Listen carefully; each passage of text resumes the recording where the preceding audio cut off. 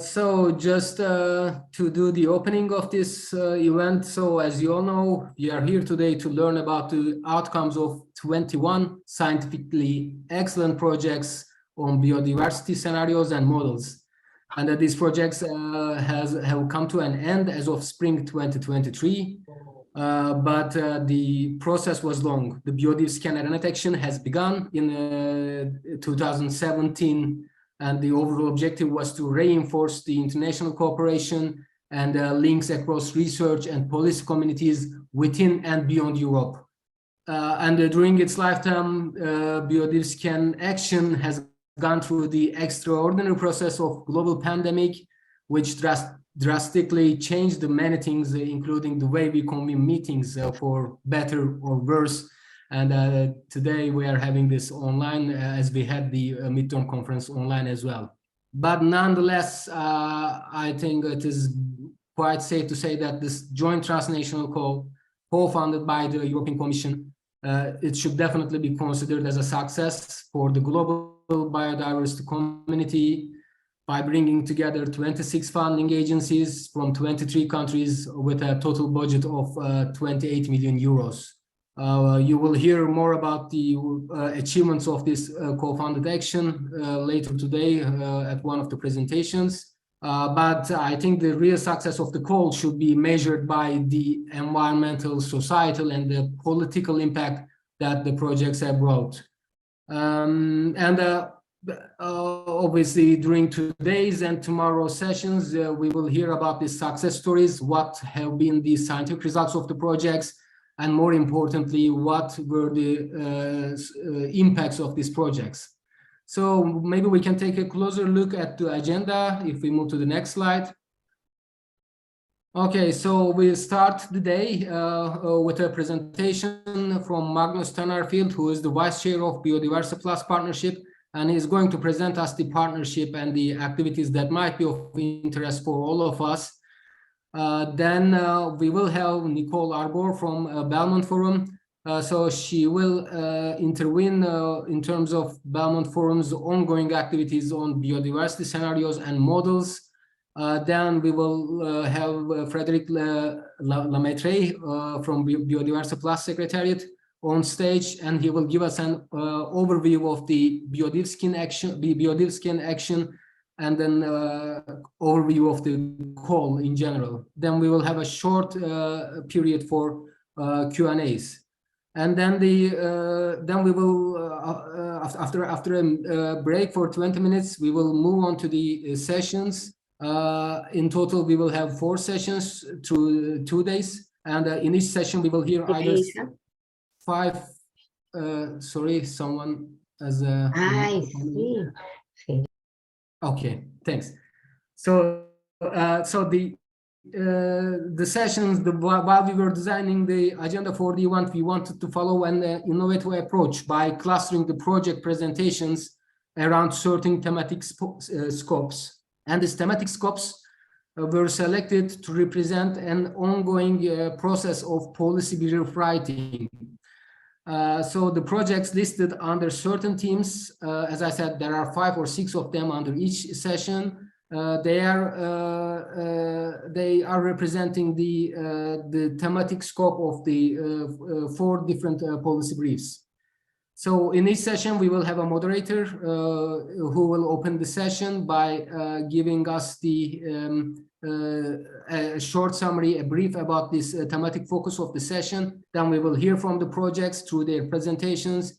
Then there will be like a panel discussion. We will ask the panelists how their projects and how the scenarios or models they developed have contributed to the theme of the session. And then we will, of course, have time for Q&A, questions from the panelists. For that, of course, you can use the Q&A function of the Zoom. But yes, this is how it looks. And today we will have the first session, and the thematic focus will be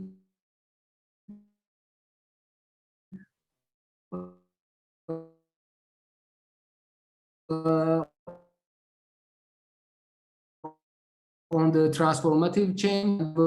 Session 2. Yes, next one. Patricia, can we move to the next one? Can you hear us? I think she was dropped out. Okay, but yeah, now we are on the second slide, and I see that she's still there. But yeah, okay, no problem. So the thematic focus of the second session will be harnessing the full potential of early warning systems and predictive scenarios to build on innovative approach to biodiversity monitoring.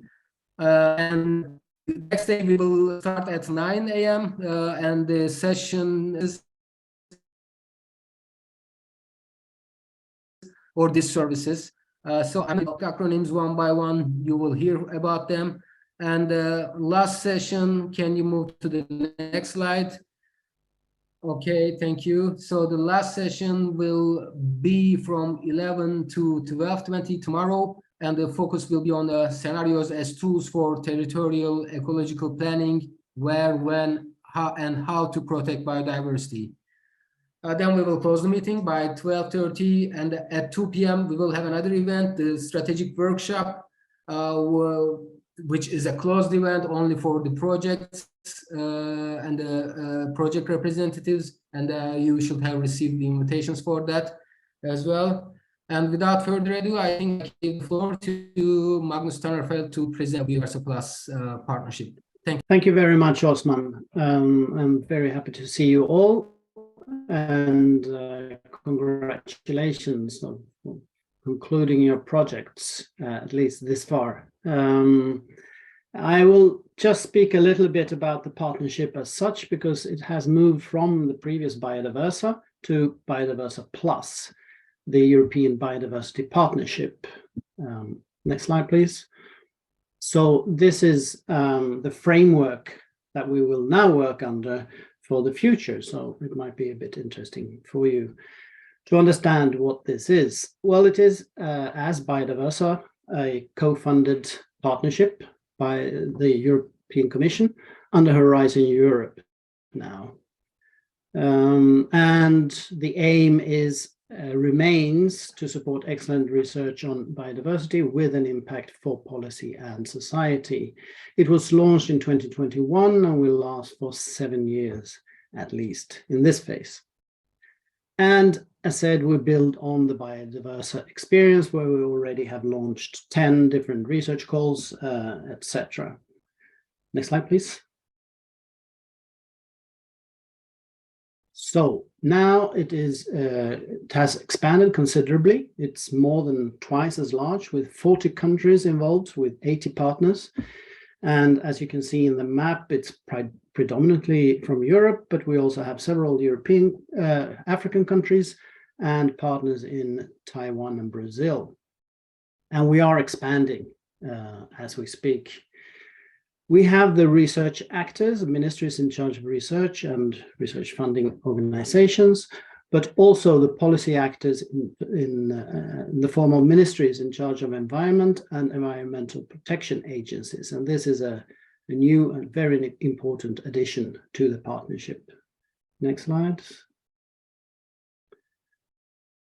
So we have a portfolio of activities, and right at the top you have the calls, the support to research and innovation programs and projects, but we also support the connection to policymaking, the international aspects.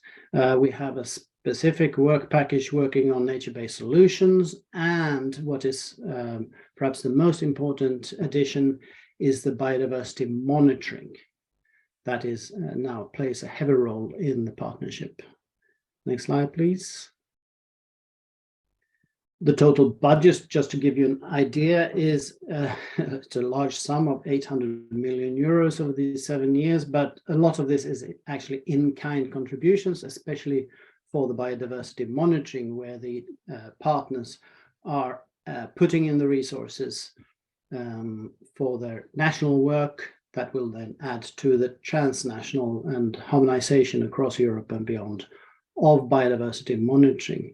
But we also have the in-cash support, of course, especially directly to research projects through our calls. And we aim to launch 6 or maybe even 7 calls over the coming years. And each call is in the order of 40 million euros each or even more. And we fund 30 to 35 projects per call now.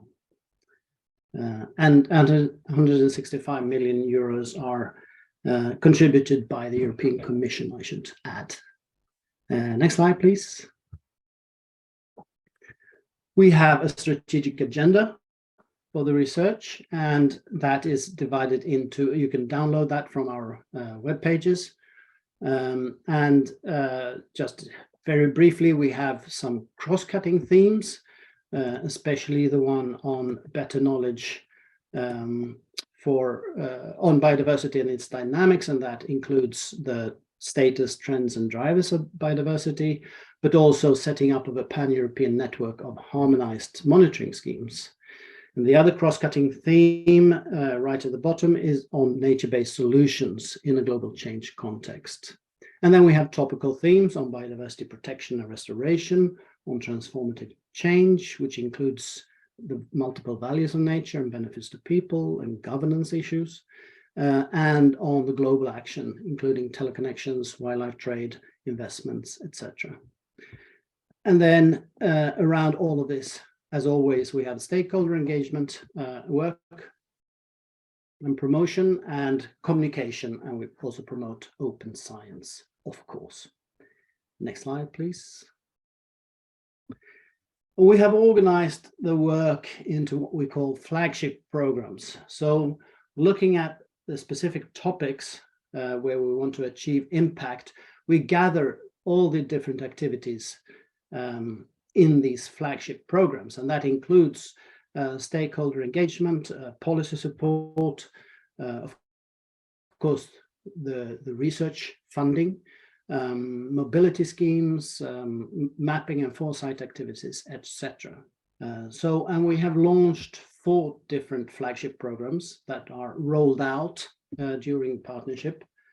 We will be adding some more, I believe, but we already have one on the protection of biodiversity, one on biodiversity monitoring, one on nature-based solutions, and one on societal transformation. And all of these will have a research call attached to it or included in the flagship program. I'll come back to that, but I'll just say that we have just had a kickoff for the first set of projects under the protection call, and the biodiversity monitoring call is going into the second phase, so they are at the full proposal stage, and I'll come back to the other upcoming possibilities later. Next slide, please. And this is just to say that we are, of course, not working in a vacuum. We are very well aware of the different initiatives, partnerships, NGOs, etc., working in this very complex, well-populated, and ever-changing landscape of organizations working on biodiversity and biodiversity-related issues. And there are also even new big partnerships coming up, for example, on forestry, etc. And we are including them. I see the comment from Nicole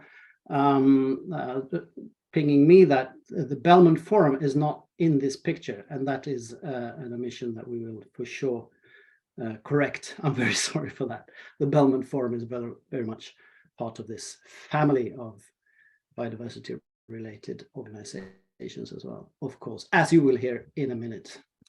Sorry for that. Next slide, please.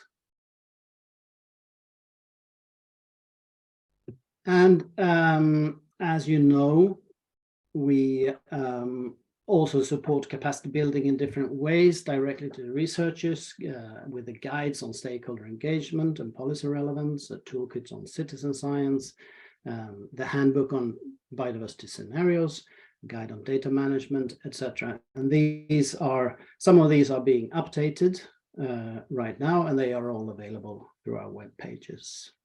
Next slide, please. So they are still around for you to use for future projects.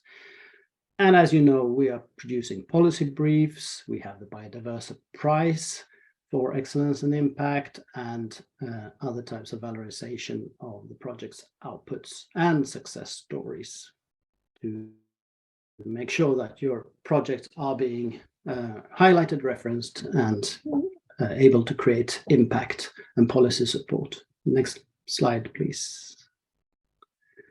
So finally, I'll just mention the upcoming funding opportunities. We are right now preparing the next research call, and this is on nature-based solutions. So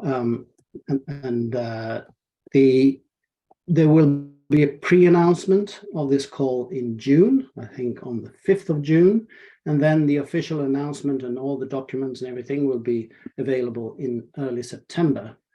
And that will be a two-stage process with pre-proposals and then full proposals. And after the whole round of evaluation, the funding decisions for this will be taken by the end of 2024, so the projects can start early 2025. So get ready for nature-based solutions if you're into that. And the one after that, we have so far only decided on the frame and the topic, but that will be on societal transformations. This will also be a two-stage process, and it will start 1 year later with a similar timeline. So in June 2024, you can expect the next pre-announcement for research calls. So with that, unless there are specific questions, yes, here is also, I should say this, in April 2024, we will have a capacity building workshop with biodiversity monitoring projects on research infrastructures. So that is the new set of research projects being kicked off early 2024.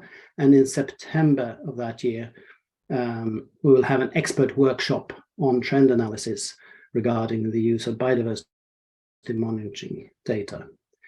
And there will also be other opportunities to get engaged with the ongoing or starting projects and with other aspects within the flagship programs that we are launching.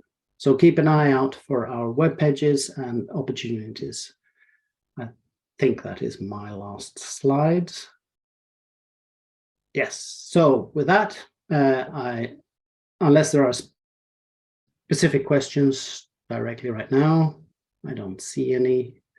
I am very happy to leave the word to our great partner, the Belmont Forum, and Nicole Arbour, please.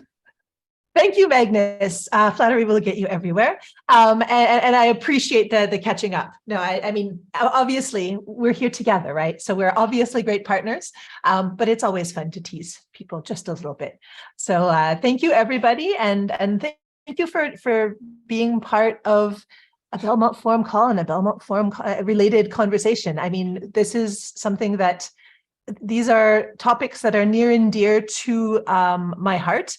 And I'm looking for Osman on the screen. He's there. I did end up pulling together a couple of quick slides. If I can share my screen, they're nothing very complicated, but what it does do is put up a couple of QR codes for any researchers who might be interested in participating in some of the calls that are currently open, just to make it really easy. So what I'll do is I'll just,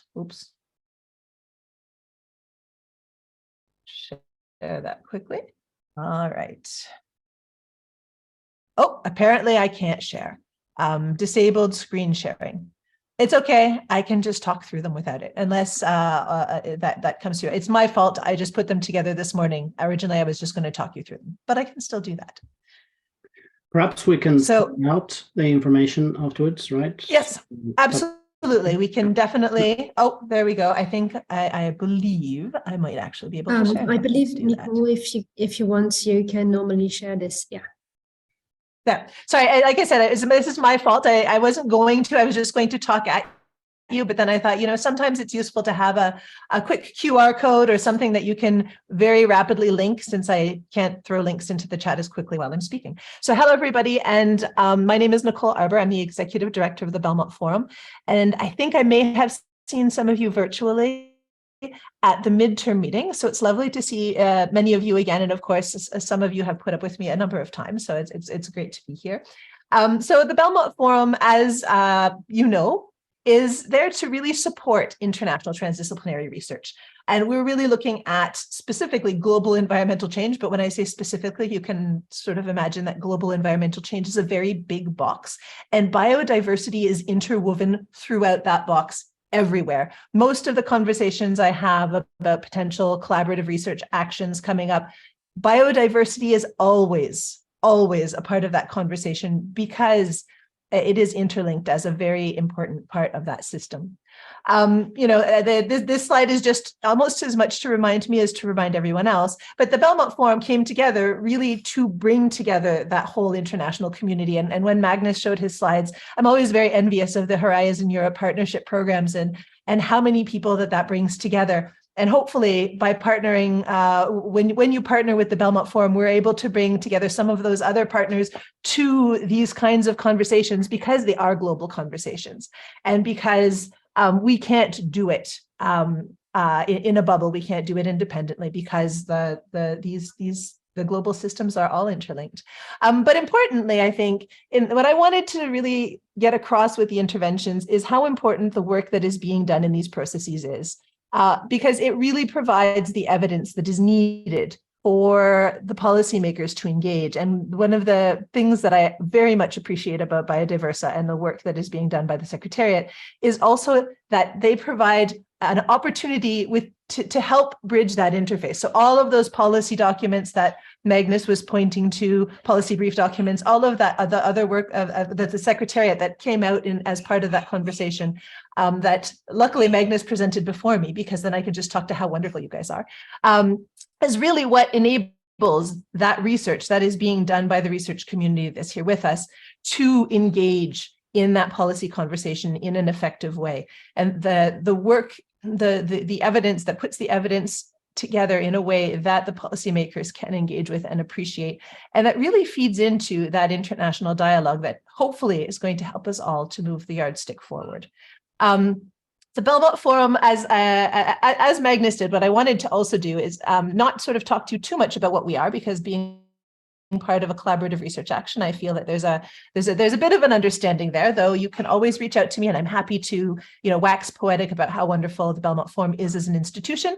But what I really wanted to do is give you opportunities to think about other places to get engaged with Belmont Forum calls, because biodiversity is interlinked in everything. So we currently have 2 calls that are open, one on climate, environment, and health, one on climate and cultural heritage, which actually is linked to the JPI climate heritage and JPI climate heritage, cultural heritage and JPI climate change. So many European funding institutions are involved in that one. And we will be working on a 3rd call, unlocking multifunctional benefits of urban, green, and blue spaces. But as I mentioned before, in the conversations that we had in all of the scopings that were part of these dialogues, biodiversity came up strongly. And if you look at the call text for both climate, environment, and health and climate and cultural heritage, which are both out and available on those websites, you will see that there are that it is woven throughout that. And then the CRAs that we're currently working on, which I've outlined here just to give you a bit of a taste for what the future calls will be, also have had in the conversations that have come out indications, strong biodiversity lines. And so while this isn't necessarily scenario, there's not a specific link to scenarios as such and models as such, they are always present, right? They're always part of the conversation. This is how we bring that information to the fore. It's how we understand how all of these pieces are going to come together. And so I wanted to also invite you to think about how the work that you are currently doing within these projects and the other projects that your labs or your consortiums are working on together may fit within these upcoming calls, and how you can perhaps leverage the work that you're doing into other conversations that we're hosting. And of course, the conversations with Magnus and the team at Biodiversa don't stop there. So we are currently continuing some of the good work with Biodiversa, particularly helping to work on updating some of the open data document that we worked on together in the past, but also thinking about what other opportunities do we have to work together in the future. IPBES will be participating with us in the IPBES will be participating with us at the Sustainability Research and Innovation Congress. And if you haven't heard about that, it would be taking place in Panama this year. But where we're going to talk about some of the analyses that came out of the recent assessments, looking at sustainable use and, oh geez, I can't remember the other one. There's two assessments that came out recently, and it's still early on today. But we will be talking about the assessments that came out of IPBES, looking at that with our membership and thinking about what does that mean moving forward with this as in next iterations. And so these are so if this is something that you would like to participate in, we are more than happy to have you join us. Going to be here. It would be lovely to meet some of you in person. But I mean, really, I didn't want to take up much of your time. I wanted to say congratulations on the work has been done. And thank you to the partners who participated in both this CRA and the ongoing conversations, because this is an important topic and because this is something that isn't going to end. We're going to have these conversations, hopefully different ones every time, reflecting on the successes, policies that have been implemented as a result of the research that all of you have been doing with your individual, with your independent, that's really not the right word, with the consortiums. They're not independent and they're not individual. With the consortiums that you are a part of within your projects. And please do share all of those successes with us, and where you want us to help share those successes, let us know, because we are always happy to have a better understanding of and to support the dissemination of the work that comes out. And for the other thing that we have that I failed to put on my slide, but is occurring to me right now, is there's currently an open photo competition for Belmont Forum that is going to be judged and take place at SRI. So if you have amazing photos of the research you've done, and of course, obviously, this is with all of the appropriate permissions to share this, you could win support to participate in next year's SRI, which, although it hasn't been released yet, so don't tell anyone I'm giving you insider information, will take place in Finland.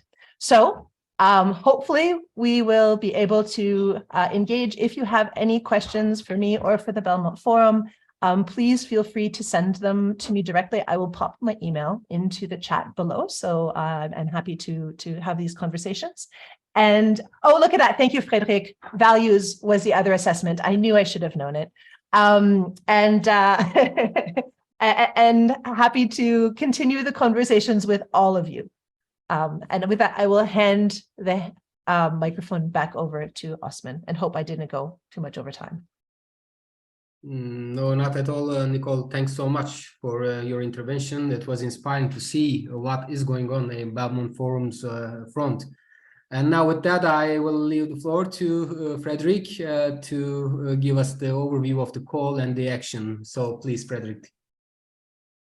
Yeah, thank you very much. So my job here is to trace back a bit specifically in the BiodivScen Action, the things we've done, including the joint calls, but also other additional activities. Next slide, please. So you can see here at the center of the program, indeed, is the part maybe where you've most directly benefited from, I would suppose, is the joint call to support research projects. And we have conducted a number of other activities around there, including support and capacity building on data management, also capacity building for stakeholders and promoting directly the uptake in transfer research results, and also work around cross-project fertilization and synthesis of work. Okay, and so I wanted to highlight a bit these few key elements, so you have an overarching picture of what's been implemented in this program. Next slide, please. First, maybe to take a look at the joint call. So just to remind you a few key figures from this call, it was 135 full proposals, out of which the lucky few here today, the 21 projects which made the cut for the funding.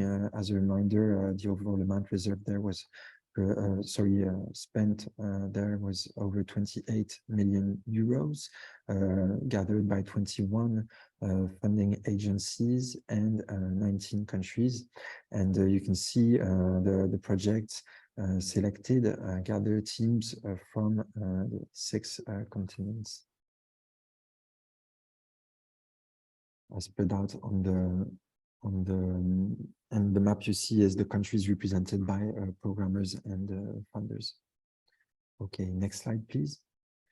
To continue a bit with the profile of this call, you're familiar, I guess, at this stage with this publication, which was presenting your results in your project, once selected in the Biodiversa and Belmont context. As mentioned by Magnus, the funding of your project was thanks also to a significant top-up from the European Commission, and these were selected against the quality of plans for implementation, the scientific excellence of the research proposed, and the expected social and policy impact, with, of course, also a focus on international added value, given the type of opportunity, of funding opportunity that we are offering here, which one of the key characteristics being it's transnational.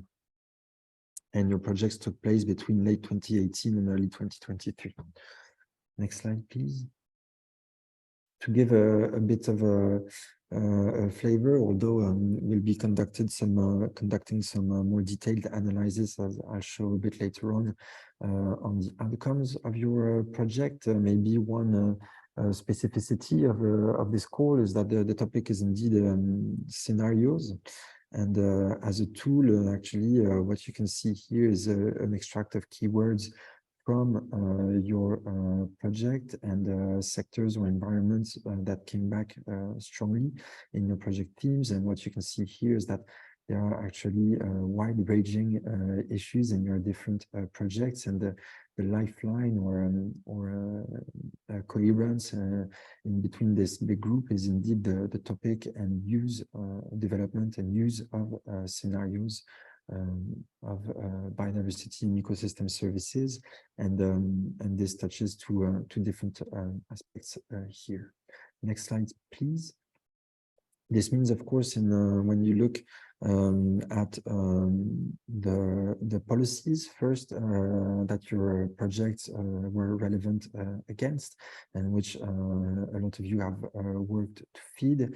And here we looked only at supranational policies, because of course all the projects are, as we know, very active at national and local scales as well. But you can see here the different frameworks in which your work is relevant. Of course, the UN agenda for biodiversity to 2030, even more so with the December COP and adoption of the Global Biodiversity Framework, and the need for guidance in implementing its targets now. And then also a number of you developed relevant evidence in the context of climate change and related convention, but also for the UNESCO World Heritage Convention, where I think there were specific promotion efforts from a number of you, similar also to the Ramsar Convention on wetland-related topics. At the European level, you can see the breadth of more topical directives and regulations. So, of course, a clear overarching one is the biodiversity strategy. And then you have elements related to key topics from your projects, ranging from Marine Strategy Framework Directive, Water Framework Directive, agricultural policy, nature policies, obviously, and also Soil Directive and invasive alien species regulation, just to cite a few, but you can see the main ones here. And Last but not least, a number of you also were working especially in the regional context and especially in the Arctic region with a number of interactions at the level of the Arctic Council and their different bodies. Okay, and if we take a peek into the stakeholders, the main next slide, sorry, you were right, thank you. If we take a peek into the type of stakeholders you worked with during your project, so it's a very first rough analysis, and it will be our pleasure and interest to look further into this, but you can see a few key ones highlighted here, relevant to the policies cited before. United Nations conventions and instruments were regularly cited and engaged, especially you can see some technical bodies, also thematic international organizations, depending on the number of your topics of work. Here we have a highlight of forest organizations. Also in the European Commission's DGs, it's actually a range of Director Generals which were engaged from research and environment quite naturally, but also to climate and grow, just to cite a few. Regional organizations related mostly to this Arctic dimension of some of your projects. Boundary organizations, again, here it's against a very different topic. For instance, the IUCN, actually it's a different commissions that you've engaged with, depending on the elements you are working on. Similar for other global NGOs. I cited here BirdLife, relevant in the context of migrant, aerial migrants. But there was also a number of other organizations, such as the WWF on protected areas or aspects like this. And then another type, maybe, I'm not sure, can be considered an international organization, but another type of stakeholders also regularly, which came back at least a few times, were synthesis centers. Okay, next slide, please. So maybe to give a sneak peek at what the analysis or full version of the analysis can look like in the type of work we've done in the past. Here you can see extract from a brochure we did on projects that were completed, biodiversa projects that were completed over 2014 to 18, where we conducted quantitative and qualitative analysis of your project outcomes. First, at the call level, the idea is to profile the call in terms of academic productions. We look mainly at impact and quartile impact factor and excellent quartile based indicators, but also international collaborations, which are the two first pages extract you can see here. And we've also developed a specific methodology looking at the means put in place to achieve impact, social and policy impact. So that relates to the type of stakeholders engaged, the methods and the levels and intensity of engagements, and these things we look at. So that's the more quantitative stuff to profile the call and a bit overall how you've been working in this cohort of a project on these different aspects. And next slide, please. Then we also produce 2 pages for each project, highlighting the context, the main approach and the scientific outcomes, but also then what you see on the second page in the green box is highlights of a specific key scientific outcome. And then you have a description and a highlight in the turquoise box about key social policy impacts and stakeholder engagement at the project level. And these we use on the one hand to help reference your project outcomes and guide to further elements. Usually we make sure we insert here links to relevant resources and things like this. And also we have the opportunity to host some of your content in case you know, your website would be discontinued or stuff like this, so that your results can stay accessible. So that's something we'll be keen on following up with you.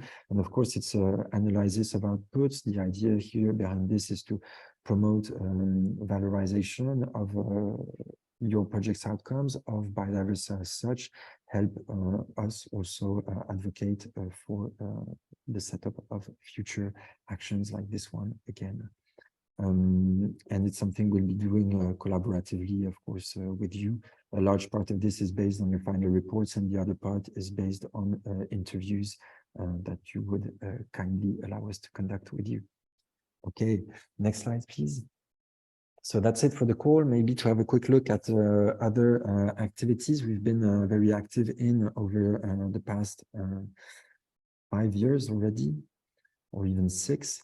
Next slide, please. Maybe to start with data management and promoting open science. Some of you will recall that at the kickoff meeting in, I believe it was Helsinki, we had a data management workshop, and this was a first of its kind, and led to the publication of guidance, general guidance on data management, open data, and the production of data management plans by research projects, introducing general concepts and main principles for data management. Some of the extracts you can see here. Next slide. And also providing some key templates and guidelines and references to further tools and resources to use on this topic. And you can see on the right-hand side, what you see here is we had developed a typology to score the quality of data management plans.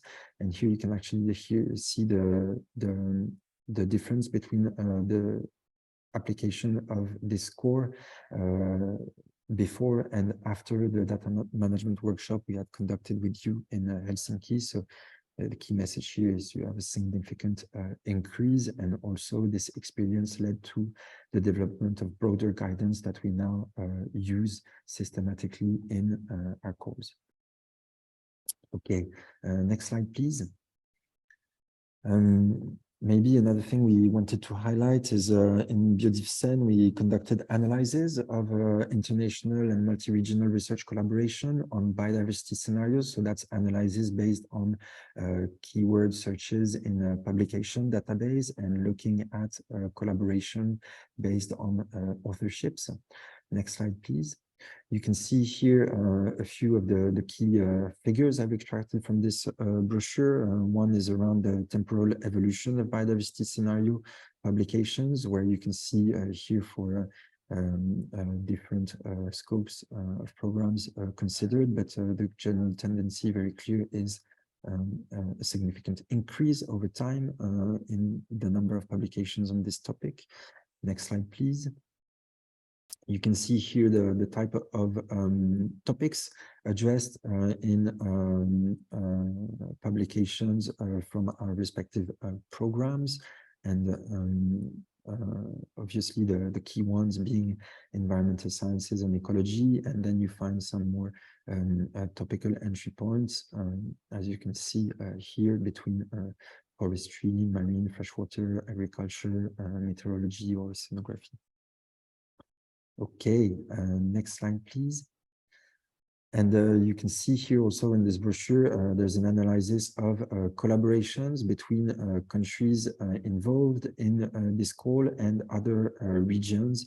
And here you can see a representation of what this looks like when we look at collaborations between authors from biodiverse countries and at least one author from a country outside this scope. So in the rest of the world. Okay, next slide, please. Maybe now to highlight another key aspect around promoting uptake. So you can see here the two main objectives we've sought to address in our promotion of uptake. So it was on the one hand to try and facilitate and catalyze the synergies and cross-fertilization between projects. To this purpose, we've implemented a number of activities similar for the uptake and use of, for promoting the uptake and use of scenarios by stakeholders in a general sense, but also specifically for your projects. And you can see here a highlight of a number of activities there, and in bold you have the ones still to come. Obviously the final conference happening now, foresight workshop tomorrow, and some of you will know that we are in the process of developing policy briefs based on a number of your project results, and also some short animated videos Okay, and maybe to highlight a few of these elements. Next slide. Trying to be quick because I see the time flying by, but yeah, just previously. It doesn't want to stay, this one, it's elusive.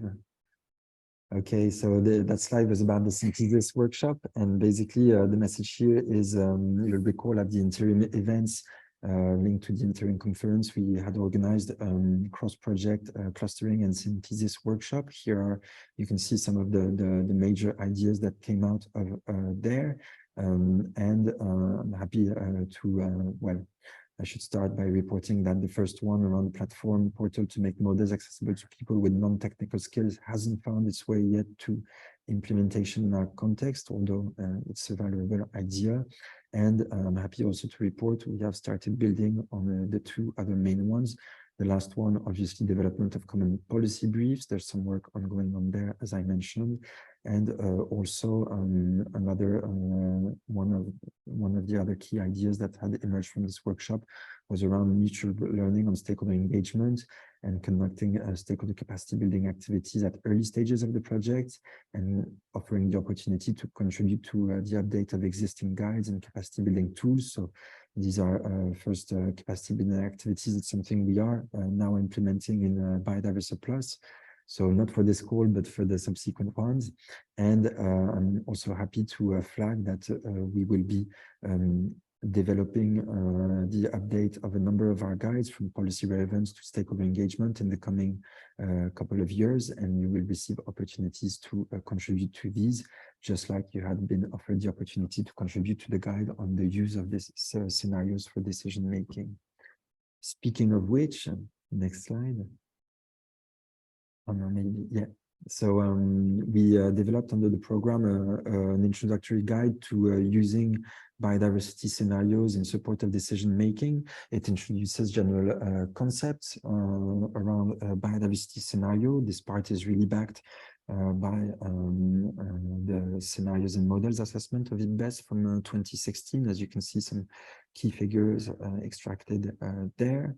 It's really to introduce what are scenarios, what different types of scenarios there are, and what you can do with them. Okay, next slide, please. And then we dive into more case studies and examples of your projects.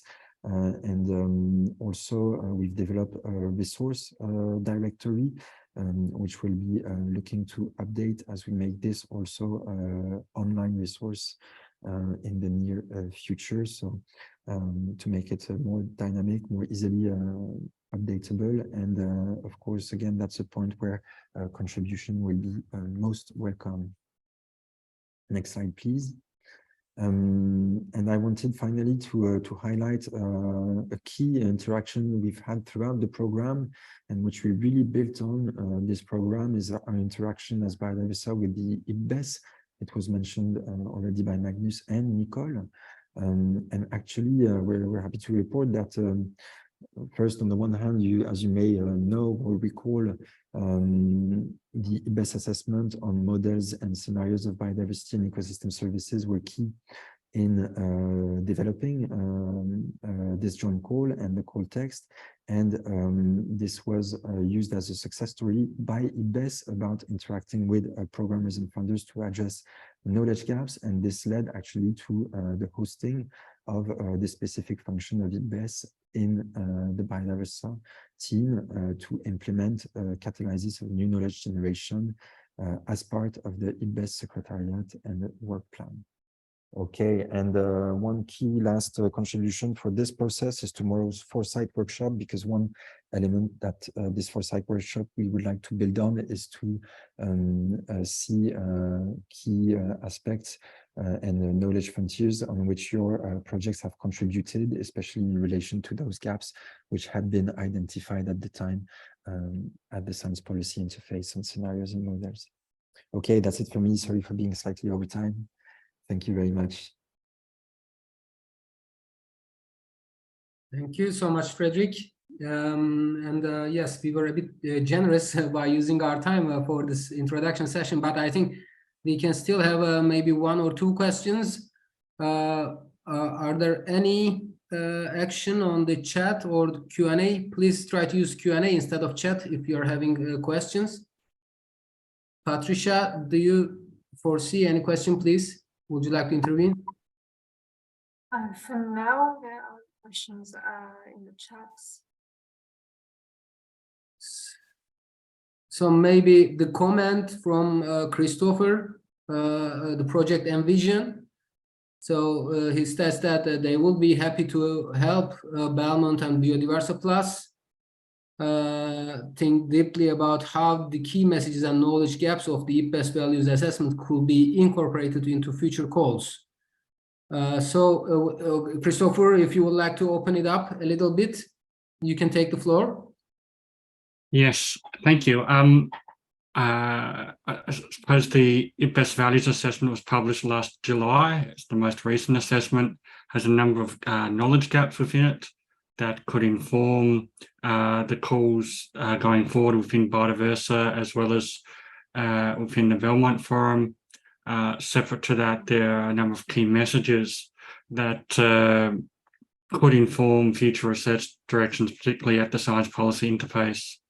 So I'd be happy to further discuss that with you going forward.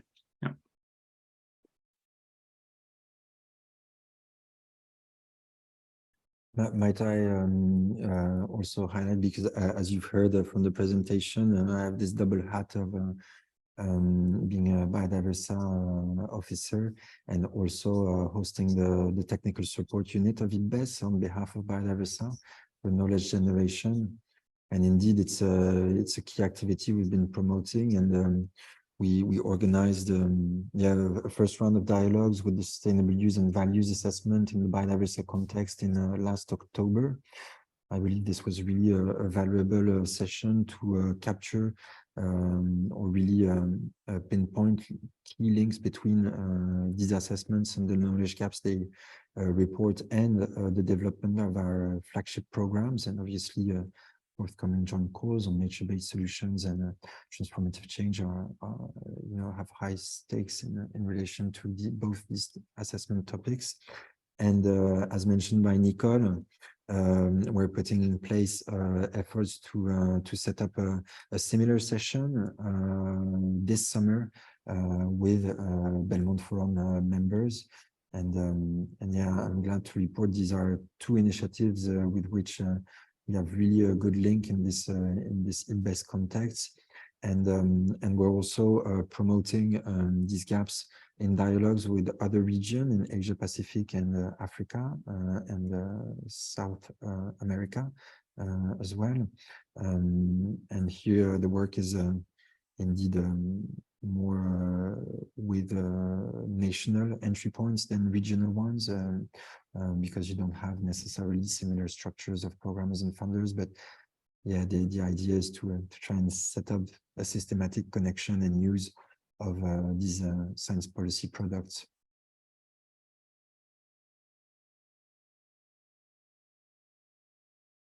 Okay, thanks, Frédéric and Christopher, for this exchange.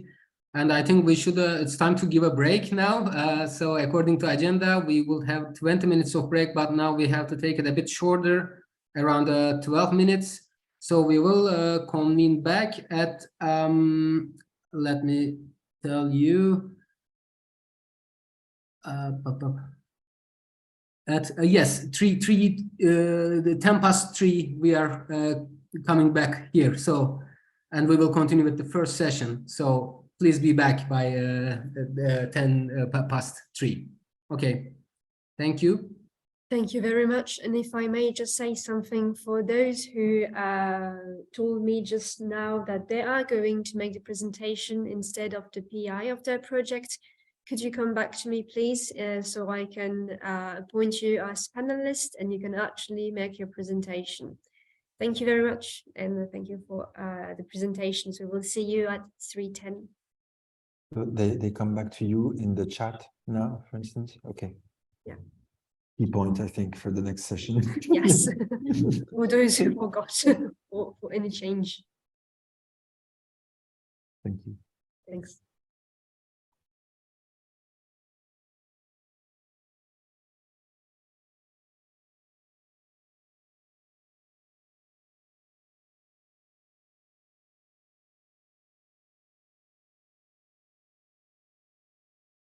Okay.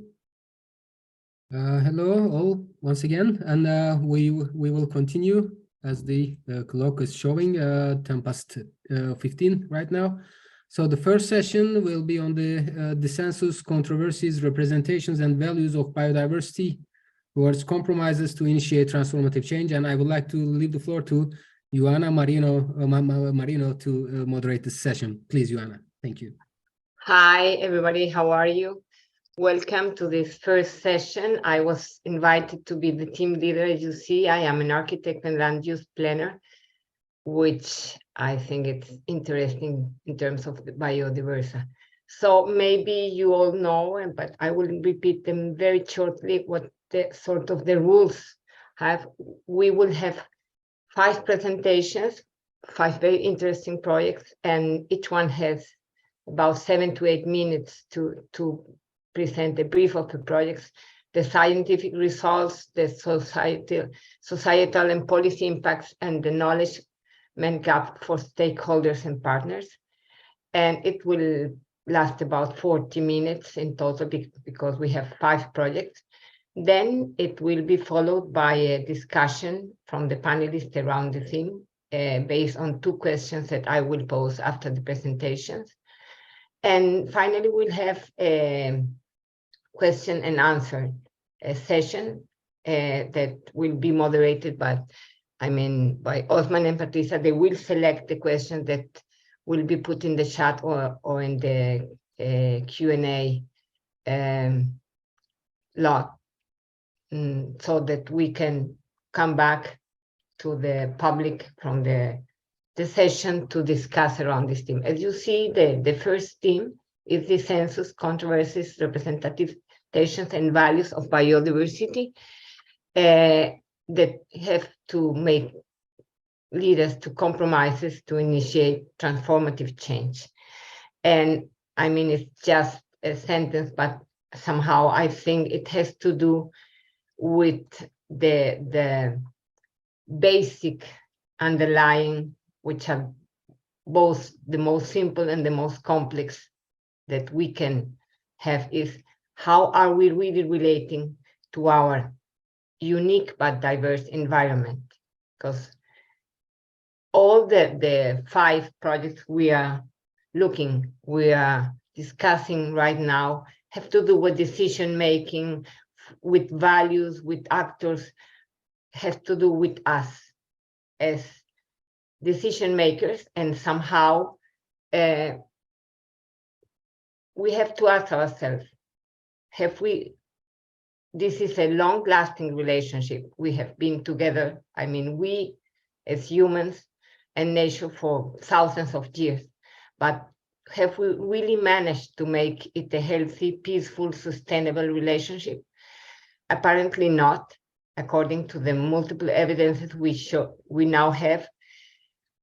We have not been as sapiens as we thought. So transformative change has to do with our capacity to rethink, reshape, and adapt new ways to relate with nature.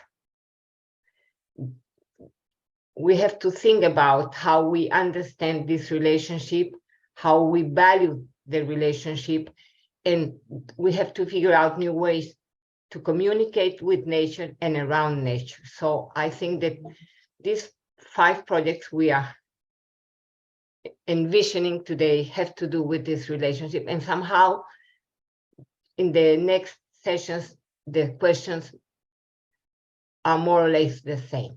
How are we related?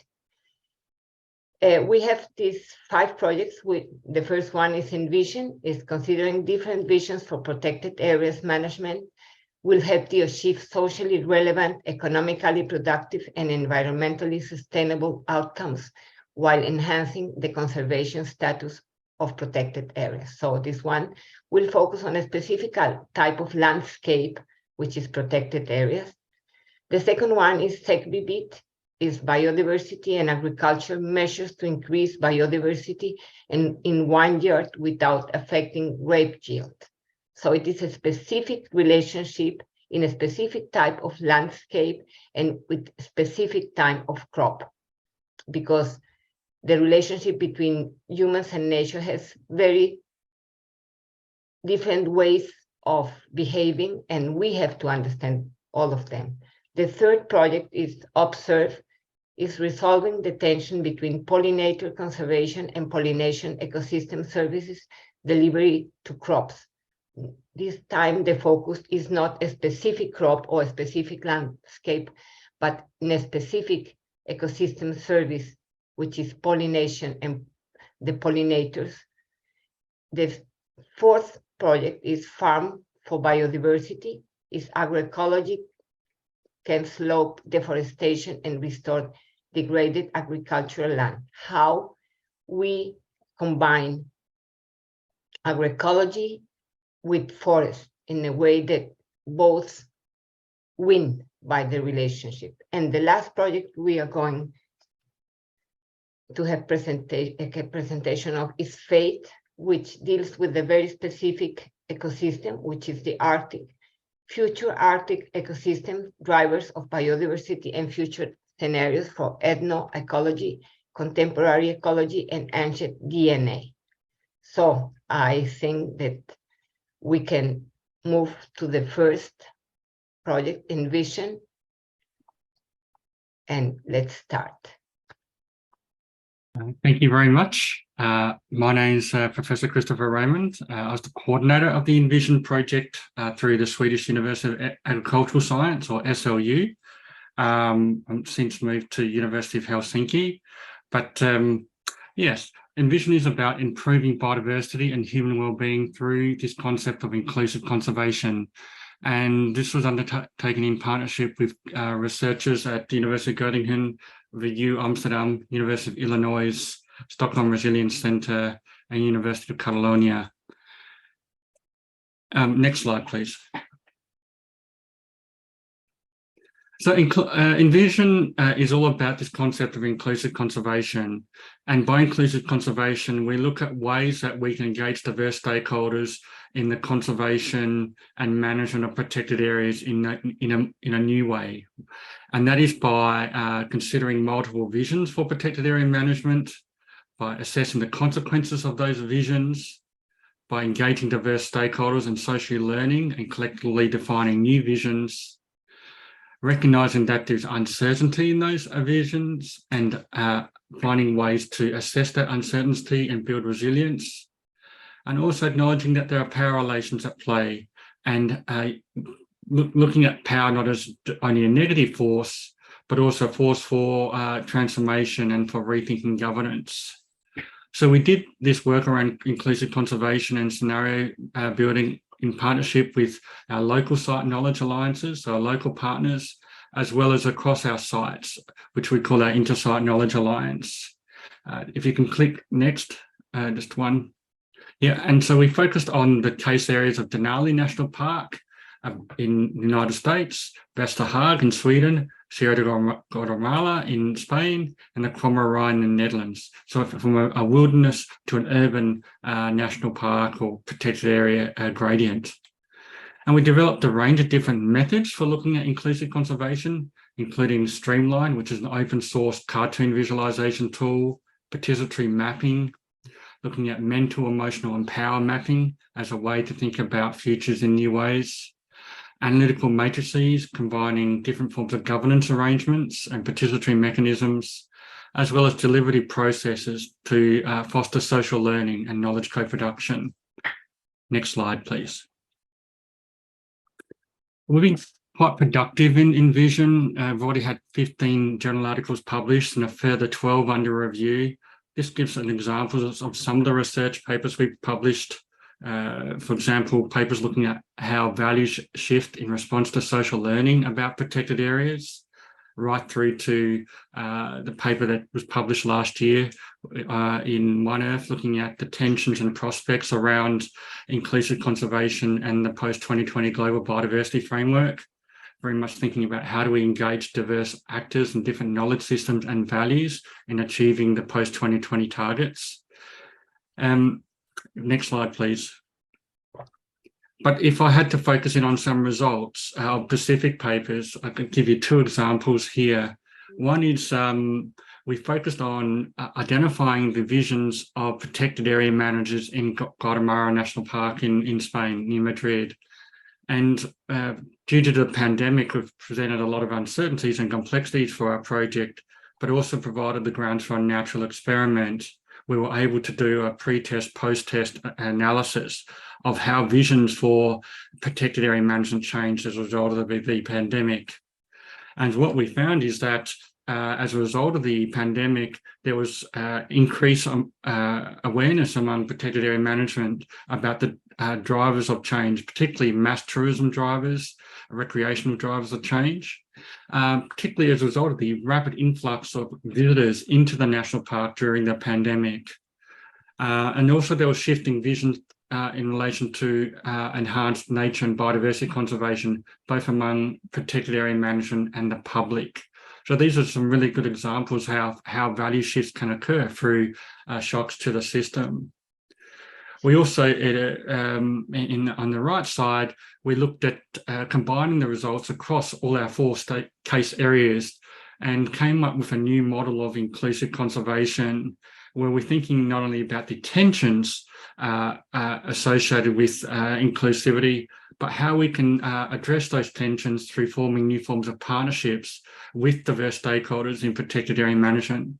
And so we presented this process model through which to understand partnership building, starting with reframing the problem across knowledge systems and scales of management, supporting critical reflection about the tensions among diverse stakeholders, supporting knowledge dialogues that enable both within knowledge validation and cross-knowledge exchange, acknowledging the social learning that has occurred during the process, inviting repositioning of previous dichotomies, so people's positions may change through this learning process, and so we invite people to reposition their views. And after that repositioning, we invite a co-creation of protected area management strategies aligned with these refined visions. So what we're trying to say here is that we need to have methods for following these processes and analysing how changes occur across processes, as opposed to purely looking at one point in time. Next slide, please. One of the hallmarks of ENVISION is that we produced 8 fact sheets, 3 policy briefs, several reports, and 4 case studies. Now, all shown here is just little snapshots, but you can find all these fact sheets, policy briefs, and reports on our website, inclusiveconservation.org. And this is separate to the Biodiversa policy briefs that we help Biodiversa with. And the point is that we really wanted to have specific snapshots of our results relevant to particular study areas, but also in partnership with IUCN, who was a partner on our project, we really wanted to inform the EU agenda around inclusive conservation. And we tried to time these policy briefs and fact sheets and reports to key events in the protected area management policy agenda and the post-2020 agenda. In addition to that, we published what you might call case studies on the Panorama Solutions platform, which is a platform supported by IUCN, specifically designed for protected area managers in the field, so that they can learn from the latest scientific results in their everyday practice. So this was a key part of our dissemination platform plan. Next slide, please. In terms of examples of societal and policy impacts, we had site meetings with decision makers and local knowledge alliances across all study areas. And so we had specific site impacts. But in addition to that, our work informed the public participation program of the Sierra Guatemala National Park, the County Green Infrastructure Strategy in Sweden, and the UNESCO Biosphere Reserve Planning process in the United States. And we were very lucky and fortunate to have the National Park Service of the Washington National Office, as well as the Denali State Office or Site Office, and the Regional Office of Alaska also involved in our project. In October 2020, we had over 130 participants following a webinar on inclusive conservation protected areas, which was run in partnership with IUCN. And that was very much timed to inform the post-2020 discussions in Montreal. And then we had a European Parliament intergroup on climate, biodiversity and sustainable development organised. And the focus of that discussion was how to improve the implementation of biodiversity targets through participatory methods. And that was also very well attended, including by European Commission Director Generals. Next slide, please.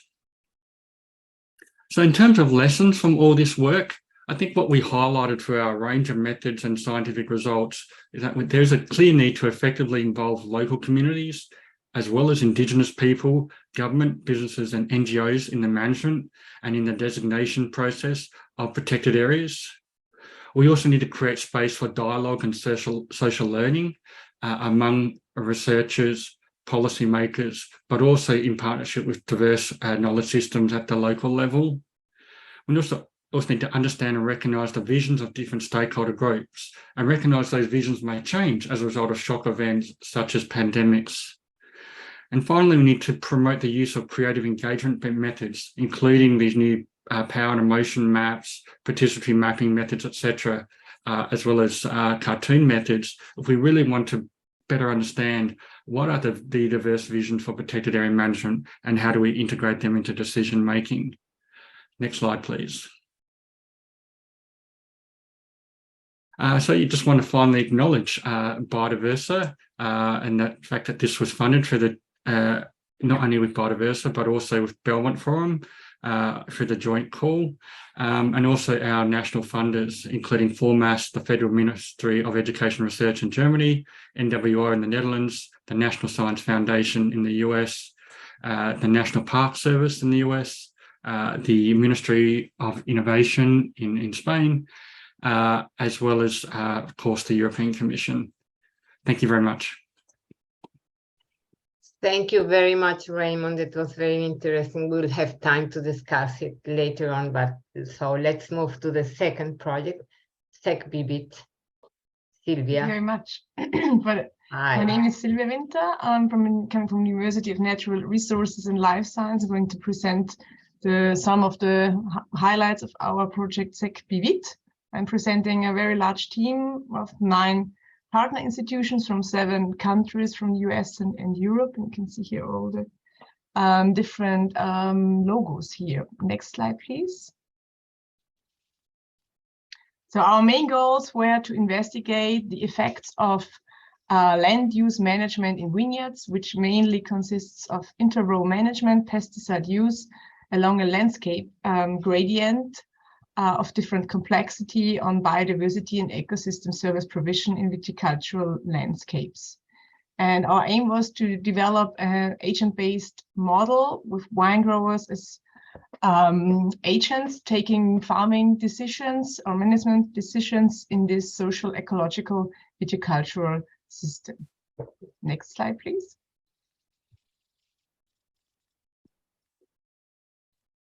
Yeah, thank you very much. I'm just showing some of the highlights. You can see here our case study regions. Sorry, one. Yes.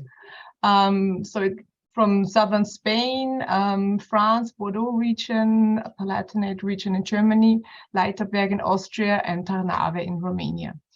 Here you can see the results of the ecosystem service natural pest control. We had some very interesting results regarding natural pest control of grapeberry moth. This is a major pest in vineyards.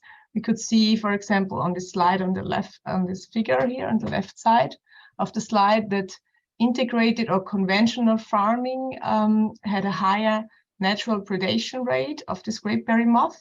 And at the same time, we saw higher densities of predatory mites, which are also natural control agents of pest mites in vineyards, in integrated or conventional vineyards in comparison to organic ones. And we attribute this bit surprising difference to the higher pesticide frequency of sulfur and copper applied in organic farms.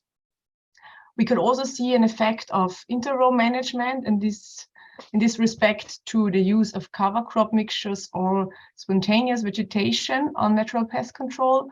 So we had the highest or best results for spontaneous vegetation cover for predation of pupae of this grapeberry moth. and also higher densities of predatory mites in vineyards with spontaneous vegetation cover in comparison to cover crop mixtures. We could see these results in different case study regions, so in Austria, in France, and in Germany. We were also able to publish these results. So you can see here in 3 papers from 2 PhD students. Next slide, please.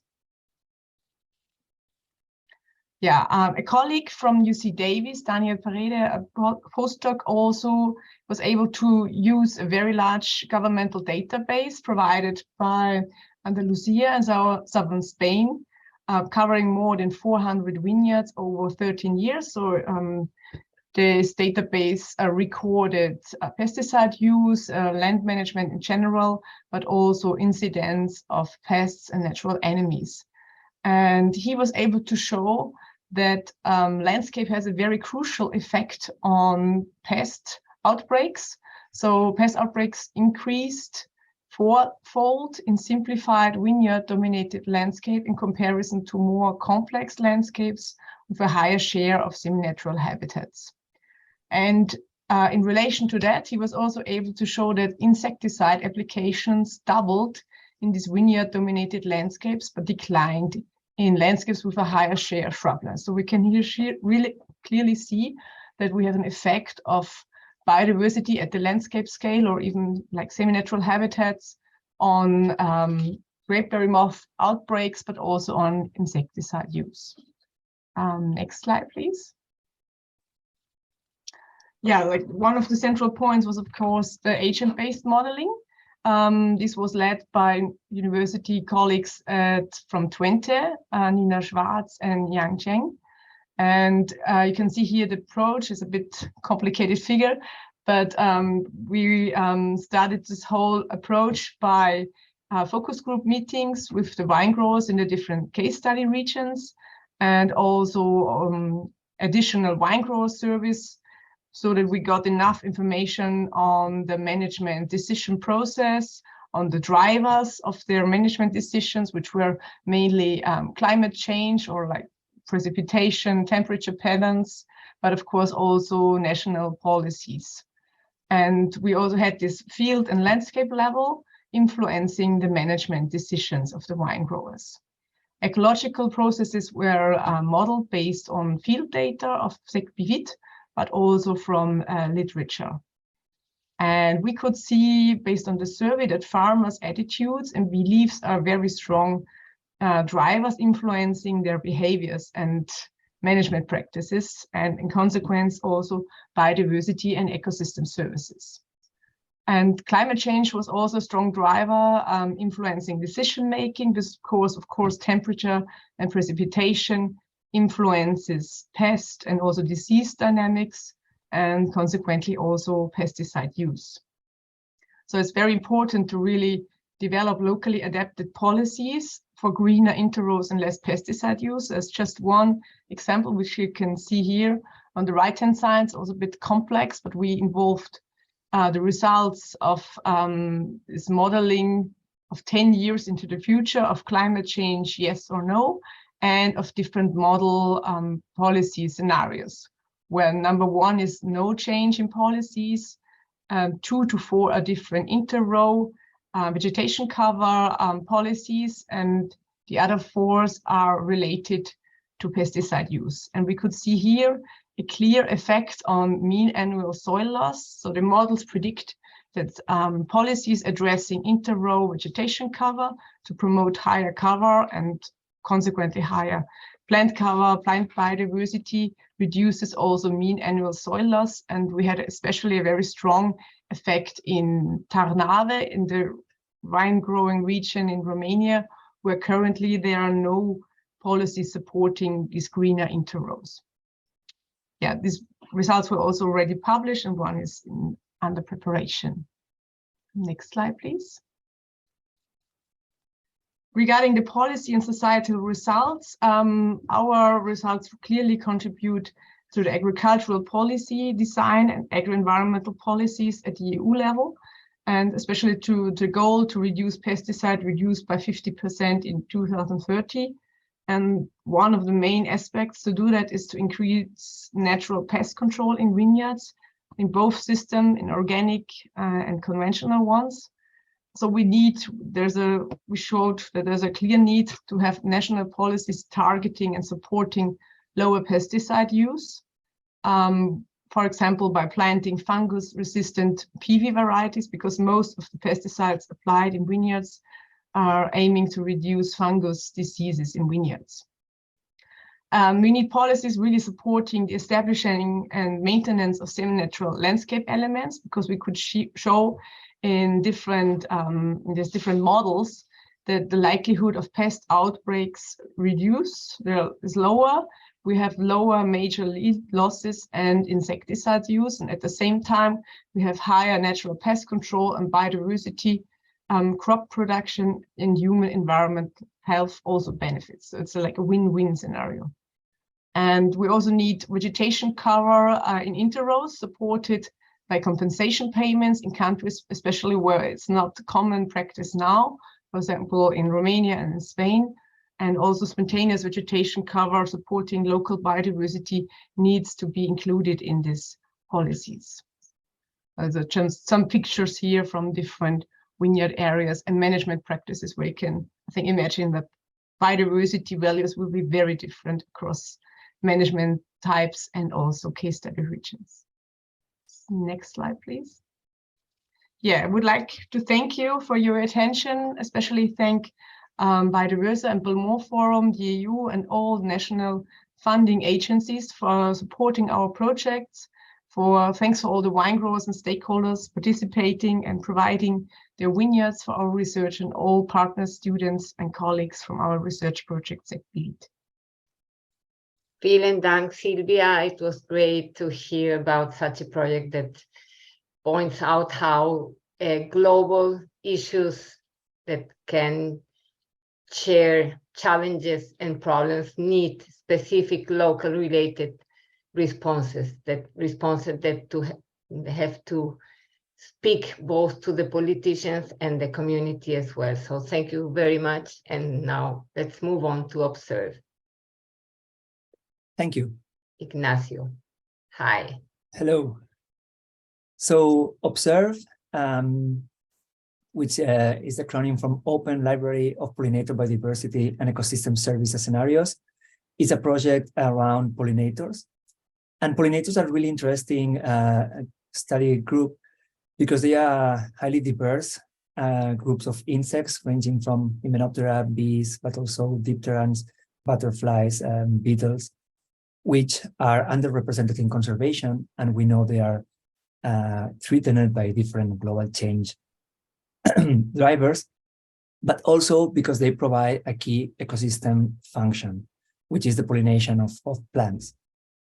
And some of this function is also a service for us, as it's important for crop production, with more than 75% of the crops we consume, especially those with more nutrients and vitamins like fruits and vegetables, are pollinated by animals. So in the next slide, we can see some of the key answers or key results that we got. The project was wider than what I will present, but I thought it was easier to focus in the key outcomes. But overall, we already published 11 articles and 9 more in preparation. As always, these things always take more time than the lifetime of the project. And in our case, when we thought about modeling pollinator populations, we took an approach of getting to go global. Instead of focusing on a few case studies, we assembled the first database on pollinator responses to crop land use changes. So we contacted within the consortium, but also outside the consortium, as much researchers as we could to get data specifically on the land use intensity of a particular site, which pollinators and which quantity were recorded using as standardized methods as possible, and also if they have variable reflecting this production of the crops, which is yield or these ecosystem services that is provided. And this information it's really interesting because it's quite well replicated, and the response from the pollinator community was really great. So we assembled more than 100 studies with more than 1,000 particular study sites with this information, and we put it together in this data paper and in this dynamic database. It's also very nice because this is not a finished work, but as more studies are published, we can increase and we can populate this database. And in fact, this already happened with some researchers contacting us after the publication to add more data. With this data, we can model which factors are important to predict both pollinator abundances and pollinator services. And we did that by playing with different modeling techniques, because there is probably not a single technique that can answer all or that work best in all situations. So in brief, we used both mechanistic models, where we have a series of hypotheses on how this works, and we can build up this set of equations to predict a given pollinator supply or pollination supply. But we also use data-driven models now that artificial intelligence is so on hype. We're using different machine learning processes to learn from the data directly, which are those important drivers of pollinator abundances. And we compare both and where they work better. And I will explain that better when we link that to the societal impacts, because we try to put these models available for policymakers. So this is one of the two results that I wanted to highlight. And in the next slide, we will see the second important thing that we can do with this kind of data.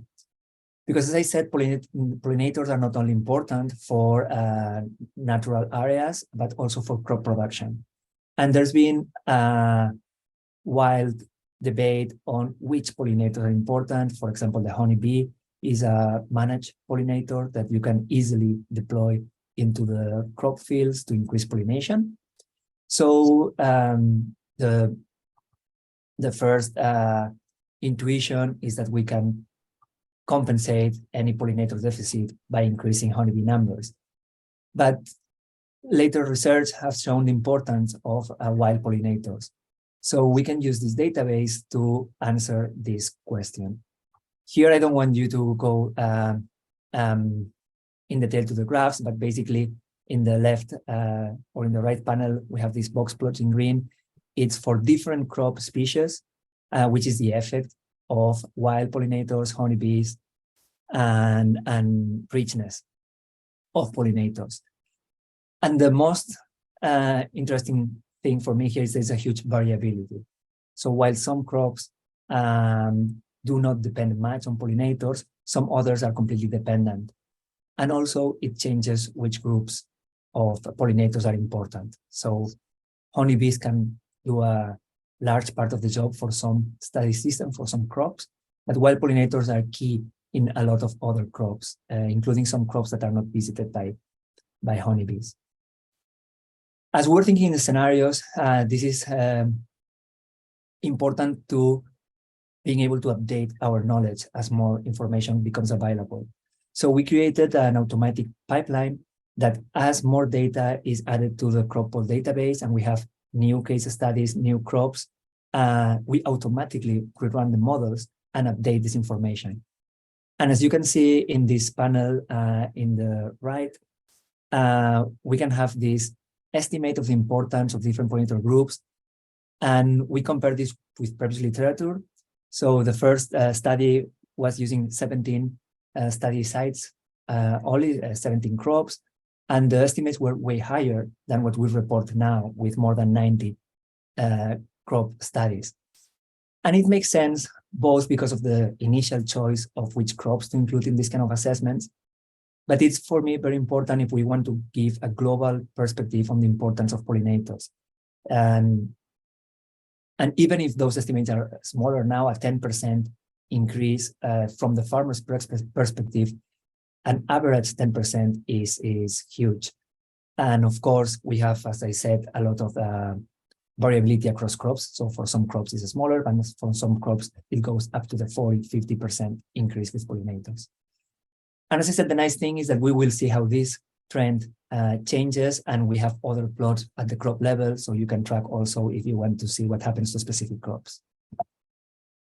Moving on in the next slide to the societal impacts. As I said, having these models is very nice, but if they are only accessible to scientists, they end up being of little use. So we collaborated with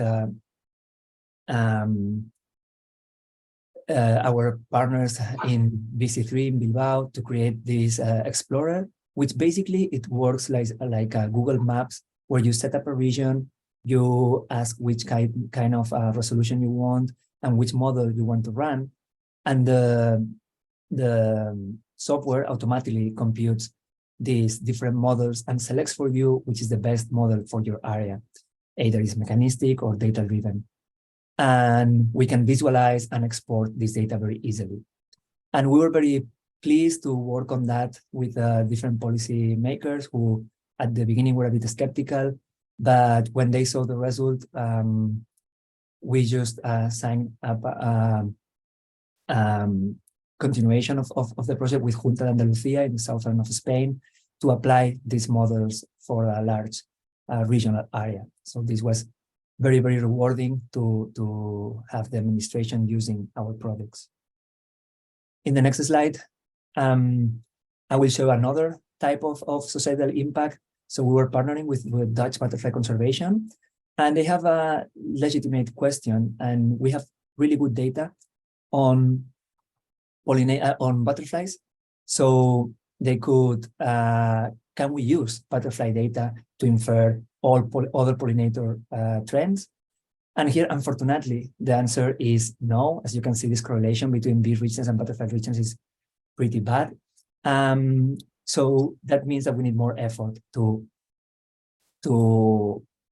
monitor different pollinator types. And if we went to the next slide, I'll wrap up the project just by thanking the amazing team we've been working and the agencies that found it. Thank you.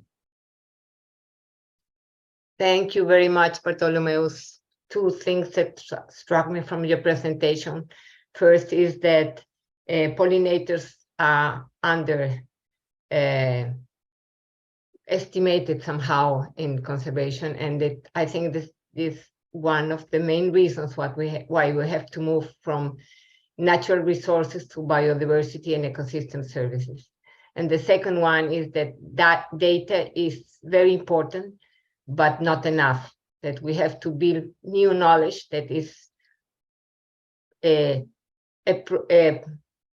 appropriate for everybody to make decisions. Just data, you don't get anywhere with data, so that we have to learn from data. Thank you so much, Ignacio. Now we are moving to farmers. Let's go. Thanks very much. And I'm Rachel Bezner Kerr from Cornell University, presenting on behalf of a large team. So I haven't put everyone's name into this slide, but at least from the photograph, we have colleagues from Malawi, from Norway, Germany, Canada, and so it's been an exciting project. Next slide. So overall, our project was building on long-term research in Malawi, which I and other colleagues have been involved in, looking at agroecology as an approach to food production. And there were enough farmers at a landscape level who were using agroecological practices that we were really interested in pursuing this question of whether agroecological practices at a larger scale, at a landscape scale, could support biodiversity and other ecosystem services. But similar to what Chris Raymond was discussing in his presentation, we wanted to take a participatory, community-based approach, which has been our approach in previous research. And so our research team involved farmer researchers who helped with collection of the biodiversity data as well as the analysis. And we also had a multi-stakeholder platform involving conservation organizations, government representatives, farmers unions, and farmer groups in assessing progress and giving input into the research as we went along. So we carried out an extensive amount of data collection. I'm not an ecologist, so but we had many ecologists on the team, and so I won't go into all the nitty-gritty of the methodology, but we included a collection of caribids, ants, spiders, parasitoids, beads. We looked at soil microorganisms. We assessed bird counts. And we also looked at pest damage. And in addition to this ecological research, we had geospatial data, and that included training farmers on carrying out geospatial analysis as part of the process. And we conducted surveys. So the overall assessment was trying to compare villages where there was a high number of farmers using agroecological practices to those where there were not, but we also included taking into account the amount of forest cover. So we had a sort of gradient of those two factors in comparing the biodiversity status of these two regions, of these villages. So villages with high agroecology practices versus not, and villages where there was more forest cover versus not. And at the end of our project, we did participatory scenario planning with the 10 village areas where we were working. So we worked in 24 villages, but they're clustered in village areas. And we worked with communities to assess what kind of future they wanted to try to work towards based on some of our findings and in conversation about other trends happening in their communities. Next slide.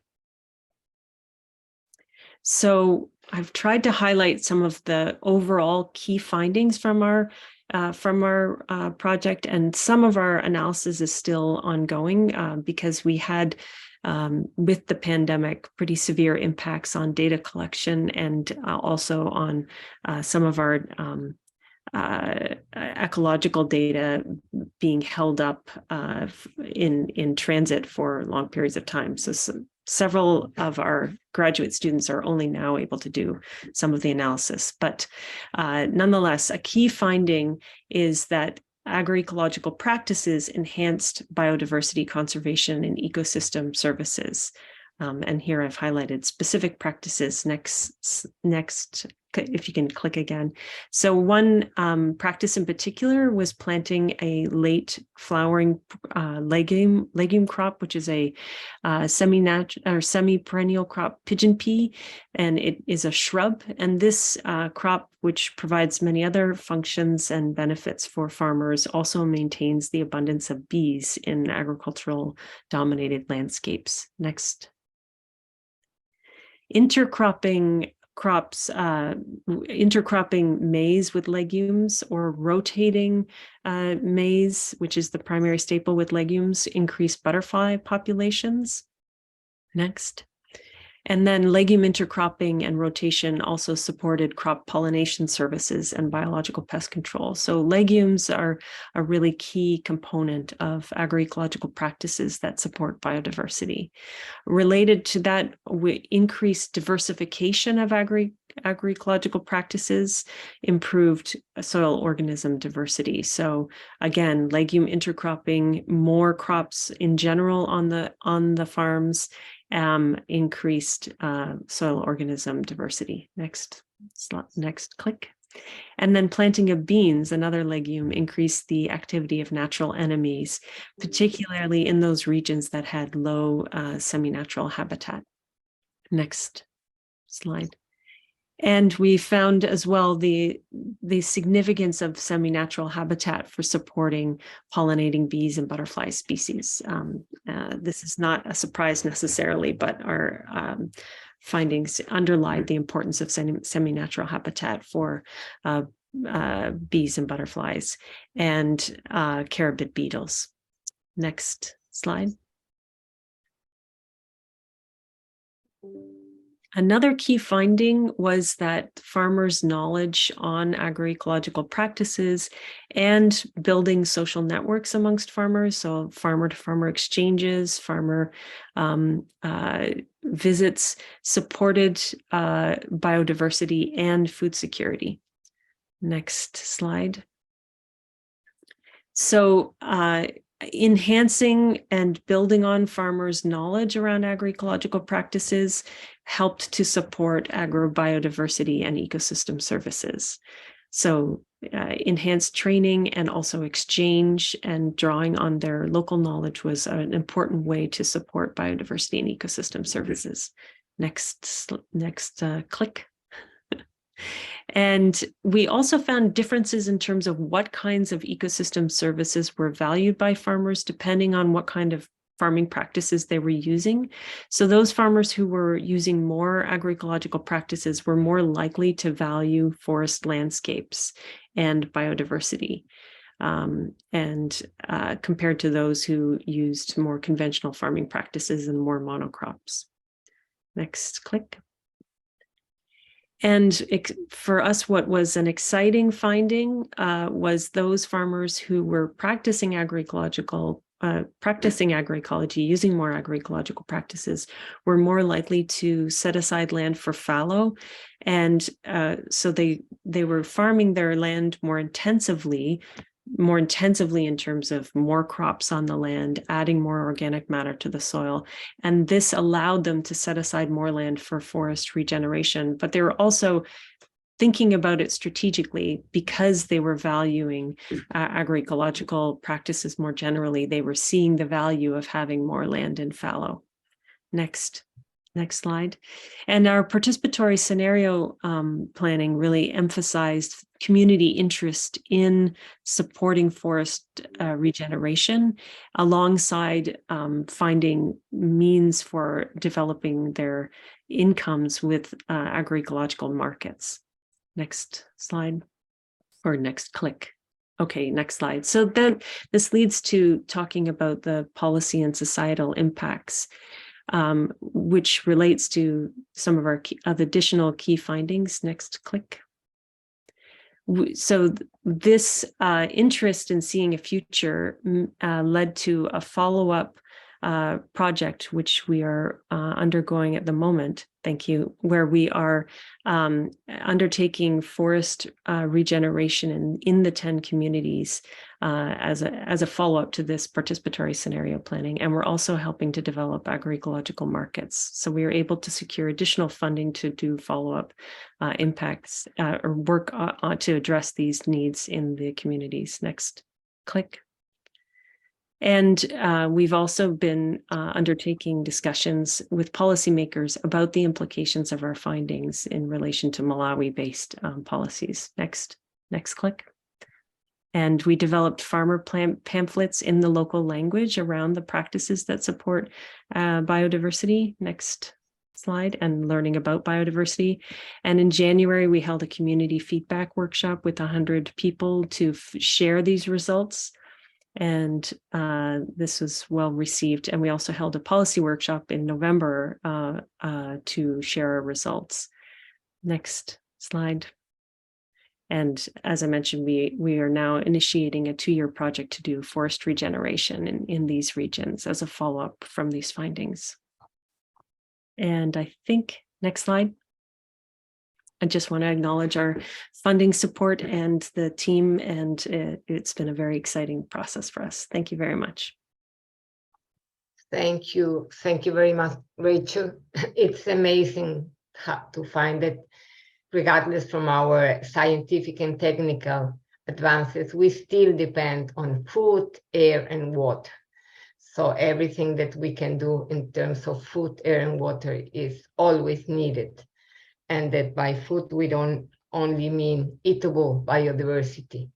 And the other thing is that we all depend on food, but the way we get the food, we produce the food, and we inhabit the landscape is still very different in different parts of the world. So it's very amazing how this Malawi example. So thank you so much, Rachel. Let's move on. I think this Fate. Yes, exactly. Hello. Hi, So Laura. How are you? Very well. Do you hear me? Because this is the first time I have my microphone on. So yes, so I'm Laura Epp, and I am now presenting. I have also coordinated the project FADE, Future Arctic Ecosystems. And as everyone, I'm also presenting a large group of people, and I will also be presenting relatively, let's say, diverse results from the different work packages, and I'll explain a bit where we are and how things are still kind of coming together, and also what has been controversial. And maybe this is then also within our project, and maybe this is then also up for discussion, as you will see at the end. So yes, next slide, please. So the Arctic. So we all know the Arctic is really undergoing serious change in ecosystems and also ecosystem services, and people there have to adapt to this in different ways. And there's kind of a twofold problem, or it's not just a problem, but basically we know that it is being impacted by climate and climate change, and we have the Arctic amplification of climate change. And at the same time, there's an ongoing long discussion about herbivory and the role of herbivory for the upkeep of ecosystems under climate change and also before. And herbivory is also one of the main livelihoods, so pastoralism, one of the main livelihoods of people. So not just for the ecosystem itself, and not just the ecosystem services, but this is also a cultural, this is what people do culturally. Many people there are pastoralists. So we wanted to investigate and find out how this would change and how people would be able to deal with changes. So what we wanted to get and what we did get in the project is, first of all, to get large scale and long-term data on vegetation, climate, and herbivory, to actually look what had happened in the past, so historical past. Then to use ecological analysis of recent ecosystems to understand drivers and processes. And at the same time, or not at the same time, but basically iteratively chronicle indigenous and local knowledge of the ecosystems and of changes, and see how people are coping and how people would cope. Next slide, please. So this was the initial overview of the project, that we had these 4 different work packages, and the scenario building was quite prominent initially. And we thought that we wanted to design a project as an iterative process. We have different teams of anthropologists also in our project, or 2 main teams of anthropologists working in different areas of the Arctic, to actually get to have a dialogue right from the start. However, I really have to say, and you'll see in what I'm presenting, that a lot of this was simply cut short, because due to COVID, people just could not go there anymore, or could go there but could not travel, and especially could not meet people. That was of course one of the things. And then talking to herding communities is not like talking to only the regional policymakers. So this was, it was, a lot of this was not possible. However, we changed plans and continued and got quite a lot. And I'm going to talk about the main results, basically, in the different work packages, and what we think where we should be going from here. So next slide, please. So in work package 1, what we wanted to do is actually look at ecosystems in the past and really check what has been going on in terms of this long-standing discussion of drivers of vegetation, of biodiversity, in relation to drivers, climate, and herbivory. So what has been happening?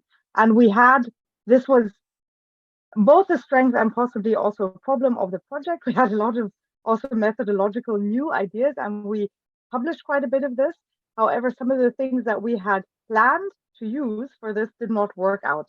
So for example, we thought that we would be using ancient DNA of fungi as a proxy for herbivores because spores in sediment. So if you take a sediment core and you look at it microscopically, you can find spores of coprophilous fungi, and this is a very good proxy. So it tells you that then there are herbivores in the area, or so, and you can count this. And we were absolutely certain. I was absolutely certain that this would be really even much better using DNA, because we know that getting at the herbivores themselves, getting historical records for that is not so straightforward. Anyway, it didn't work. So we have a new fungi for sedimentary ancient DNA, so from sediments for fungi, and we got very interesting results, however, not for herbivores.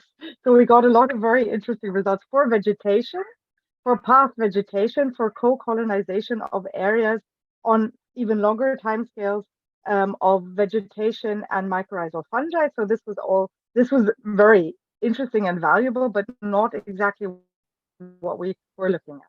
So, however, we also developed other things.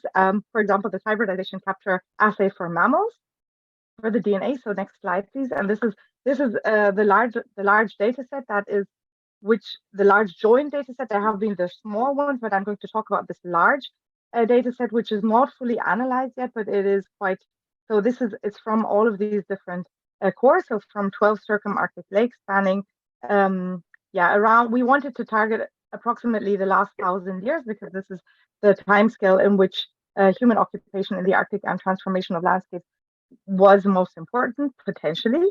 So we looked for different herbivores in this data. So next slide, please.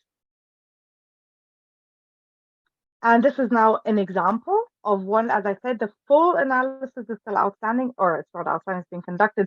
But this is an example of how something like this looks. So we have, on the one hand, we have vegetation data. Now here in functional groups, this is a lake on Svalbard. And what we see is that there are certain vegetation zones. So this is on the right. We have these 3 different vegetation zones starting from the medieval and also characterized by different vegetations. And we checked for the mammals and for the last 650 years. And this would be the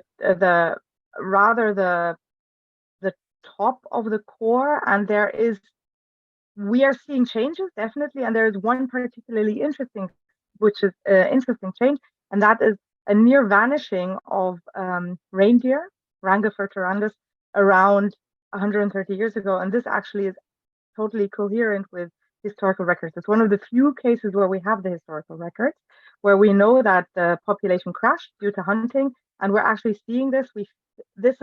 We're still checking, or we're trying to get other historical records from the other places. Okay, let's go to the next slide. So for the overall picture of what comes out. So what we see is we have, in each region, we have a unique historical trajectory of vegetation change. We don't have a clear overall correlation with reindeer DNA, but we have this contrast of sites with a lot of DNA and sites with little. And we think this might also point to a stable pattern across centuries, pointing to long-term pastoral site fidelity and tradition. This is what we think we are seeing across these different sites. Okay, so this is this part. Now, what is this due to? Next slide, please. In work package 2, we investigated in modern plots what was going to happen, what the effect of these of the herbivores actually were. So we analyzed exclosures, or the team in Umeå did this actually. So next slide, please.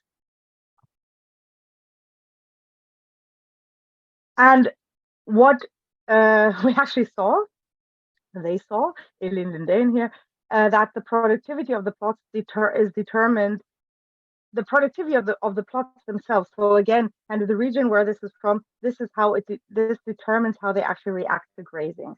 So there's a difference in how dense the vegetation is on what this is. And I won't go into all of this. This is one thing, and the different functional groups also react differently, of course.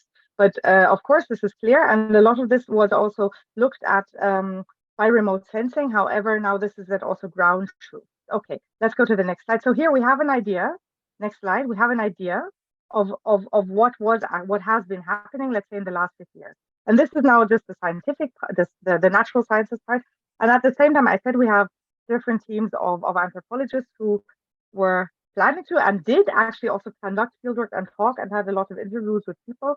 So in Siberia, actually, we had interviews conducted basically all through the pandemic, even though with breaks. and with the team not being able to come back, for example, whereas in Scandinavia and Fennoscandia, actually, we could only start this after the pandemic. So this was, and yes.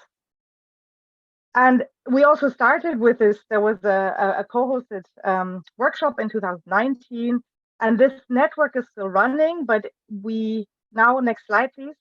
So from these different interviews, next slide. Next slide, please. Yes. So the key results from this work, no, sorry. Yeah. So the key results here is that, of course, or well, not of course, but yes, empirically also, the impact of changing climate on social ecological systems can only be understood in conjunction with cultural, socioeconomic, and environmental variables, and in particular, there was a very important aspect in the belief systems and the world rules and the culturally embedded land management practices. This actually determines the effect that the changes in the socioeconomic ecological systems will have for the livelihood of the people. And here there is just a selected output that was also so this publication was a reaction to the many discussions on the pandemic that, of course, then our colleagues had, and people all over the world were talking about this. There's another publication that where the colleagues shifted from the general herbivory to chronic wasting disease, because this is something that the herders are particularly interested in. So we have a publication on the possible futures of chronic wasting disease. So there's, and this again, it has become very clear that, of course, what people think and how they see this, and beyond what we're seeing in nature will have a very strong impact. So now next slide. This is then in work package 4, where we started discussing, and we discussed this heavily and a lot in the first meetings about scenario building. And can we do this? This was actually how should we be going about this? So what we do know that the integration of indigenous people and local communities and their knowledge can improve the quality of future scenarios and empower the indigenous people and local communities. However, there are various limitations, and as I said, we had quite intense discussions on this. And from these discussions, the focus developed to actually understand how the integration occurs in the so-called manufacture of the futures in the Arctic. So, and what the indigenous people and local communities agencies were or are currently in this process. So what colleagues did, and this is an upcoming publication of Simon Moreau and Samuel Couturier, is to look in different arenas how this is being done currently. And so these are these 3 arenas. And next slide, please. Yeah, Laura, may I remind you to wrap up? Yes, I'm done. This is the last slide. So basically, yes, so they're all integrated, but what the analysis basically says is that they're integrated, of course, under presuppositions of how things will be integrated. So, for example, economical development, international collaborations, climate change, and in some cases, this is possibly not the original standpoint of the people. Okay, I'll stop. So there are the colleagues finalize this by saying that there are 2 strategies at the moment, and they call it the battle of the futures or the decolonization of the futures, but we could discuss this maybe also later. Yes, as we're running late, sorry. So next slide, and thanks a lot. Next slide. So thanks a lot to everyone involved. Yes, and yes, and I guess this is then it. Thank you. And I think there are questions, but I think we're going to discuss now anyway, right? Yes, at the end. Laura, thank you very much. And I think you raised a very important concept at the beginning of your presentation, which is controversies. This type of things are not easy to manage to deal with. So I think we will talk about controversies a lot. Exactly. So now we are going to have a discussion around the team based on 2 main questions for all the panelists. The first one is, how do you think scenarios and models can help on the trade-offs involved in initiating transformative change? We have to talk about trade-offs because if we are talking about controversies, it's because there need to be trade-offs. So this is the first question. And the second one is, what is your key takeaway from the presentation of the others? You know your projects very well, but now you have heard from other projects. So I think we should start following the same order. So if we can start with the first presentation with the first panelist and answering these two questions. I repeat, first one is, how do you think scenarios and models can help on the trade-offs involved in initiating transformative change? And the second one is, what is your key takeaway from the presentations of the others? You have about 5 minutes to answer these two questions. So that let's start with ENVISION. What do you think about this question? Yeah, so coming to the scenario question, I think we had a very participatory approach to scenario identifications, and we operationalized that in terms of different visions for future, for protected area management going forward. And what essentially we found is that the nature of the vision and how to get there depends upon which values and which knowledge systems you're engaged. So issues of representation and voice is critical in both identifying the visions and working out appropriate pathways to achieving those visions going forward. And this highlights the need for inter and transdisciplinary approaches to not only scenario or vision identification, but also inter and transdisciplinary approaches to assessment of the consequences of those scenarios. Now, the related part of that question was around trade-offs. How did we see trade-offs? And we talked to this in the One Earth paper, where we consider trade-offs in terms of how the compatibility between different types of values linked to visions. So, for example, some of our communities really sought to prioritise nature's intrinsic values, so it's protecting biodiverse and ecosystems, whereas others were really focusing on how do we maximise nature's instrumental values, including, for example, forestry and agricultural production. And often value conflicts arose between these different value starting points. And we developed a range of tools to basically surface those conflicts, including these power maps and emotion maps, recognizing that maybe we shouldn't always talk about these in terms of trade-offs. Maybe we need to recognize that there are conflicts, and by highlighting that conflict, we can find new ways and new positions on what is controversial topics. So that's why in our project we were very strong on not only thinking about what are the value conflicts, but what processes, including negotiation processes, we could implement to rethink the issues at play and rethink the conflicts in new ways. And we talked about that earlier in the context of new forms of partnership for reframing tensions around inclusive conservation. In relation to what I've learned from the other presentations today, I think there are some really good points about the fact that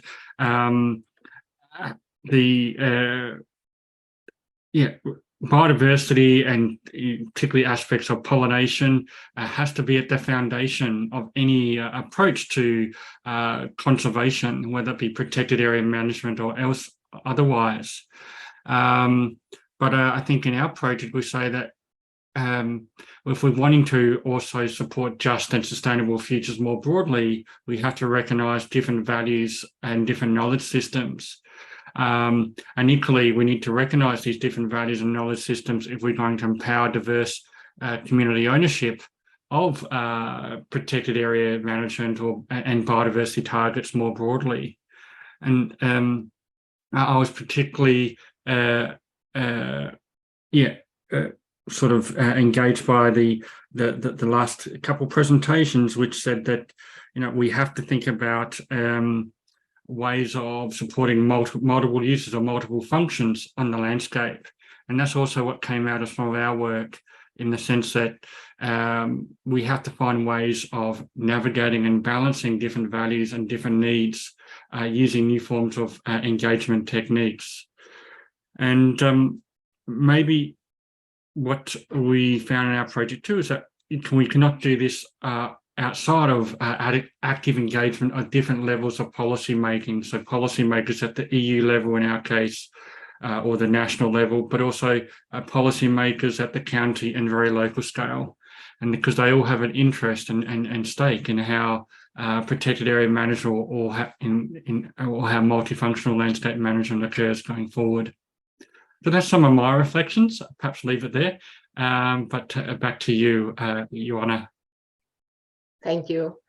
So it's very interesting. We will have new thoughts about it. So next in line, who wants to respond to the SECBIVIT? Yes. Okay. Yeah, I mean, I think what we found with this modeling approach and with these different case study regions in Europe, I mean, we have the general agricultural policy, but still in each member state, we have different policy measures. And in another paper, which I didn't show, that we saw a trade-off between production and pest control, which was a bit interesting, not between production and biodiversity.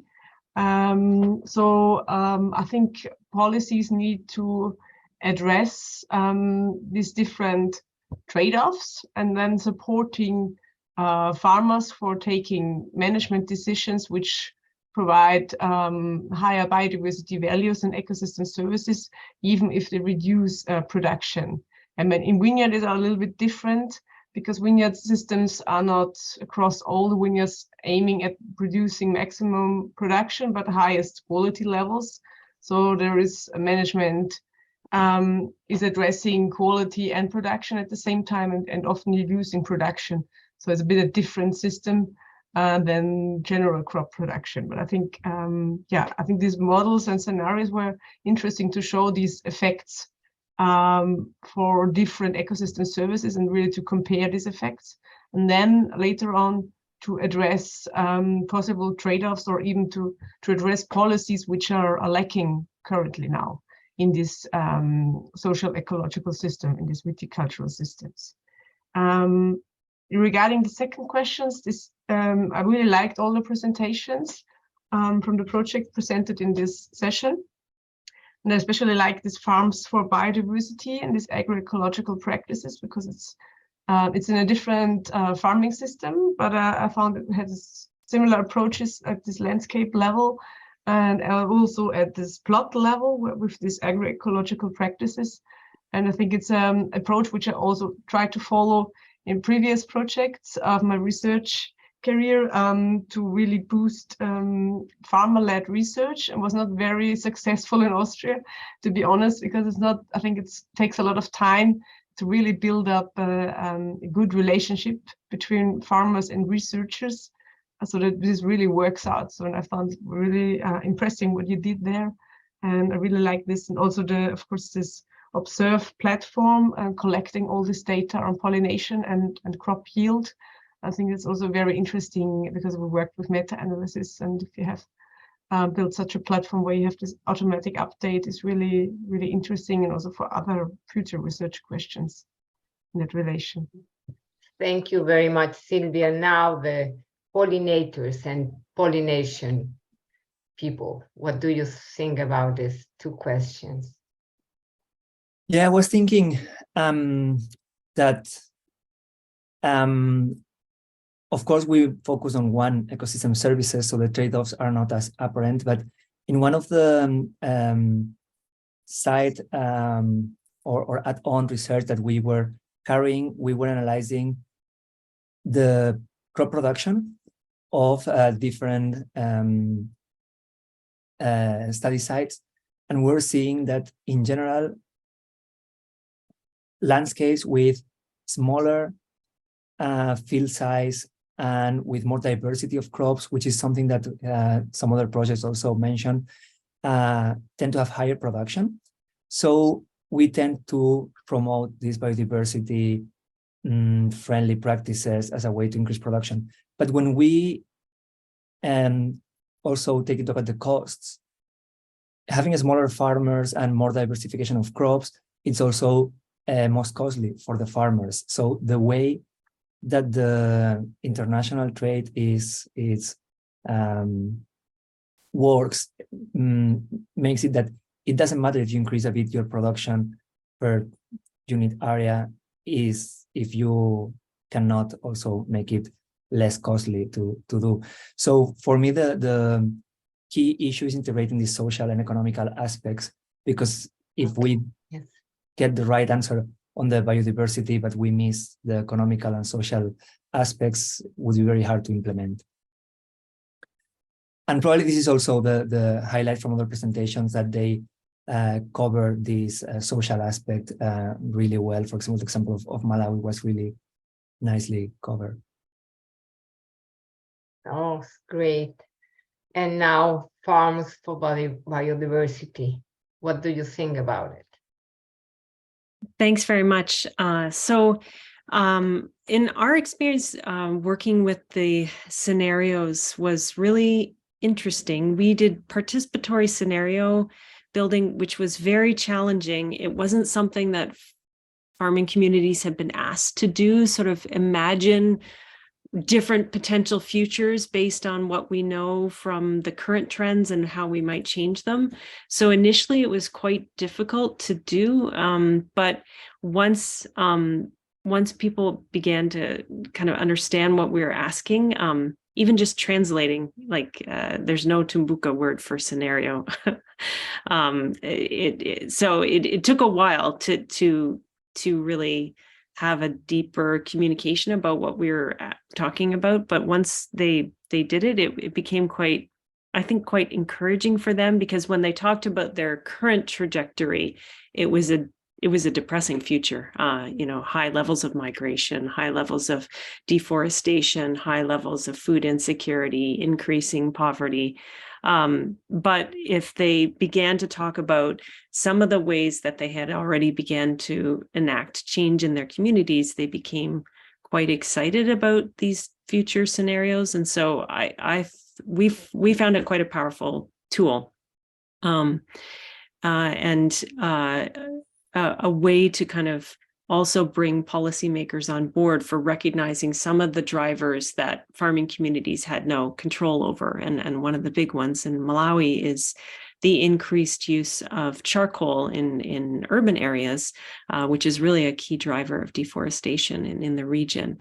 And combined with low employment opportunities and limited income opportunities for youth, this really creates income earning opportunity for rural youth that is hard to not be engaged in from their perspective. So it also opened up dialogue. And I'm not saying we've solved the problem, because these are major challenges, but it gave us some opening for potential change that we found helpful. In terms of key takeaways, I was really interested in all of them. It's great to see this kind of transdisciplinary research on biodiversity across many different contexts. I thought the ways that ENVISION was thinking about dealing with conflict and potential negotiation processes was really interesting, and might be useful in thinking about the ways forward for thinking about trade-offs between biodiversity and other things, which would vary by place, and the importance of considering different values and knowledge systems, which is something that we've been quite explicit about with knowledge systems, but maybe not incorporated thinking about values. I appreciated the vineyard study, because I did see some commonalities with our work and the significance of semi-natural areas as well.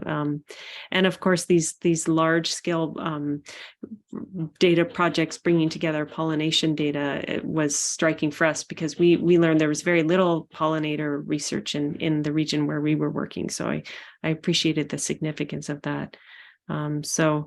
Yeah, really enjoyed the different presentations. Hope that is a nice summary. Yes, we all hope what else?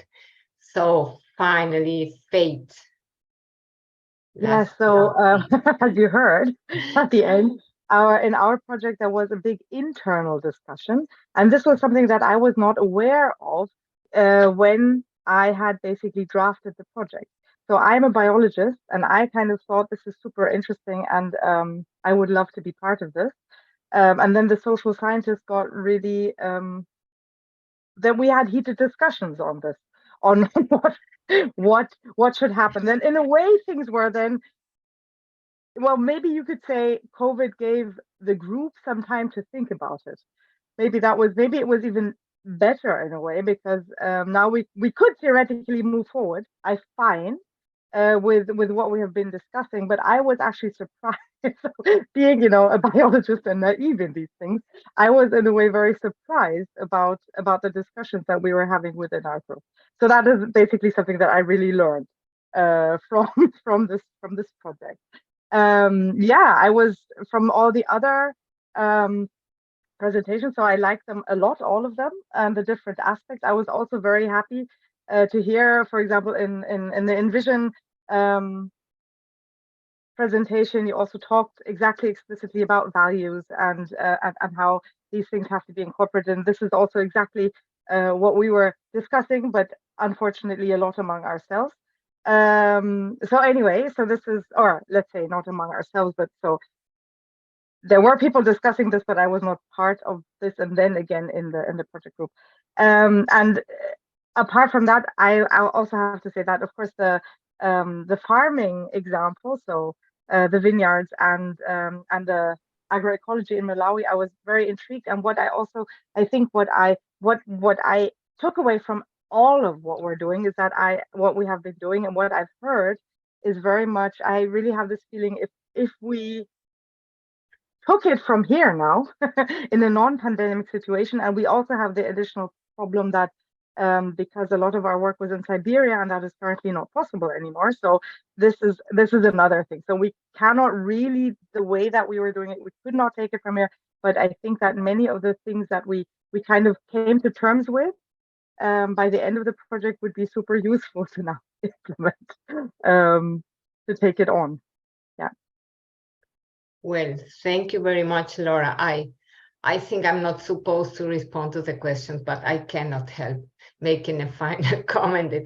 I would reach to your words, because the fact that we are here talking about biodiversity, and that biodiversity is increasingly being introduced in all the conversations and the speeches and the narratives, is amazing. But it is also amazing that we are talking about biodiversity in terms of other economical and social concepts like pathways, models, management, economies, policies. For you, it might not be that amazing, but for me, being an architect, it is amazing that I'm talking about this, because when I was formed as an architect, we never mentioned biodiversity. And I think that's what we really need, that everybody talks about biodiversity, and that the biologists talk about politics and economics and social sciences. We cannot pretend to be everything, but we have to talk about it. So thank you so much to all of you. It was amazing. And now I think we have time for some questions and answers. Patricia, you have them in the chat. Are there some questions? Yes, if I may, Juanna, instead of Patricia this time. Okay, sorry, Osman. Actually, there was some interesting interactions on the Q&A section, and but I see that most of these questions have been answered, and we have one pending comment, but it is a comment rather than a question. So what I'm going to do is to save this comment as answered, and the rest of the community can read it through the Q&A and respond it as necessary, because we also need to stick with the time and time to give a break, actually. Yes, I see still some comments are being made, but yeah, I would suggest to continue with a break for 10 minutes, then reconvene again. And if you have further questions, just please use the Q&A. Well, okay. So thank you very much. Yeah, thank you so Thank much, you. and all the panelists. Thanks for this exciting session. Yes, it was. Thank you. So Bye. we will reconvene at 4:45. So in 10 minutes we will be back, and I will put it down on the chat just in case you do not see it. Okay. Thank you. Bye. Thank you very much.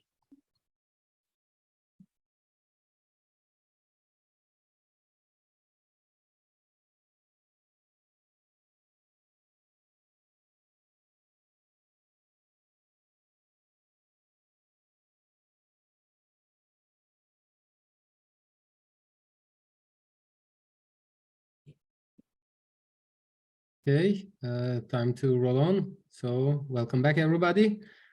We will continue with the second session of the day, and I will leave the floor to Sheila Heymans, who is going to be our moderator for this session. So please. Hi, everybody. Nice to meet you all. As Osman said, I'm Sheila Heymans. I'm the Executive Director of the European Marine Board, and I am going to be moderating the session which has the theme of harnessing the full potential of early warning systems and predictive scenario building and innovative approaches to biodiversity monitoring. So from everything I've heard and everything I've read so far, it looks like this is really about making sure that we have the right hypotheses, that we understand the complexity of social ecological ecosystems.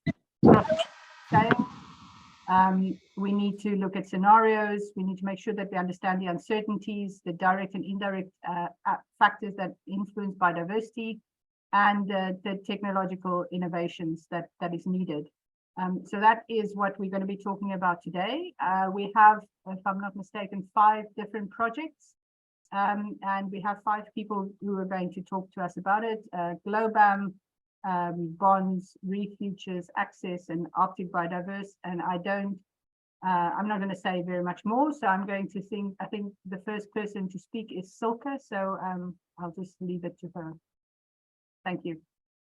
Thank you.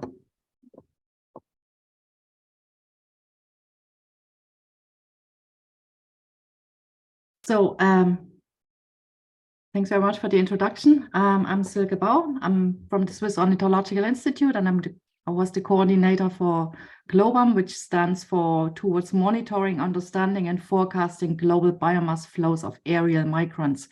So we turn to a very different habitat, so one that we haven't spoken about yet, the airspace, basically, which is an important yet underappreciated habitat also that connects terrestrial and freshwater ecosystems, and which is increasingly also invaded by us humans, by our activities and constructions.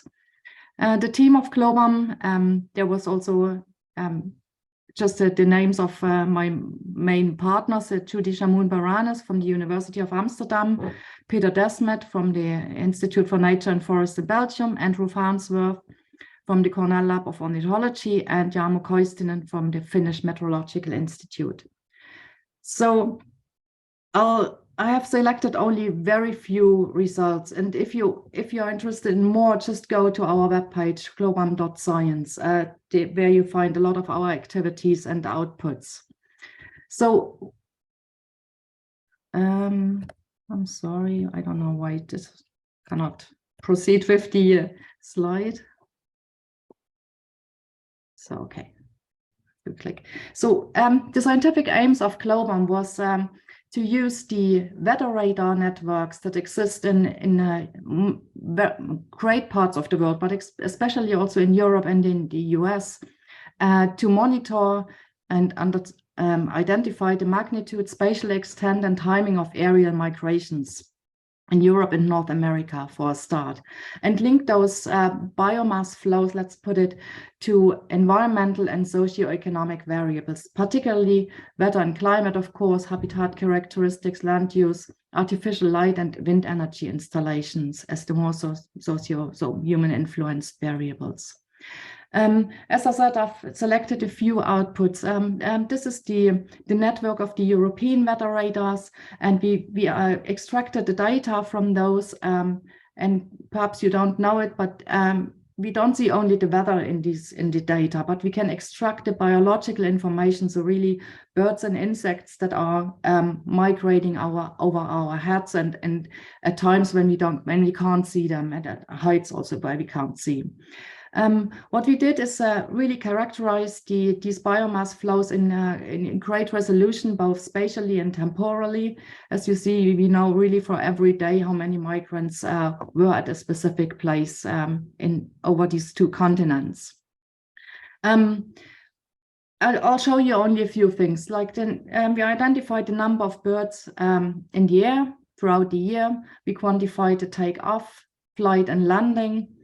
Migration waves, and also summarize those into seasonal outflows and inflows, which you can see in these two graphs. So really, when we select transects through which migrants could migrate, then we see also how many come in and how many go out in autumn then again.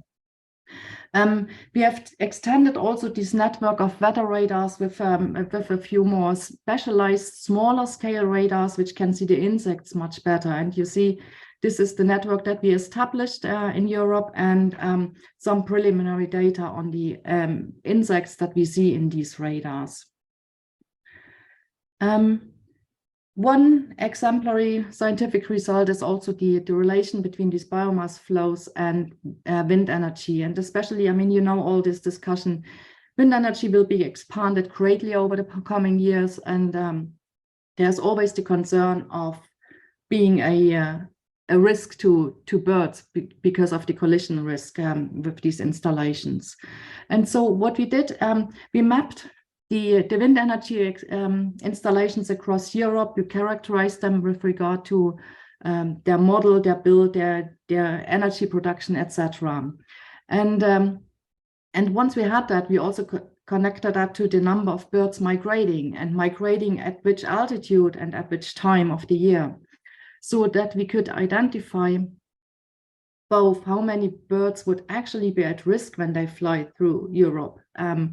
And that is the number of 208 million birds would be at risk that fly really at the right height, and when the wind energy turbines are actually also rotating. And we also calculated from wind factors and the build and models of these turbines how much energy they could have produced in that year. So we end up with a number of 718 petajoule over the year 2018. And when we combine the two, the interesting thing is that we can identify the costs and benefits of curtailment. So when we would have management measures operational, what would they cost in terms of the energy that we wouldn't produce if we shut down the wind farms, and how many birds would be safe under which curtailment scenario. This graph looks pretty complex perhaps, but as you see, I just walk you through. It's when we sort all these places in Europe according to their contribution to the overall number. So the overall energy production, you see this is almost a straight line. So there's no place that contributes much more to the energy production than another place. But this is quite different for the number of birds at risk. You see there's lots of times and places where there's no risk for many birds at all, but it's only in a small number of turbines or at relatively short periods of time when wind energy production poses a risk to birds. And when we look at these things, we can identify several curtailment options. And one of them would be, for instance, that if you want to save, I mean, it's in parentheses, save these birds at risk. We would save 90% of these birds by sacrificing only 10% of less than 10% of the energy production. And this is something that such remote sensing approaches can really help with, even if you don't know the specific species that are migrating.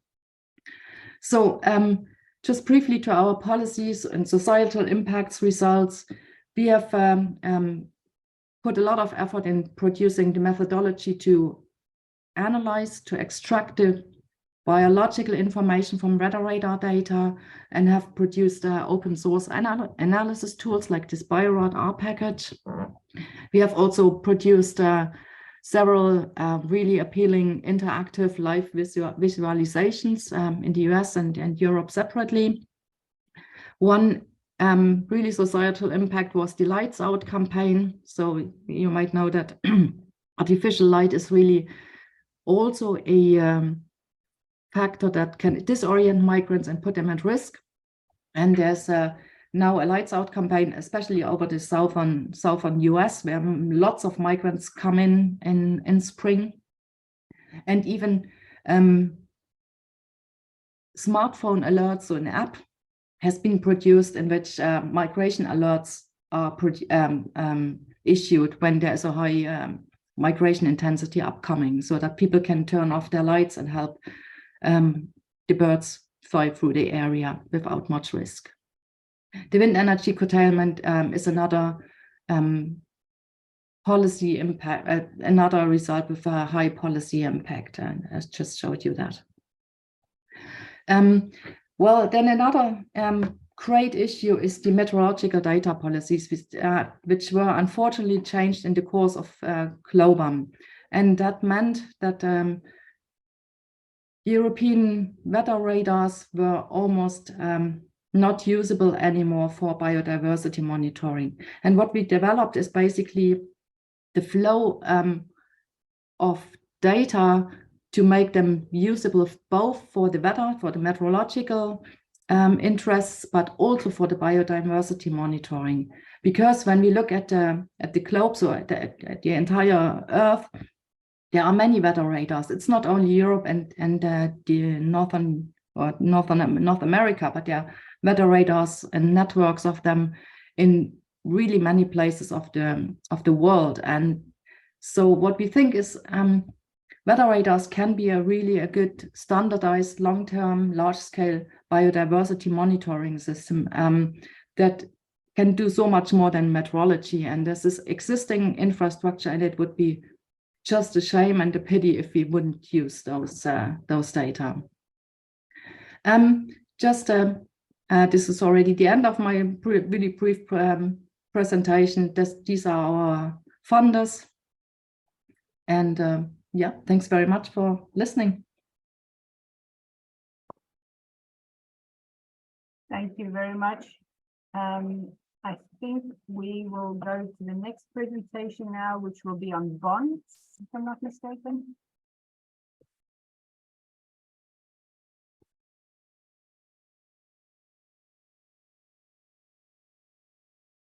Exactly, thank you. So, Marie-Paul Bonnet. Hello, I am a French researcher from the Institute of Research for Sustainable Development, and I will speak about our project BONDS with a focus on Earth observation only to stick to the theme of the session. This project was focused on Amazonian floodplains, and we studied two contrasted floodplains in the Amazon, the Juruá floodplain composed of oxbow lakes, and the low Amazon River floodplain with shallow large lakes. And this research was conducted by a large team composed of European researchers, United States, and Brazilian researchers. Next. So the goal of the Earth observation in BONDS was to develop cutting-edge methodologies to help mapping wetlands with fine resolutions that will be useful for biologists to upscale their observation. So we have first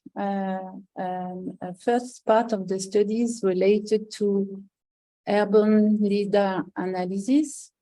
We have the chance to have several tracks over the geographic floodplain, well distributed over geomorphological units. And these points, these LIDAR tracks points were processed into Canopy 8 models and digital terrain models. The main result is that you see on the first plot on the left is that it's clear that the Canopy 8, the woody Canopy 8 is very contrasted between hill slope and floodplain of high order rivers. And we also are able to see that Canopy 8 increase with the relative terrain 8. Next. Okay. These results are important, showing that hydrogeomorphic diversity has an important influence on forest structure. And this difference in forest structure are linked to successional stage, water and soil chemistry, inundation period, etc. And what we also highlight in our results are that the plot-based measurement of the Amazon forest structures have largely failed to capture the full range of terrain type diversity. And this could be taken into account for the next studies. Next. Another part of our work in bonds was related to water quality and more specifically to map biodiversity, phytoplankton biodiversity from space. So the rationale of this approach was to try to relate the light absorption data in different spectra with the phytoplankton community composition. And we did not know if it was possible at start. So the first results we obtained was to link phytoplankton genera to the vertical light absorption deduced from in situ radiometric data, and this was published. For example, we show that cyanobacteria are more related to higher KD, while cyanobacteria, diatoms are related to lower vertical diffusion values. Next. And the next step toward the biological indicator was to try to be free of the seasonality in floodplains. So we developed a method that linked the vertical light absorption KD, the optical water type deduced from the radiance. And we show that it's possible to link the phytoplankton genera to these groups and KD. And it's a step, and we are processing more deeply the data to go further. And a paper is in preparation now. Next. Another challenge for the remote sensing team was to try to see if it was possible to use watercolor to estimate the surface connectivity between water bodies. This was important for our colleagues working on fisheries. So we proposed a method that used the spectral characteristic extracted from the PlanetScope imagery. And this, we developed a machine learning algorithm trained on field data, and we were able to estimate the connectivity, when the lakes are connected and when they are disconnected. So we have the duration of the connection. Next. So how this information was useful for fisheries? So first, before talking about the link with hydrological connectivities. I will just mention results we obtained regarding the efficiency of lake management over the fish catch. So this is done in the Jura floodplain, and in this region, fishers identify lakes for different type of use.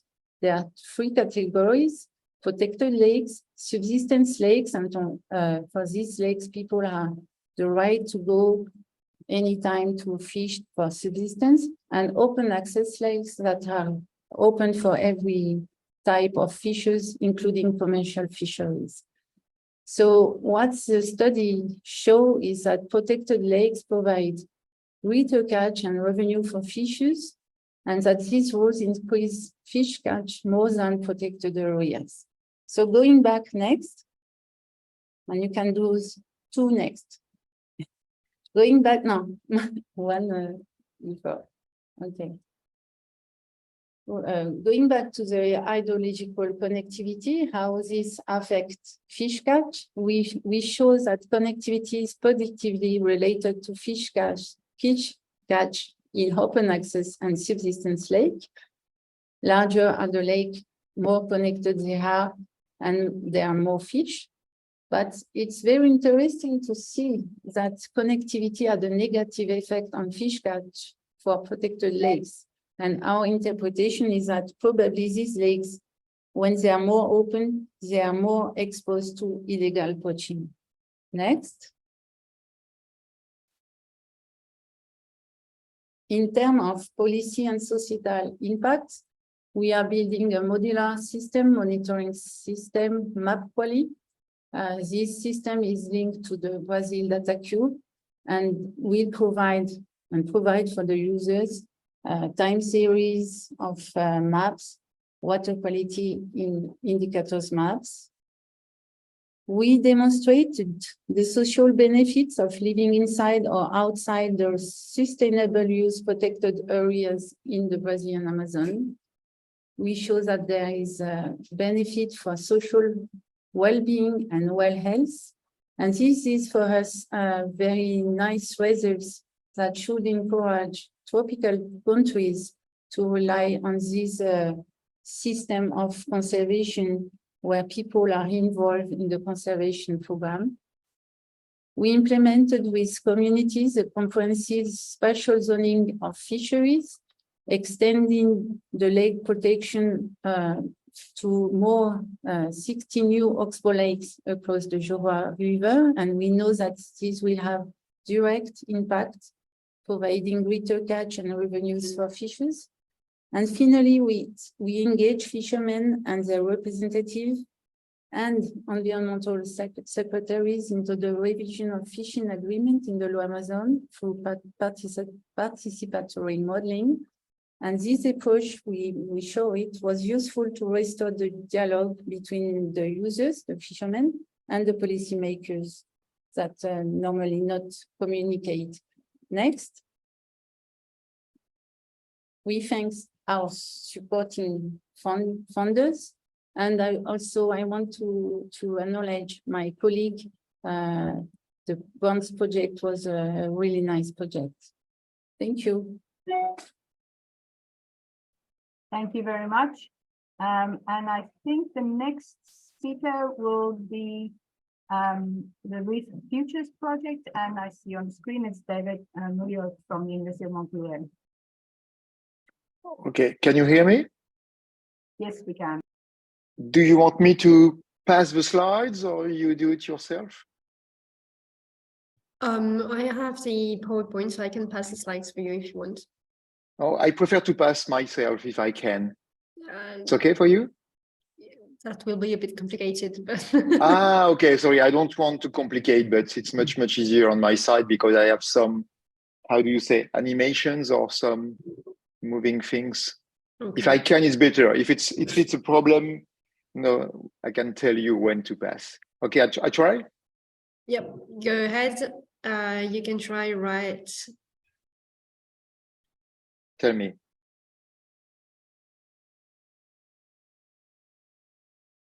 Now, No, it's not allowed. Try again. That's okay. Thank you.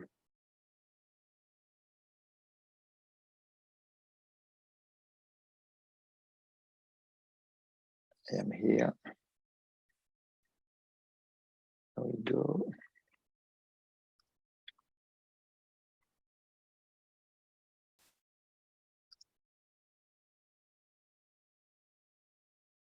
You're eating into your 10 minutes there. Yeah, it should be okay. I don't know why I don't see it on my screen. It should be very obvious.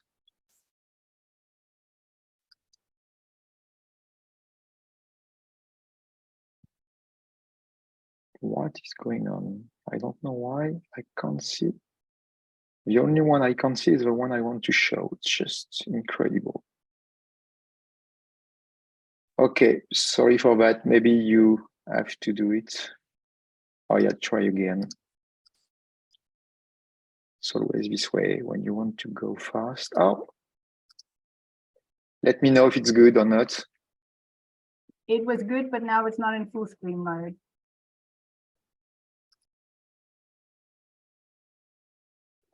It's not good.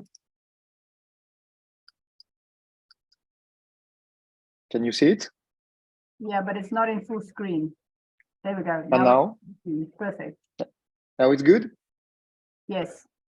Yep. So thank you, Patricia. Sorry for the lag. So my name is David Mouillot. I am the head of a project REEF-FUTURES, looking at the futures of reef services in the Anthropocene. So looking at the current states and some futures according to scenarios of tropical and temperate reefs. I am from the University of Montpellier. So we had two main ambitions. The first one was to go beyond the classical fish biomass and biodiversity aspects, to go with ecosystem services and nature contribution to people provided by reef fishes.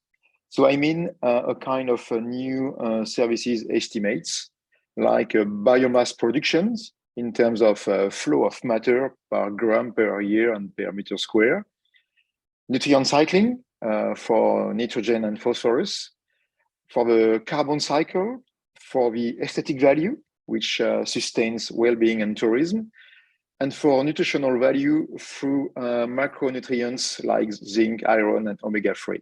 So the new services were on the table.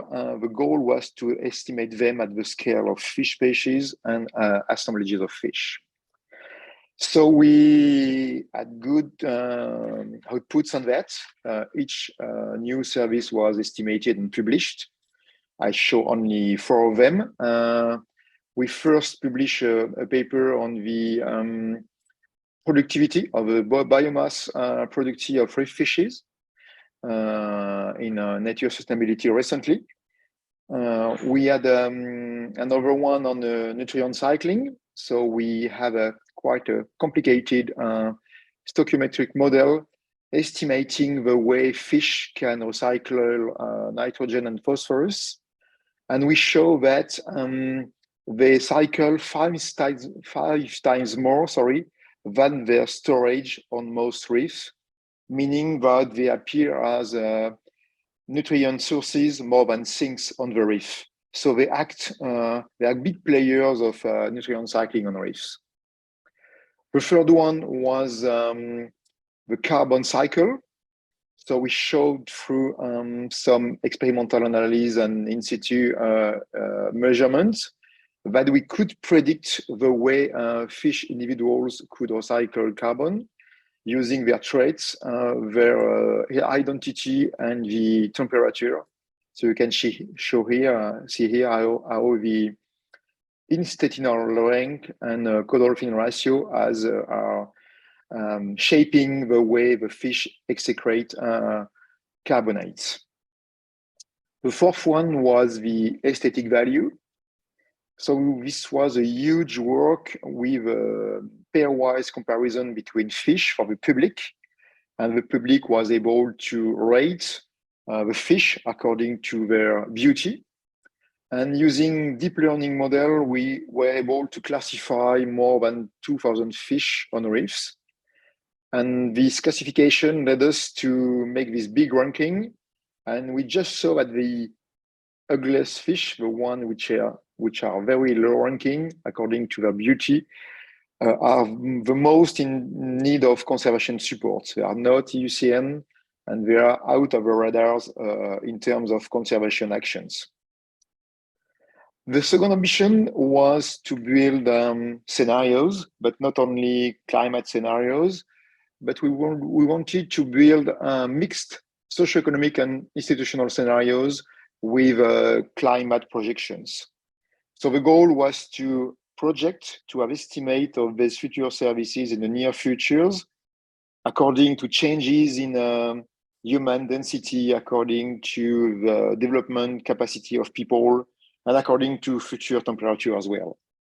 So for instance, we played with population density, human gravity, which is the ratio between the density of people and the access to the reef, the Human Development Index, where we have, for which we have some projections, and management. So we played with the fact to come from a fish state to a protected states.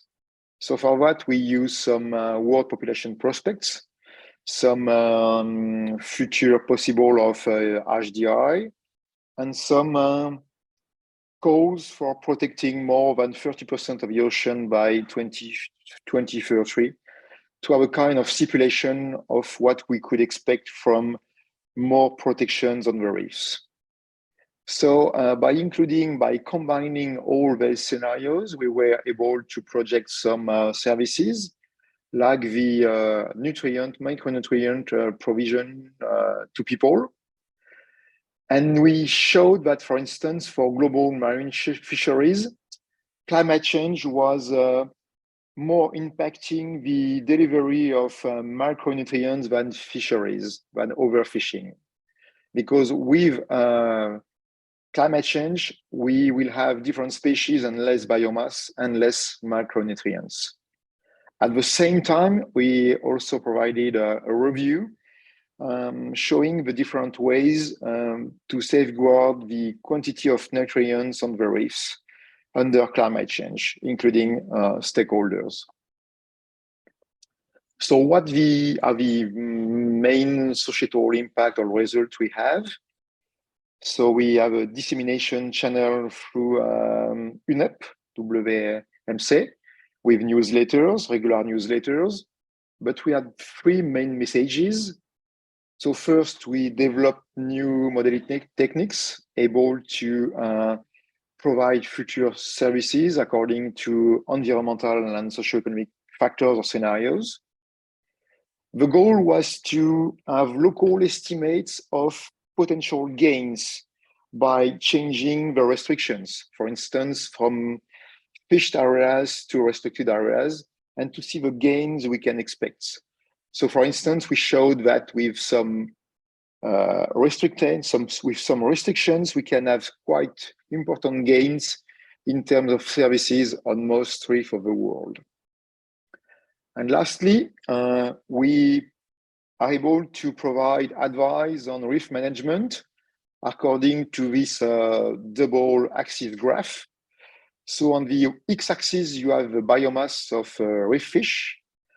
On the y-axis, you have a biomass turnover. So the way the communities are able to create new biomass on reefs. So this is a kind of productivity assessment, where here it's a kind of state. So on the bottom right, you have these high biomass systems with massive fish like groupers and very big individuals, which are very low productive because the big body just maintain their biomass, but do not produce much more on site. So for this high biomass site, we suggest to maintain them as sanctuaries like no-take or no-entry MPAs, because they are huge biomass, so big reproducer individuals, but there is low turnover. So they should have low resilience if they get fished. For all these reefs at the top, so with a high turnover. So it means that these communities are able to create a new biomass very fast along the year. We suggest partial MPAs or over conservation measure where you manage a kind of compromise between fisheries and conservation. And for this reef on the bottom left with low biomass and low biomass production, I think you may expect very little gain after protection. So we may have little conservation return in terms of benefits if you invest management options on the reef, except perhaps very long restoration plans. So we map these different David, scenarios. may I ask you to wrap up if possible? Yes, it's finished. Okay, so we just map these 3 potential scenarios and management options we have on the map. So we can see the founders here, and sorry for some seconds in addition. Thank you very much. That was great. And the next speaker, you can stop sharing your screen, David, that'd be great. Yeah, excellent. So the next speaker is for the Access project, Juanna. And I'll take it away, Juanna. Hello, everyone. Good afternoon. So I will talk about the Arctic coastal ecosystems. I'm the coordinator of de-icing of the Arctic coast, critical or new opportunities for marine biodiversity and ecosystem services, in short, access. And we are a big team from several different Arctic nations and also in Europe, like Poland. And we also had Denmark in kind, contributing with their lots of information they have from Greenland. Next, please. So I will be short in results and just say some highlights. I just want to give some background because climate change and habitat loss are 2 of the main threats to the global biodiversity and ecosystem functions. And we all know that the Arctic coastal ecosystems are particularly vulnerable since climate change is 2 to 6 times more rapid here than elsewhere on the globe. Very little studies have been done on land-fast ice, meaning that it's ice connected to the coast, so fjord ice and so on. Mostly we have been focusing on the Arctic Ocean and the ice there. But we did a study here in Svalbard, where I'm located, and we see that the extent of land-fast sea ice with a duration of 2 months or more is reduced by 50% in the years 2005 to 2019, compared to the average in 1973-2003. So that's considerable. And we also see that based on the model that was made, that a further +2 increase in the winter air temperature will result in a 90% decline compared to the average in 1973-2003. And this means that we are basically losing a habitat. Next, please. But this is also beneficial for some others. It's not only negative. With this warming of the Arctic coasts, we see that less sea ice and sea ice scoring effects results in much more macroalgae or seaweed in the intertidal zone. That again facilitate a richer and more diverse intertidal community, more food for birds, and better growing up conditions for fish. We also see that there is a positive relationship between open water days, that means days without sea ice, and kelp biomass and seaweed diversity. And also that we see that the kelp is growing even deeper. So for the seaweeds, it's actually a positive impact when ice is disappearing. And here we just see like some examples of the very common barren shoreline in the Arctic, while we now in the new climate see that seaweed is actually present all the way up to the surface. Next, please. Yes, so we see that this change from a cold Arctic to a warmer subarctic climate leads to higher intertidal biodiversity. And this is due often to the boreal species or more temperate species being able to establish themselves in the Arctic. So far, we haven't seen that the boreal species are outcompeting the Arctic ones, and we think that is due to still the temperature increase is beneficial range for also the Arctic species.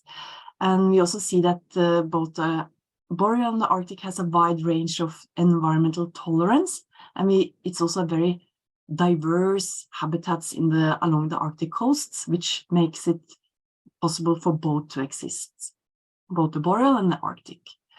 We also see that coastal bays that now go from being filled with glacier ice to ice-free basins, they get colonized and show an increase in benthic abundance, biomass, and biodiversity due to the deglaciation.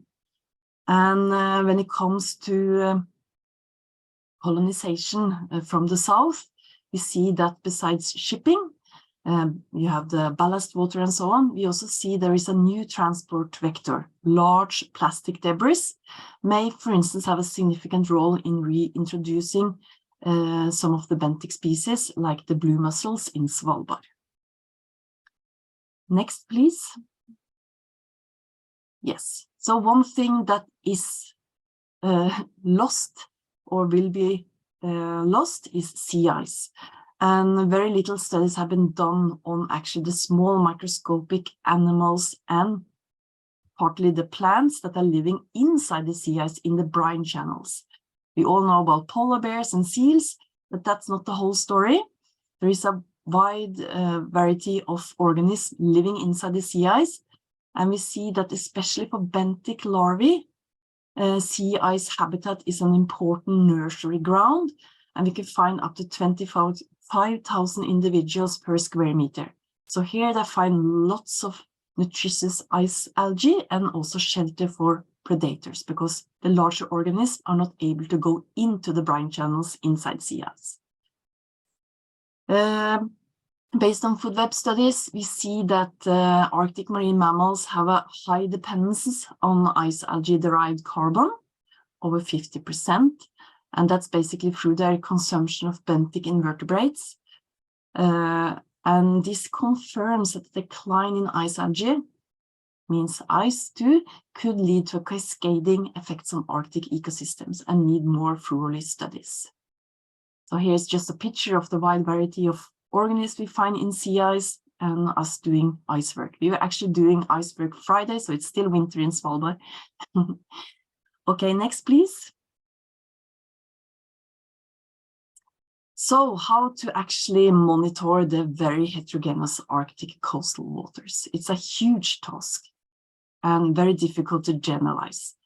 So we have been extensively working on the calibration and validation of satellite data to improve algorithms so we can use them actually in these coastal waters, which has much different properties than the oceanic waters. And this to be able to have a cost-efficient monitoring of this region. Next, please. And one interesting question there is, what happens when we get increase in underwater light due to the reduction of Arctic sea ice? Well, we did this study and we saw that there is an increase in underwater light, but due to the coastal erosion, more river runoff and all these things, we see that there is a much higher turbidity in the nearshore waters. That means increased light attenuation. And if we put these together, we see that it's only a net increase of 1% more light available on annual basis for primary production in the very nearshore waters, which says that it might not be that much more light. Next, please. Yes, so besides satellite information, we also use molecular tools to map the biodiversity, but haven't mentioned it now. But now over to the policy and societal impacts. So we did an effort to get in contact with stakeholders, policymakers, and so on, because the Arctic with less sea ice makes it possible for increased human activity. The Arctic coastline actually comprises 34% of the global coastline, so it's significant. And it's actually also the most productive regions in the high Arctic. and the humans that are living in the Arctic are basically living along the coast. So we just managed to have a workshop before the pandemic hits us and closed down most activities. And we were 35 scientists, managers, stakeholders, and locals that joined a 2.5 days workshop. And this was motivated by the CAF, the Conservation of Arctic Flora and Fauna, and the Arctic Council, and the initiative to map the Arctic coast scapes, the nature types along the Arctic, to be able to compare biodiversity across the Arctic coastline, which is very heterogeneous. Next, please. So we managed to have this workshop, and then we also managed to have the contacts to be able to write this environmental status of Svalbard coastscapes and the focal ecosystem components in those 7 defined coastscapes. Next. It resulted in a short summary for stakeholders, so the take-home messages, and then we had a longer scientific report. Next, please. And this was actually the first coastscape mapping of Svalbard, which is a very useful tool for to manage this area, to know what kind of coastline we actually have, and then also we can have an idea of what kind of communities or biodiversity to find in these different coastscapes. Next, please. Yes, in addition to having this workshop, we also had we co-chaired a science session on the Arctic Frontiers Conference in Tromsø, Norway, which is one of the few arenas where scientists, industry, and policymakers meet and interact, which was very successful. And we had both natural and social scientists taking part in this session. I can also say that we have had many master, PhD, and postdocs involved in the project, and our master students has also taken part in citizen science initiatives, and also take part on cruise ships to do sampling, as well as providing information to the tourists or guests on board to communicate science. Next, please. Yes. And we are very grateful for the funding we got. It has been a very successful project.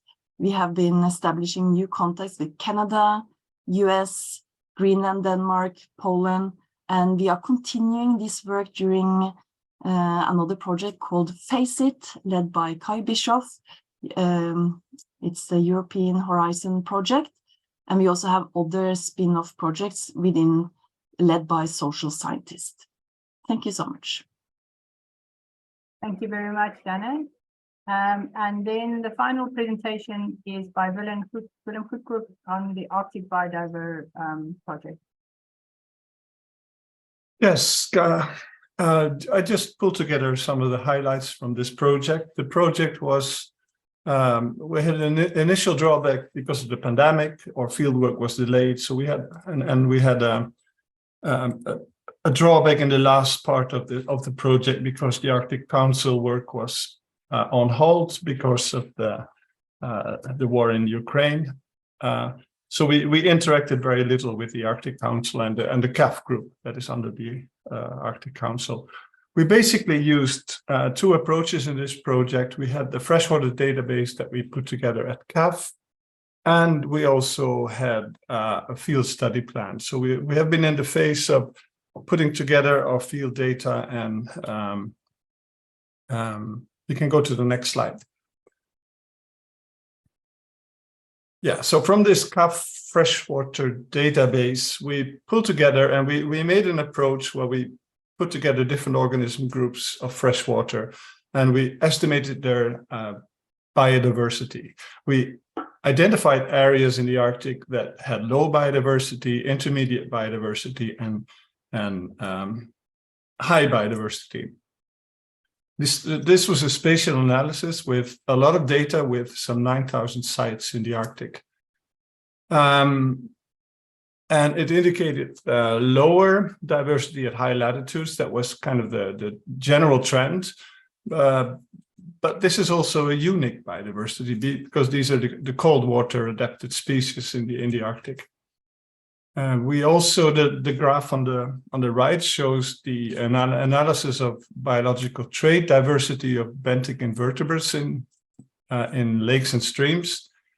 And it also shows very strong correlations with temperature or latitude, if you want. So there's many more, a much more higher functional diversity in the warmer areas, and that rapidly declines when you go to the cold regions of the Arctic. Next slide, please. We are in the phase of modeling, and we use different Earth system model configurations for that. And these show a few of these. And these show the species diversity along latitudinal gradients. There's a lot of variability in these models, of course, but it shows that there's, with increasing temperatures, we will have more species coming to the Arctic lakes and rivers. It also, our analysis also shows that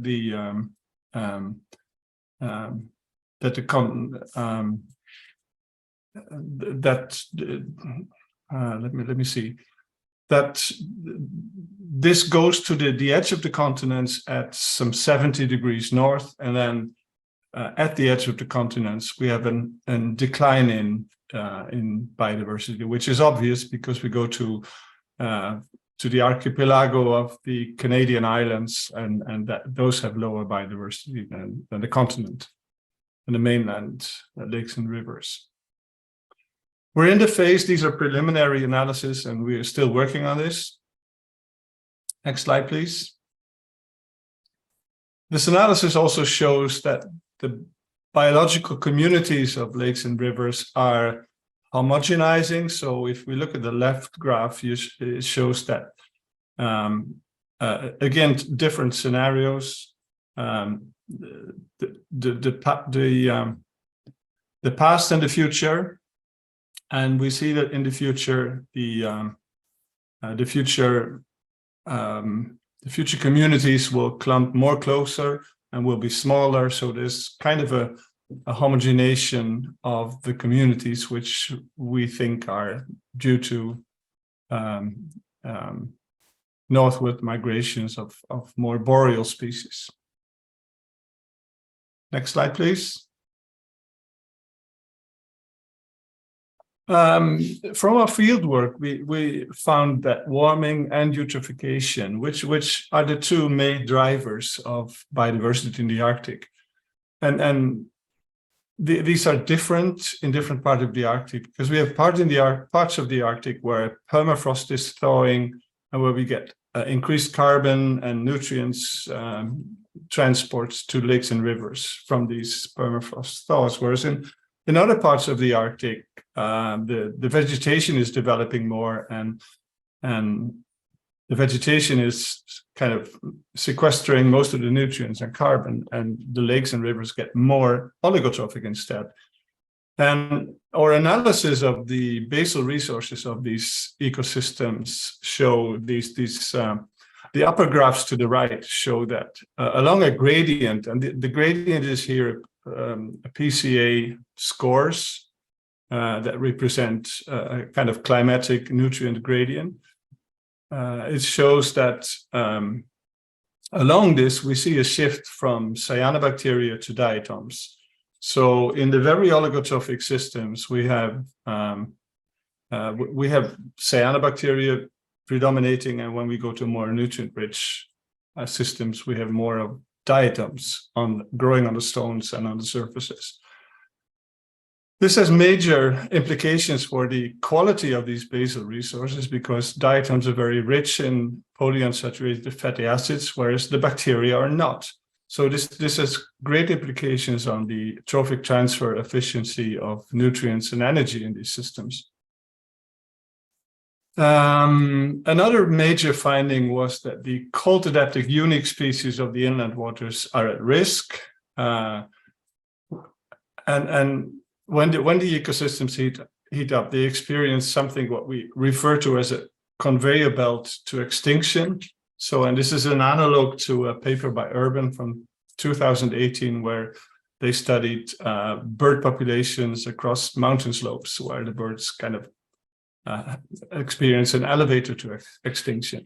So the species are migrating north, and the northern species kind of hit the edges of the continent, and they cannot migrate further north. We see examples of this in Scandinavia, where trout kind of replaces or competes with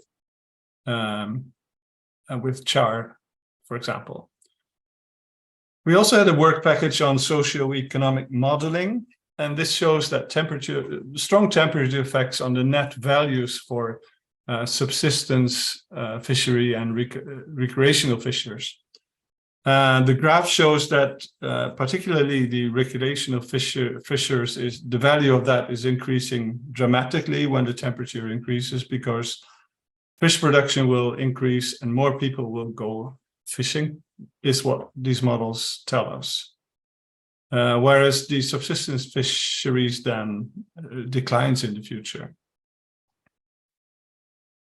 Next slide, please. We also had a group that did microbial work, and this is kind of interesting because it links to the effects of birds, because birds have a tendency of aggregating time-wise in lakes or ponds. And this analysis shows the microbial diversity in these ponds. And this again links to permafrost thaw that brings in nutrients, and also bird impacts that also bring in nutrients to these ponds. And that correlates with the nutrients, as this NMDS plot shows. On the right is the non-bird impacted, or the non-impacted, and on the right is the more bird-impacted systems that are more higher in nutrients and have a higher have a lower evenness and a lower diversity. The consequences of this are not really known, and because there may be some genomic succession, and this is not completely understood. Next slide, please. Yes, political and societal impacts or results. We developed something that we named the Joint Quality Handbook of Methods. It was done for our field work that was done in many of the Arctic countries. And we kind of harmonized method approaches for monitoring, for sampling these systems among our countries and among our field teams. And we are reworking this report into a CAF paper about harmonized traits or harmonized methods for monitoring in the Arctic. We also created database for traits for both diatoms and benthic invertebrates, and these trait databases existed for Europe and for the US and Canada separately, but in this project we did an effort to harmonize those databases, and that will also be a product, an outcome from the project. We think that our outputs will feed into CAF policy advice through a paper on harmonization of these methods, but that is still ahead of us because CAF has been on hold until now. Future scenarios of biodiversity change will be used to identify key monitoring areas in the Arctic. We think about a hub and spoke model where the hubs are the field sites in the Arctic where on-site studies can be done, whereas a lot of other data can be gathered from satellites, for example, and remote sensing.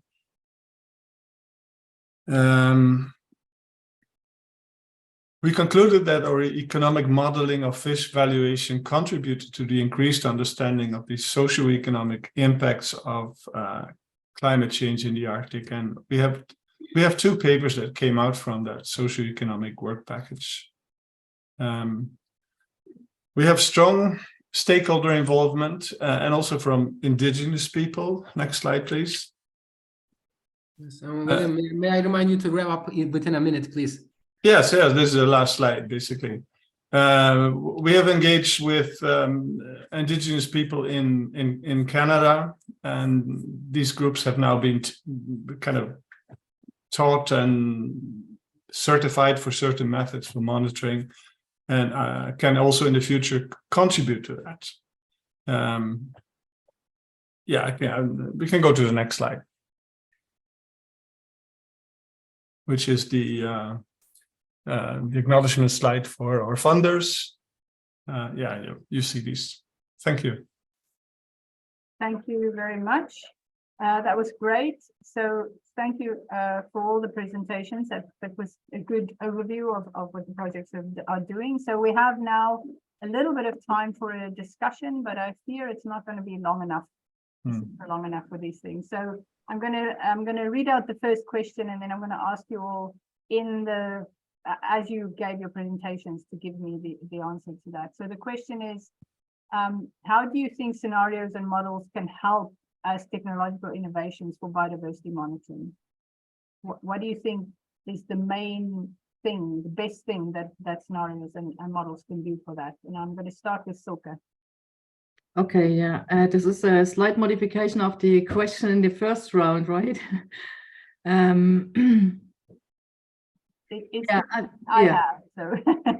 Okay, so I'm just trying to think what the technological innovations has, but maybe I'll start just with the role of models and scenarios in understanding.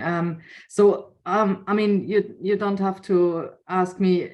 I really think I've already before GLOBAM that models are absolutely essential in any ecological or research, and even more so when we have socio-economic factors, because typically we humans are pretty bad at understanding complex interactions and predicting the consequences of changes in multiple interacting factors and disentangle their roles. So that is where models come in. So we have complex systems with a lot of influences, and models can help us to disentangle the roles of each of these factors, and also predict what happens if one or more of those change in the future and in what ways they change. So they help us really in identifying the consequences of ongoing and future changes.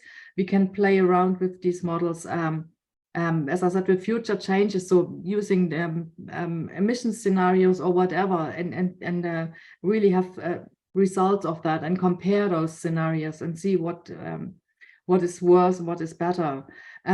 They can also help us, especially with identifying costs and benefits of scenarios, of management actions, of policies, for instance. So not only in terms of money, so what something costs, but also in terms of the ecological benefit or the biodiversity benefit that has. That is, I think, my brief answer to the first question. And I think if we can, I don't think we have time for all of it. So okay, good. I'm fine with that. Yeah, fine. All right. So if I can ask Marie-Paul. Okay. What I would say is I pretty agree with Silke that modules are really fundamentals for us to understand how the climate change and so on will put biodiversity trends. And I think from the bonds point of view, for example, it's very complementary approach because, for example, models can indicate some places more vulnerable than others, and you can focus on this. I think also that models may indicate trends that are observable with remote sensing. So both technologies, or if we can say like this, innovation are important to work together. And I also think that clearly there is a benefit for management policy. For example, if I take the example of access project, I guess that if climate scenarios indicate change in the migration paths of the birds, for example, this has to be taken into account for the wind energy system to be developed in the future. So I think there is no opposition. It's really something that needs to work together. That's all. Thanks. And then the next project that spoke was REEF-FUTURES, which I think is David, right? Yes. Yes, I think we got very good feedback from stakeholders running models and scenarios. I was a bit surprised because it's very methodological, but the goal was to build together scenarios by simulating counterfactuals with more protections.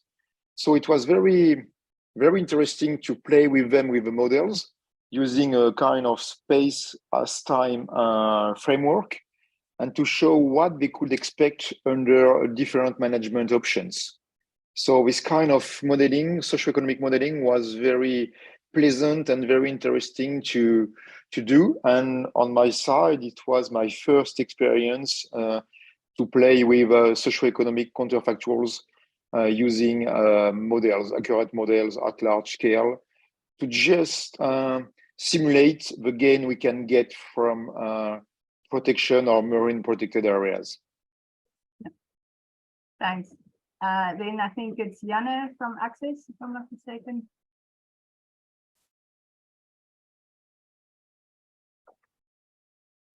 Unmute myself. No, I think models are crucial for predictions.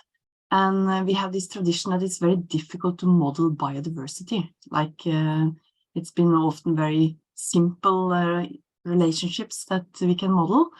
What we found very useful when we were communicating with stakeholders is these conceptual models to simplify and to see previous, present and future scenarios, simplify it, and not come with so many scientific facts and so on, but simplify and visualize the message. But it's very hard to make such good conceptual model. In addition, to have a better communication with physical modelers, to see the the interconnectivity. So we are working in the ocean, everything is connected, and to in a way locate hotspots of where we can see, for instance, or we can expect more boreal invasion and so on, makes it useful for us to focus on which area we should make our effort when we do field investigations. So we don't just do that in the blind. So, and also this useful satellite information and so on, because we only sample a few points and we need to generalize it for a larger area to be of interest in a larger regional scale. Yeah, thanks. I feel like I've forgotten the bond project. Did we get a comment from them? Am I missing it? Otherwise, maybe I think the last one is Willem from Arctic Biodiversa. Yeah, I think models can help us to understand and communicate future ecological change.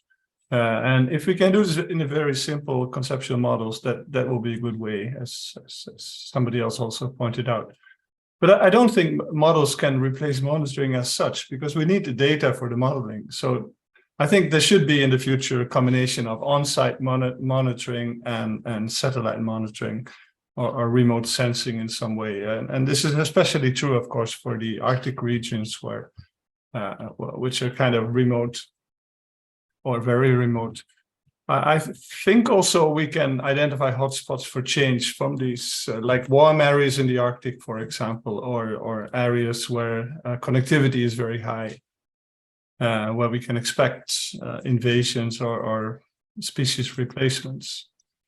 And I think we can have the models to identify tipping points for when ecological change occurs. I think that's also, there are tipping points when ecosystems change very dramatically. So I think these 4 points capture that. Yeah. So I don't know, did I miss one? I feel like I've missed one of the projects there. I don't know. Osman, I don't have the names of who's in which project, so I have to remember. And not everybody has their projects next to their names on the screen, so it's really hard for me to know. And I don't think that we have any questions online, if I'm not mistaken. So maybe we can go to the second question then.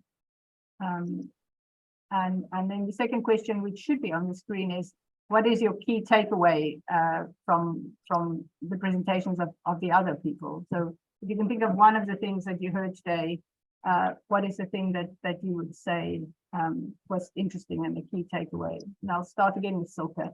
Yeah, I mean, I just can continue. I mean, models are essential. This is also my takeaway from the other presentations. And maybe as a second one, that remote sensing of biodiversity is really, it has a great potential, but also needs, or also carries considerable initial challenges. But when we overcome them, then they can really play out their value, their potential. Just very briefly. Okay, and who was the speaker from Bonn? Because I don't remember. There we go, Marie. No, you did speak, sorry. Yes, I did. Put your screen. And for the takeaway, I would say that I thought the project really interesting. And what I took away for me is that, for example, if we take the wind energy management, there is no, my feeling is that there is no good solution, and we have to include biodiversity in the management policy everywhere, in fact. Just that. Okay, and then REEF-FUTURES, David? Yeah. So for me, I am old enough to appreciate the progresses that have been made on the prediction of biodiversity, because biodiversity is so versatile somewhere. So when you are in the field, it seems impossible to predict local biodiversity or species absences or abundances. So from 20 years ago, I am very amazed by the progress that have been made. And when I see all the projects providing accurate predictive model, I'm very impressed. And I think there is a big step forward using satellite images and the seascape and the landscape approach to show that it is not only the local variables which make the prediction good or accurate, it's more like the seascape or the landscape around the samples. So I'm always surprised by the big progresses that are made on the modeling aspect. Yeah. And then Juanna, for access. Yes, no, I'm impressed by the presentations and what they have achieved. And of course, we study very locally small systems, so we have to make this good model system, and then we can, in a way, look at the relationship and look at the bigger impact when we use models and the data from bigger areas. So we see actually the real impact and not just the impact in this very small area we are studying. So how to generalize our local small field studies to the larger scale, I think that's where the key lies. And this can be very challenging in very diverse ecosystems, and especially like we have along the Arctic coast, and that's why it hasn't been done yet, because it's so difficult to tackle how to compare apple and pears in a way. You have to make a system, and that's where the Arctic Council and the CAF have done an effort now with establishing the coastal expert group. And it's not a very easy task, and it's been going on for a long time, and I hope that now the Arctic Council will start again. That's at least I heard, and I think it's Norway that have the mandate now, actually. So I'm looking forward to see that it kicks off again. Thanks, Juanna. And then Willem, from your side. Yeah, two things. I think David mentioned ugly species. I thought that was a nice phrase. I've always been also low biodiversity ecosystems and also ugly species may have a conservation value. And this is a hard thing to communicate to decision makers. I think this is, something that also maybe other projects struggle with.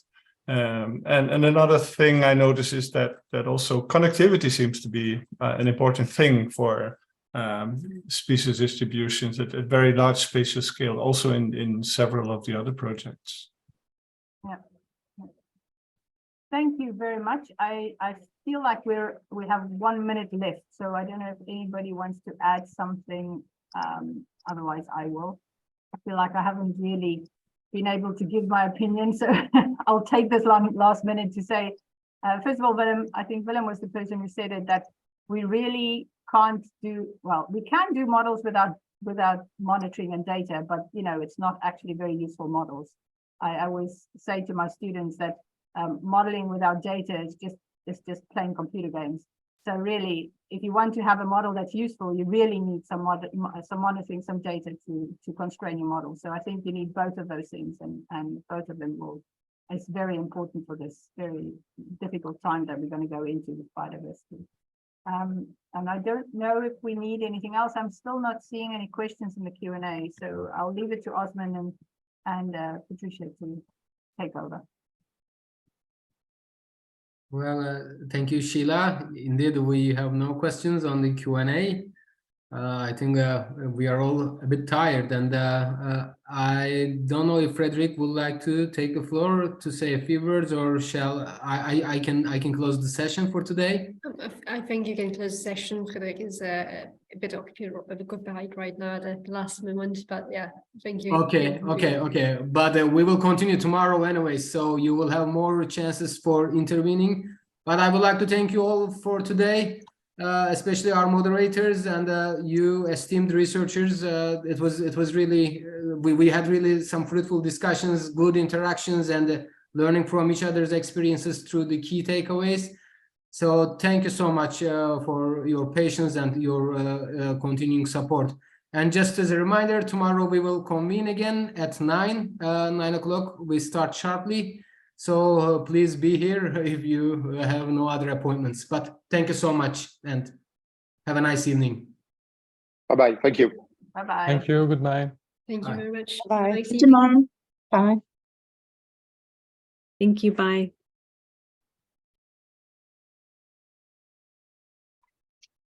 Thank you. And we have today Sarah Clement, who is going to be the theme leader for the third session. Osman, do you want to say a few words before we begin? Well, thank you, Patricia. Not any more to say than good morning to all. And I think we should leave the floor to Sarah. The time is ticking, but yeah, thanks for joining us again today. Please, Sarah. So welcome, everyone. I am from the Australian National University. I was actually on one of the panels assessing these applications when I was at the University of Liverpool. So it's quite exciting to see like the end of it now. So we're in theme 3, which is scenarios of fate of ecosystem services and disservices. And I can very much relate to this theme because it relates to my work in governance. So it's about how sectors are vectors of awareness, of knowledge, of taking on responsibilities on subjects likely to be difficult to apprehend because of potentially negative or gloomy perspectives. They must help develop capacities for anticipation, decision-making, and collective organization. They contribute to democratic debate and informed decisions. So yes, it's kind of this idea of grief and hope in the Anthropocene and how scenarios can help us think about positive and gloomy futures and what a challenge that is. So we have six groups today who will do a talk. And then we will have some questions for each of the projects, and then we'll have a general Q&A as well. Luckily, Patricia is going to help keep time, so I don't have to do that bit, but I'll moderate the discussion. So I'll hand over to the first one, Limnosen ES. I don't envy people as well having to come up with titles for projects. So I look forward to hearing from Romina. Thank you. Yes, good morning. So yeah, my name is Romina Martin, and I'm here to represent Limnoscenes, how we like to call it, a project on freshwater ecosystems. And with our partners in Germany, Quebec, Canada, and Sweden, we have also integrated 3 different lakes as case studies to our research questions. And so here you can see the Lake Dümmer in northern Germany, Lac St. Charles in Quebec, Canada, and Lake Ringsjön in southern Sweden. Next slide, please. In our project Limnoscenes, we aim to support lake managers and for them developing adaptive measures against stressors from climate change, as well as for managing trade-offs among freshwater-based ecosystem services and biodiversity. And what you see here is actually how we link our research question in a nutshell, or how my Canadian colleagues like to call it in a peanut. So we like to see lakes as social ecological systems, not bounded simply by the shoreline, but as embedded in a watershed with all its influences from different land uses in the catchment and all the histories accumulated over human freshwater interactions, which you see here central. Next click, please. So we would like to focus today on insight and research questions. On the left side, on the lakes, how does climate and land use change affect lake biodiversity? And how we actually did research on human freshwater interactions and learned on how social ecological interactions can be explained and even support transformative learning. To then conclude with policy implications for the social system and answer likely the question of how do actors in a catchment adapt to and mitigate lake changes. And when you would like to link it to the headline question of this session, you can also ask, like, to which degree do actually those different and distant lakes in our case studies face a similar fate, or rather not? So next slide, please. So to start with, we looked into the past trends that global freshwater lakes are facing, and analyzing satellite data, our colleagues from the IGB in Berlin found out that globally over the past 23 years, green lakes became greener and blue lakes became more blue. So the color code here stands for different states of lakes and water qualities linking to different sets of biodiversity.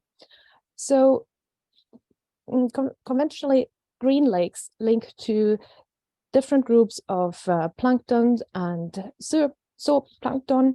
And for example, you might have heard from cyanobacteria, which cause toxic water to even irritate the skin of humans, and where animals can die from when they drink this water. And so clearer lakes, where you don't have those algae blooms appearing, also provide still several ecosystem services. For example, that you have a greater abundance of fish that is more interesting to catch than in those turbid lakes that experience algae blooms. So here from this study, you see climate change is amplifying trends that have been already onset. In another study, they also looked into the different climate zones, and they found that lake habitats are actually used more in the tropics than in temperate and Nordic zones, which sounds, to start with, a bit counterintuitive. As we all know, climate change has larger effects towards the poles than towards the equator. But this can be explained by the variation that lakes experience over the course of the year, where also the species inhabiting lakes are quite used in temperate zones to those variations, and so also more used to those habitats changing, whereas the more tropic lakes, the quite static experience of the climate gives them a quite narrow window and quite narrow habitat to survive in, so that only slight changes already reduces their habitat. Next slide, please.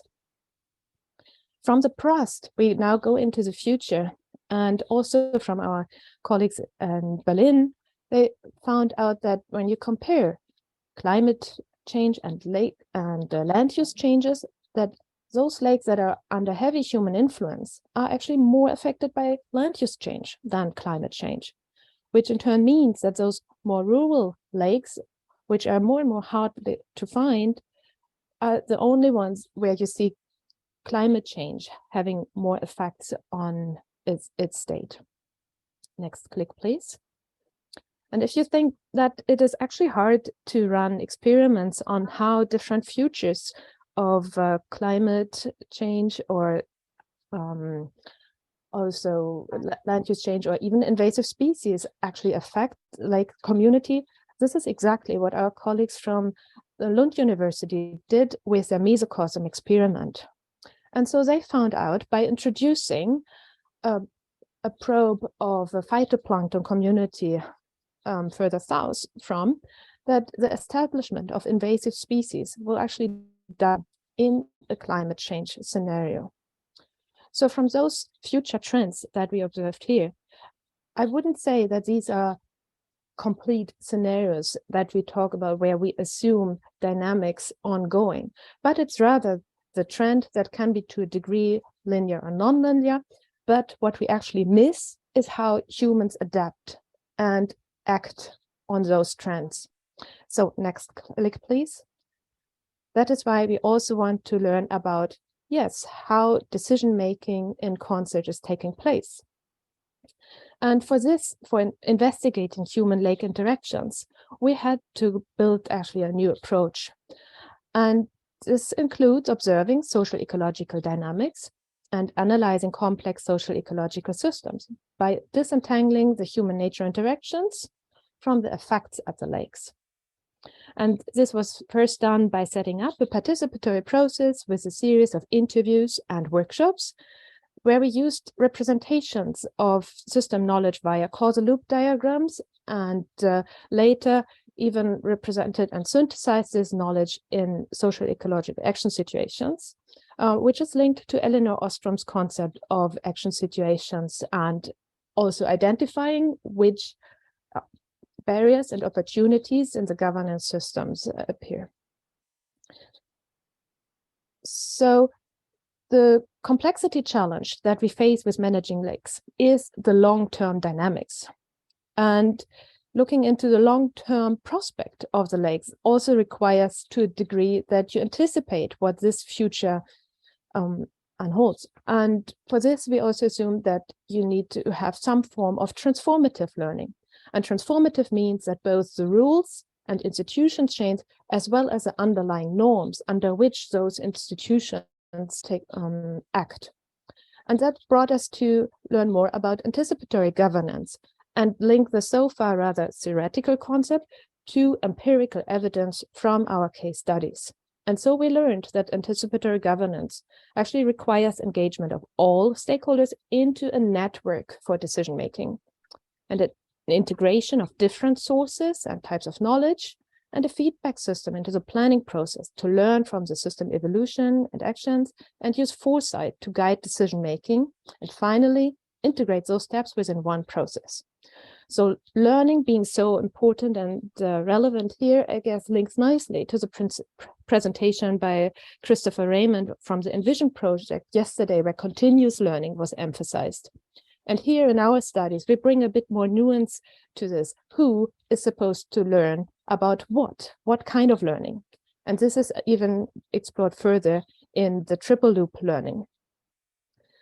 And so next slide, please.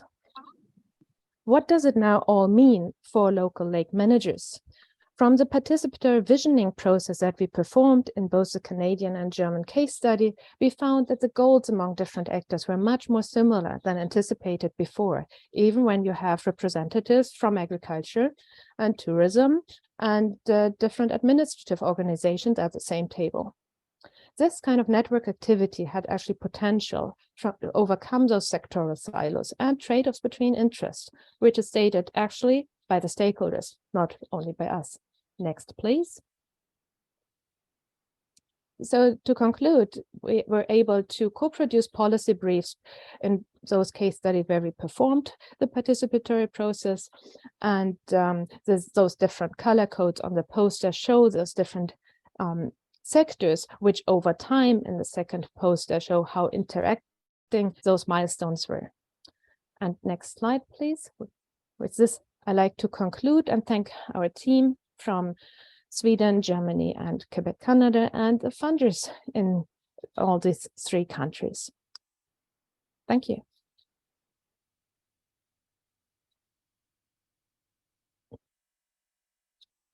You can click. Yeah, thank you. So are we, to confirm, can you remind me, are we asking the questions now or we're asking them at the end of all the panels? Later, I guess. Yeah, we get the questions at the end of the panel, so we continue with the presentation. Okay, yeah, just confirming. Yeah, so next we have bio, and I'm afraid to pronounce these now, but BioDiv support. Excellent, thank you, Sarah. Thank you to all that I can give this presentation. Sorry, I'm a bit tired. Yes, so I'm Camilla Anderson. I'm the coordinator of BioDiv support, and you can see here that so we're 8 partners from 5 different countries, and you can see people who were engaged in the project named here. Okay, let's see. Yes. So from our project, we've reached some outputs on the scientific side. So there's lots and lots of results. So I cannot go through them all.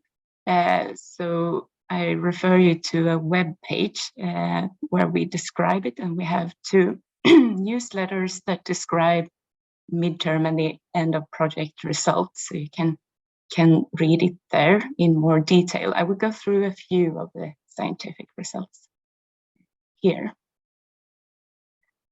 But since you were saying yesterday that the policy results are the things you're most interested in, first I want to raise that. So we've communicated our scientific results, both in terms of climate, air pollution, and ecosystem projections and its implications.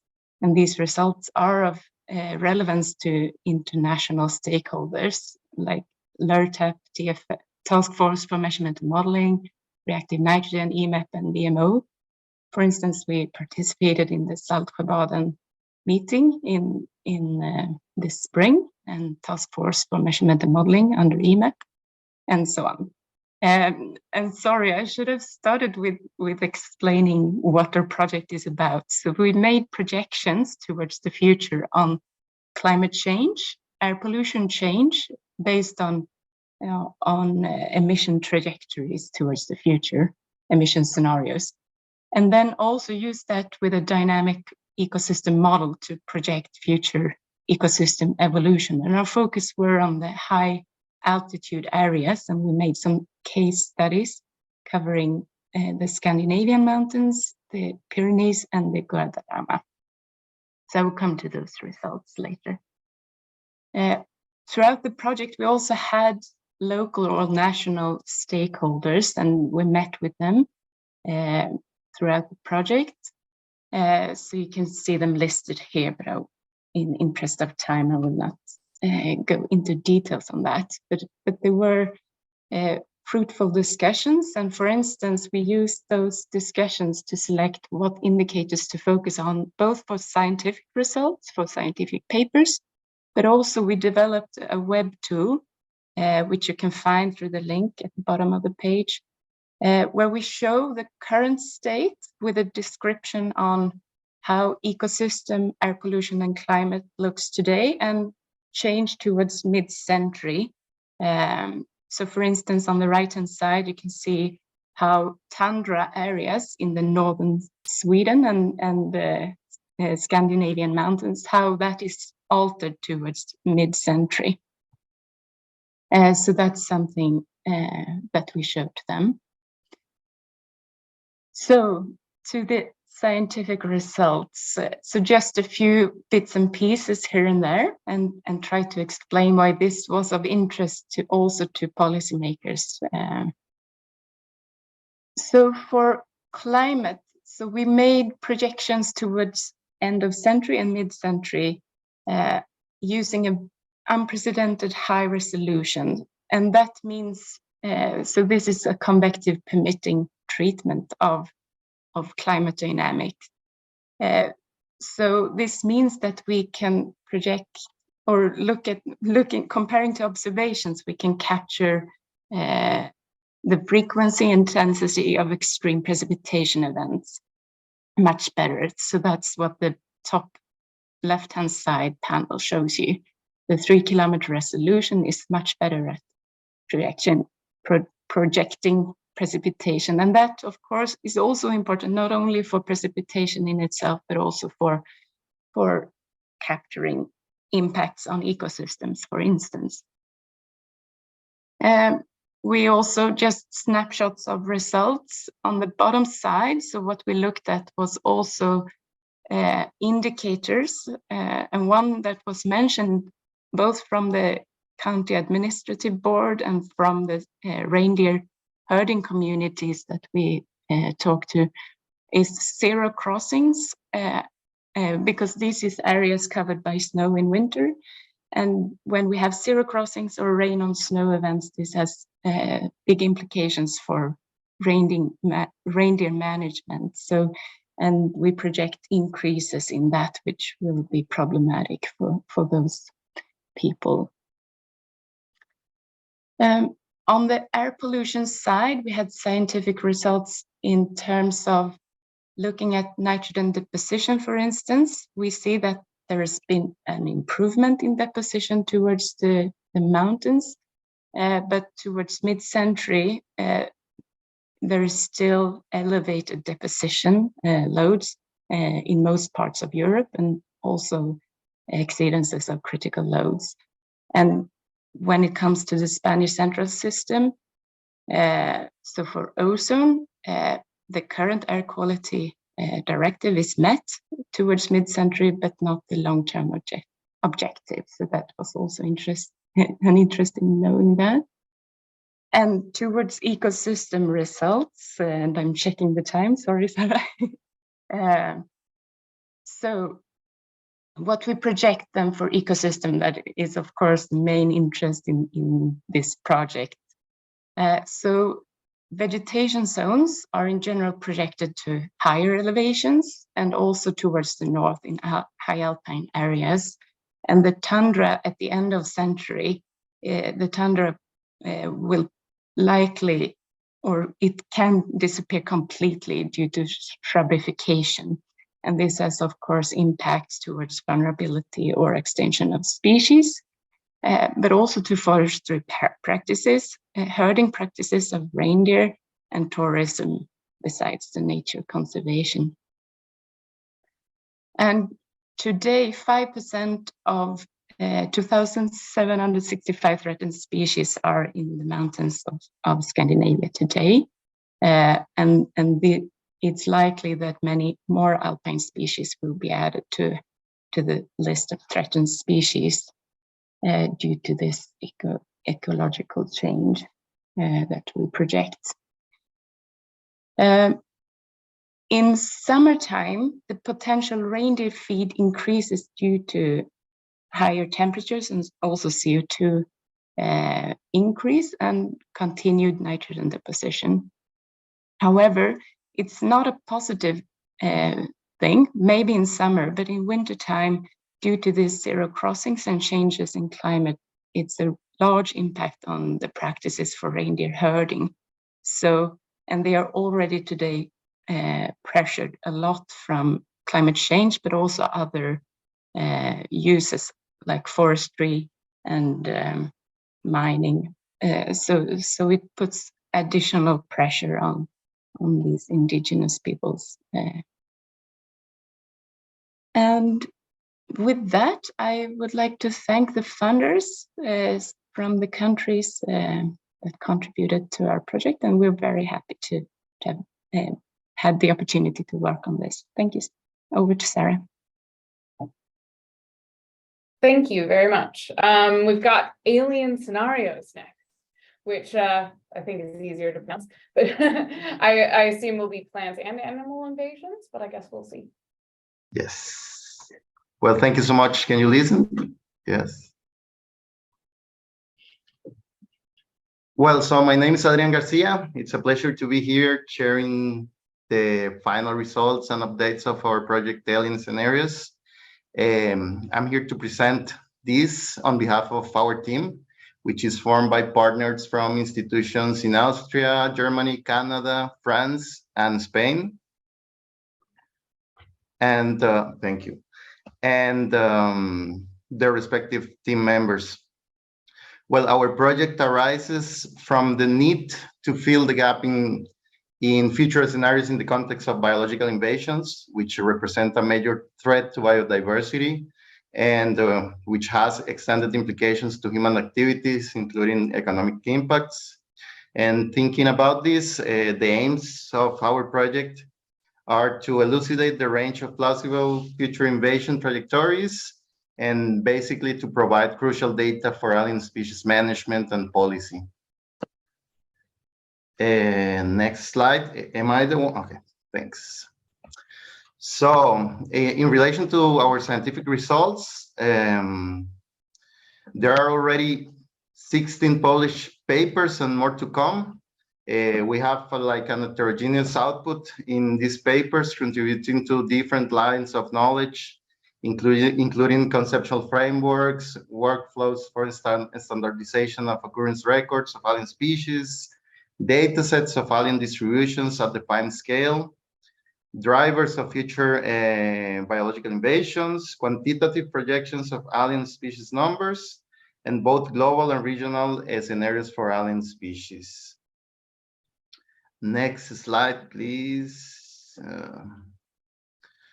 So now I would like to provide a general overview of this, as I mentioned, heterogeneous outputs, and I would like to show some examples of the published works. So this one, for example, it's a conceptual article where we delineated the key elements and key steps for developing a framework for scenarios and models of biological invasions.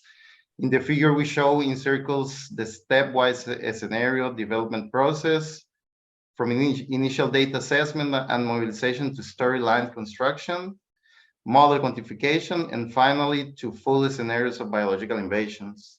Here in the figure, the boxes depict the components that influence the development process, and the arrows between the conceptual and influencing properties indicate the strong interactions among all elements involved in this process.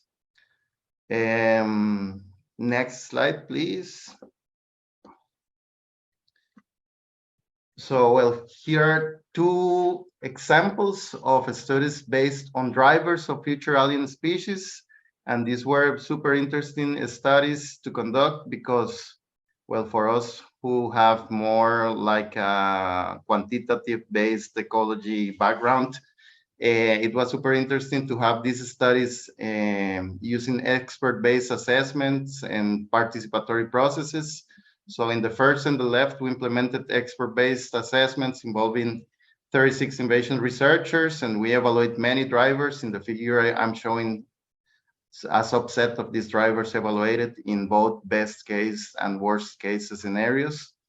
And from there, we identified transport, climate change, and socioeconomic change as main drivers of future invasions. And in general, we conclude that even moderate increases in invasions may have major impacts on biodiversity in the future. Therefore, rapid actions are necessary and urgent. In the example on the left, we published also a similar study, but focused on islands, because these regions are highly threatened by biological invasions. And in this case, we conducted a survey among 126 experts in invasion science. And well, we conclude that the impacts of alien species will increase on all types of islands. Here we identified effective communication, scientific research, and proactive management of alien species in islands as crucial elements that are needed to reduce the consequences of invasions in these regions in the future. And next slide, please.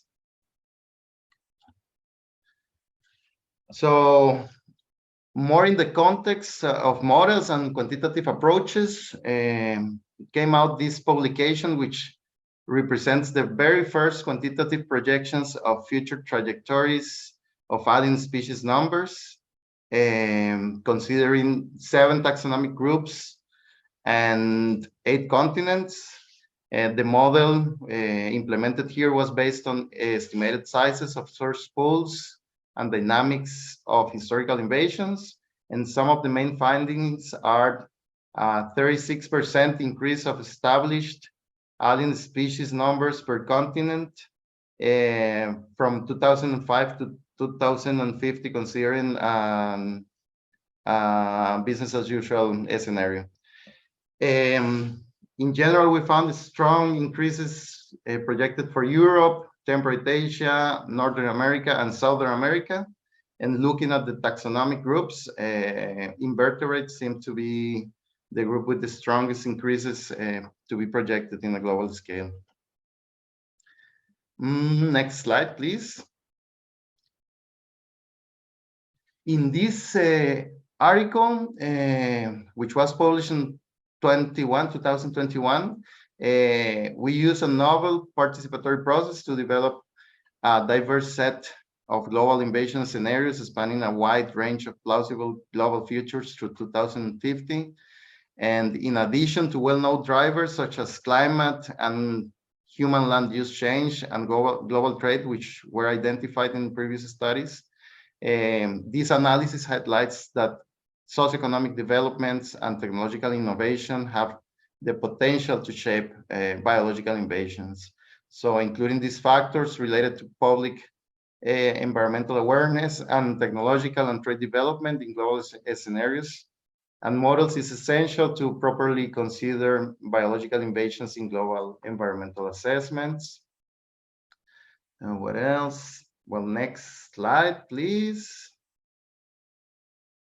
I'm running a bit because there's too much to show, so I'm trying to show a bit of everything. So thinking more on the policy and societal impacts, and adding to the several of the published papers that I just mentioned, which also use participatory approaches and are very oriented to inform policies and decision taking. We also conducted a survey for local managers of invasive alien species. And the goal of this survey was to understand the trends of invasive alien species and their associated management in Europe. This survey was distributed in 23 European countries. So on the right, you can see the map with the distribution of the responses, which reaches more than 2,000 responses. And well, we are still in the process of preparing the manuscript related to the results of this survey. Next slide, please. And also related to societal impacts and policy, we devoted an important effort for outreach. For example, we publish quarterly newsletters for a total of 8 newsletters along the duration of the project. And the idea was to inform the advances of this project to a wider audience. Also, Alien Scenarios as project itself established strong ties with the IPBES and especially to the IPBES invasive alien species assessment, because members from our core team were involved as authors, review editors, and they were also ensuring a close collaboration and uptake of relevant findings like the economic impact of invasive alien species, the alien species narratives, and also a quantification of business as usual scenario or the quantification of drivers of future biological invasions that I mentioned in the first slides, both in global scales and focus on islands for the IPBES assessment. And finally, we also, through the project, developed a close and very productive collaboration with related projects like INVACOST, which is a project that focuses on the economic impacts of biological invasions, and also with Invasives, which is in this same session of presentations. So we will know better about this project in the next presentation, I think. And next slide. And well, that's all from my side. We would like to thank the funding agencies and the national agencies for all the support, and all the stakeholders and researchers and colleagues involved in all this productive journey. So thank you so much. Thank you for that. I like that you kind of introduced the next one. You're welcome. So we have, so yeah, we have invasives or invasives.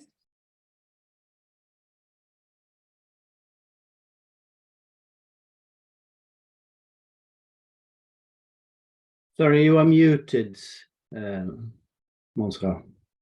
Yes, well, good morning. Yes, we definitely have collaborated a lot with alien scenarios in building intervention scenarios for the management of invasive alien species.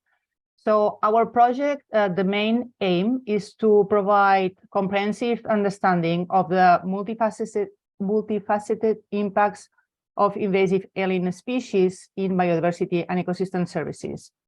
And we have been working on terrestrial, freshwater, and marine systems in Europe and United States.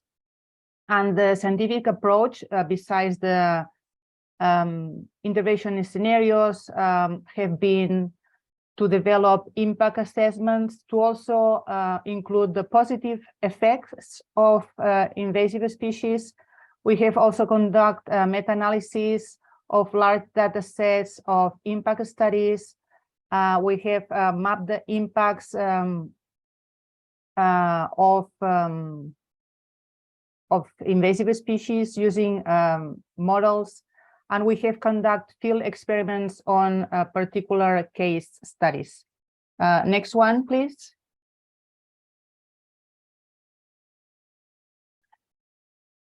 So I'm going to show just one output from each work package. And in this one has been a participatory planning and evaluation of the scenarios of invasive species and ecosystem services in the northeast of United States.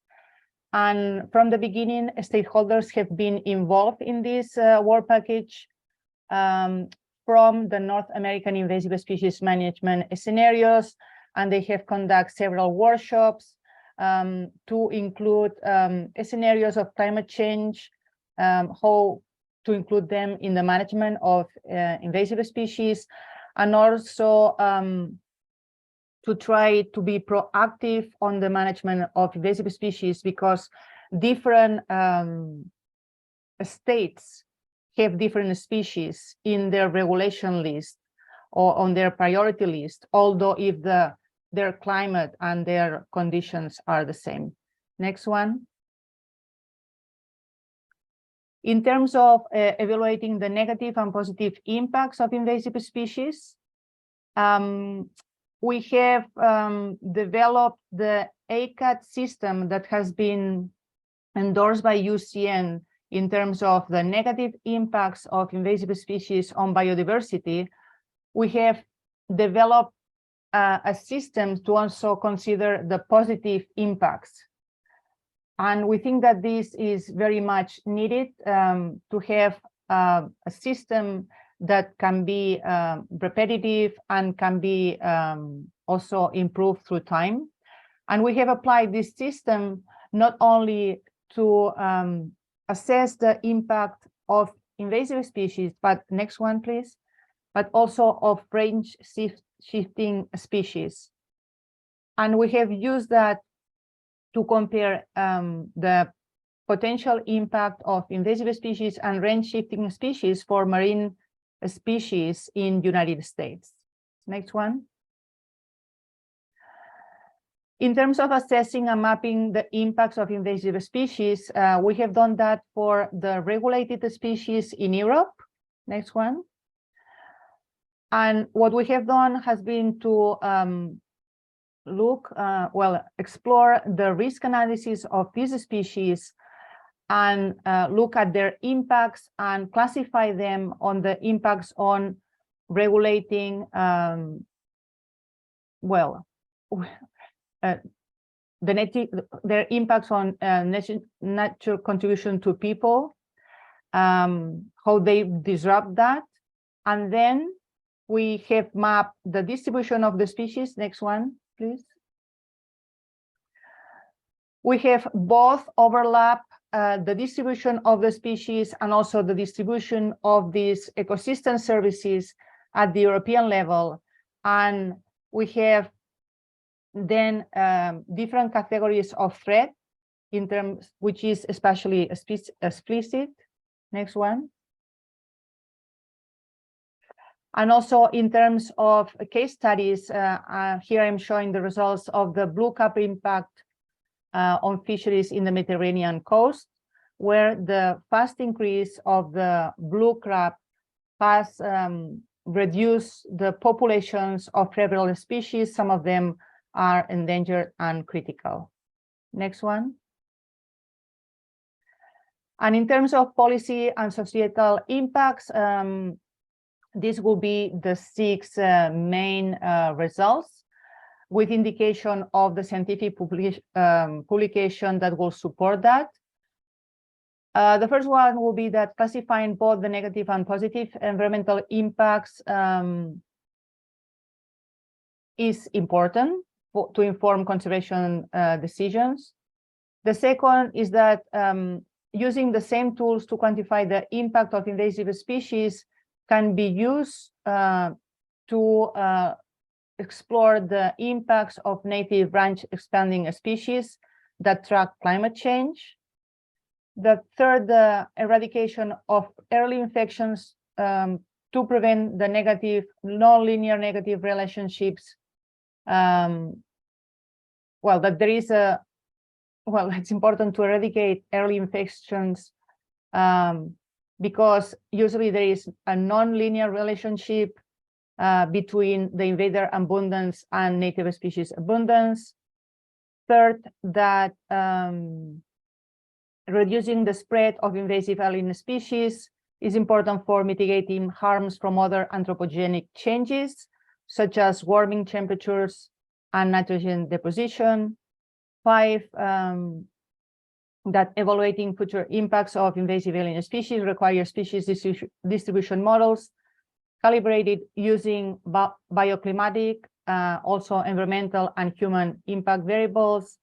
And 6, that it's important to be consistent and proactive in the regulation of invasive alien species across jurisdictional boundaries to prevent their introduction and spread. And I think that this is all. Next one. And that's the team. Thank you. Thank you very much. Thank you. We next have integrated land to sea, so integrative modeling of consequences of terrestrial activities and climate change for freshwater and coastal marine biodiversity and ecosystem services. So that wonderful land-sea connection that's so important. Hi, good morning. Thanks very much. I'm going to be speaking, as Sarah said, on behalf of the Land to Sea project team. And we completed really a wide range of different kinds of research on marine and freshwater socio-ecological systems.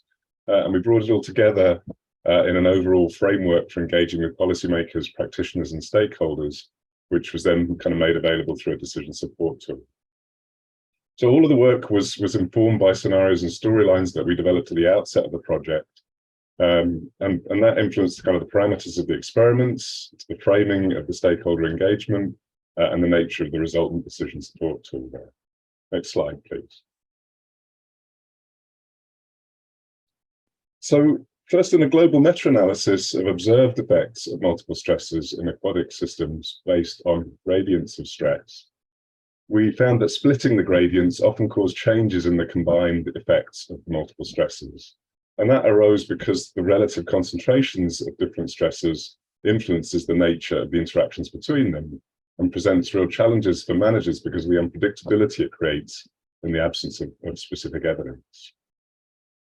And although the effect type frequencies were similar across water categories, We found that freshwaters were more frequently affected by locally manageable stresses, such as eutrophication or morphological alterations, whereas reducing impacts in transitional and marine ecosystems is often more contingent on global actions to reduce temperature increases or acidification. Next slide, please. In ecological experiments that we conducted during the project, so multiple stresses in the laboratory advanced a tipping point in the system from one state to another. So the addition of a second stressor made the tip happen sooner along the gradient of the first. And we also found that the stressor interactions there changed along the experimental gradient of nutrient enrichment. There was also evidence that increased variance and multimodal distributions could serve as an early warning signal for tipping points. And the evidence for that before primarily come from microbial and conceptual work. So then also in a major field mesocosm experiment on the right-hand side of the screen here, with all combinations of 4 different stresses, sediment pulses and shading affected algal biomass and dynamics, whereas changes in flow regime and CO2 concentrations had limited effects. And there was a complex mix of interactive effects as well. Next slide, please. We also did a lot of work with Bayesian belief network models, and they indicated a range of dependencies and options to inform management, including the recognition, for example, that in Dublin Bay, riverine impacts have actually comparatively little influence because of the bay's particular hydrodynamics, but the kind of key concern there is that climate change is going to critically reduce habitat for wading birds. And in fact, that was one of 2 case studies in which it became clear that interventions would also be needed in adjacent areas, not just in the focal areas. So it's a kind of think outside the box recommendation.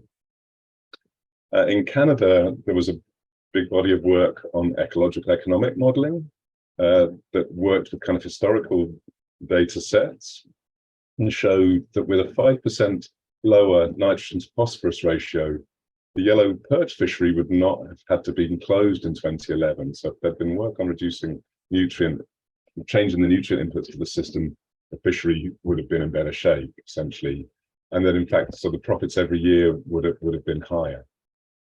And if fishing for shrimp is effectively managed, a 5% increase in oxygen saturation would cause industry profits to fall, but consumer benefits to increase. And the economists were able to put a number on that of about 4.4 million Canadian dollars per annum on average from 1991 to 2018, the kind of time frame of the work. But that can also cut back, can be projected forwards as well. So next slide, please. So we did a lot of sociocultural work, particularly in Costa Havet in Sweden and in the tidal Elbe in Germany. And that revealed a wide range of cascading social and cultural consequences of ecosystem change for a range of different kinds of stakeholders. And the 3 kind of color codes on here of these bars of color represent tourism and economy, the fishing community, and the environment itself, and people that are invested in the environment itself. And so in the tidal Elbe, there were only a few interventions that ultimately could promote the persistence of smelt, which is a culturally important fish species, especially under climate change. And interestingly, while people in the region do appreciate and value biodiversity, the Port of Hamburg remains the most important consideration for most stakeholders and tends to be given greater priority than biodiversity. So those interventions are not necessarily likely to be undertaken in that situation. In an additional study, we also kind of ultimately ended up studying ourselves a little bit as part of the project. So we had a few of us were interested in the interdisciplinary process itself. And so we undertook a literature review on the actual kind of mechanics of interdisciplinary work in research projects, and then undertook a survey of the project team itself. And we're just writing up the paper now that concluded that effective interdisciplinarity depends on kind of 3 ingredients. And so the people is the first. So it's the kind of the composition of the group and the characteristics of the individuals in it. Process. how the work is actually organized and structured, and particularly make sure there's time built in to recognize the value and challenges of interdisciplinarity, and also perspectives. So really being able to appreciate the differences in framing, concepts and terminology that the different groups bring. And we found really that good communication, open-mindedness, leadership, and allowing additional time emerged as key ingredients for interdisciplinary work. Next slide, please.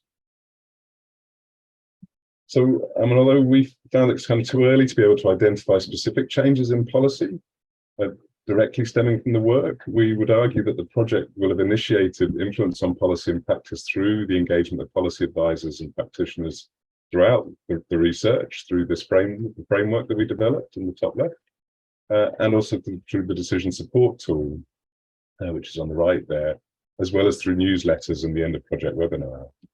And there's really been a very positive endorsement of our decision support tool by members of the stakeholder advisor group and other attendees at the end of project webinar, with a real undertaking to share the link and promote the tool.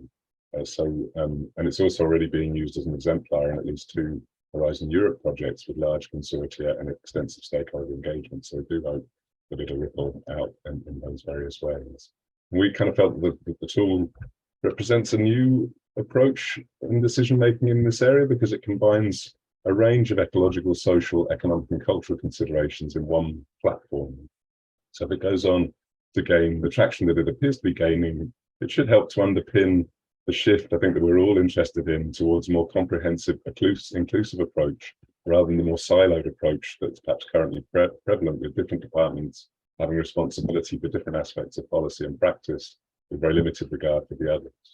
So I think there's a growing recognition that a more coherent approach is needed, and we hope, as I say, that that decision support tool has the potential to help promote an operation like that. Last slide, please.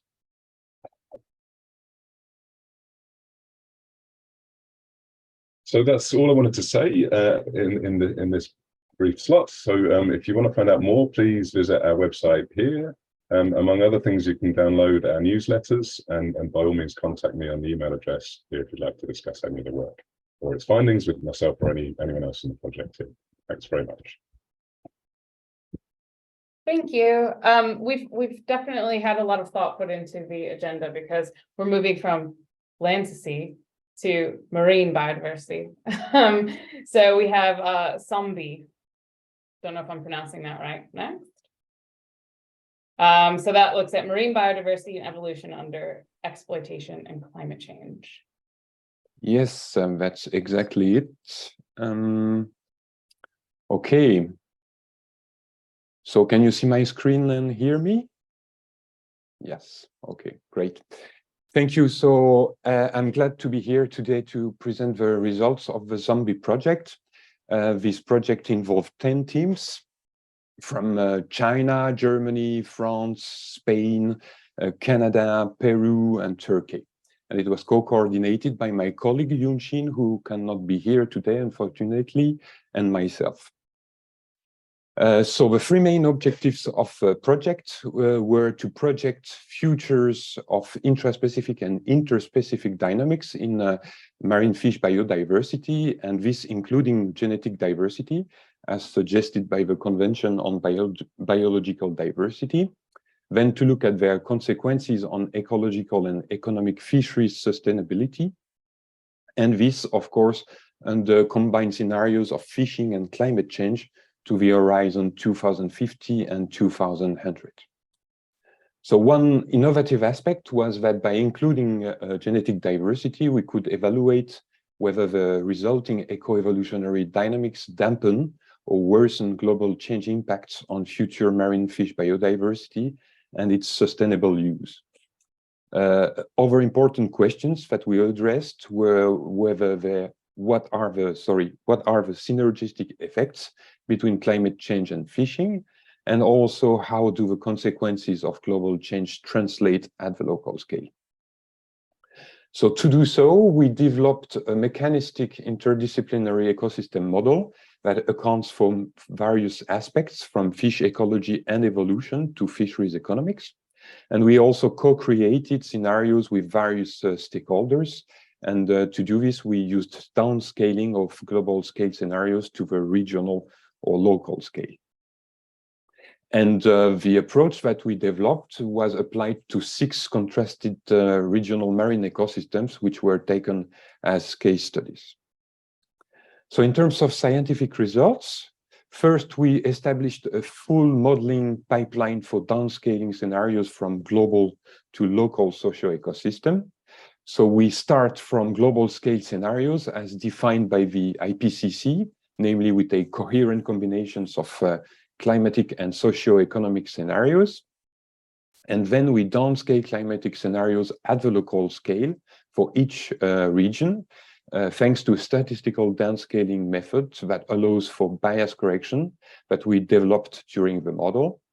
And we also downscale the socio-economic scenarios through foresight workshops with local stakeholders, which we will see in the social impact section.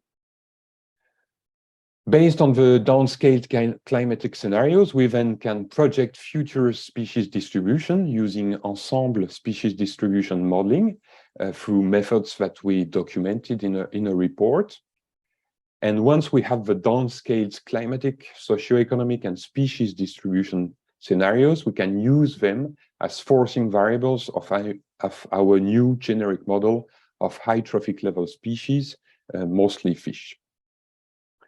So this new modeling framework is based on an already existing model used as core base, which is named OSMOS. It is an individual-based, spatially explicit multi-species model that describes trophic interactions between individuals based on opportunistic predation. It is forced by lower trophic levels, which are taken from biogeochemical models, which are themselves forced by environmental variables, among which oxygen and temperature. On top of OSMOS, we developed 3 new submodels. First, we devised an evolutionary submodel that will describe how genetics determine traits throughout fish life cycle and how the traits will respond to selection due to climate and fishing. We also built a second submodel, a bioenergetic submodel, to represent how metabolism and the life history traits respond to 3 environmental variables, namely food, temperature, and oxygen. And finally, we developed a bioeconomic submodel to investigate how interactions between management policy and fishing practices on the one hand, and population dynamics, but also trait evolutionary dynamics on the other hand, affect profit of the fishing industry and its sustainability. So all source codes and packages for applying this generic modeling framework are freely available now for the scientific community on GitHub. So one important result we obtained using this modeling framework was that to highlight that some modeling practices may bias scenario projections. So for instance, here we demonstrate that fundamental thermal performance curves that actually describe how physiological performance of an individual varies across temperature differs strongly from the realized one due to covariation between food or oxygen concentration with temperature. And we showed that this difference increases from 20 to 50% as the life stage considered is younger and as the trophic level considered is also lower.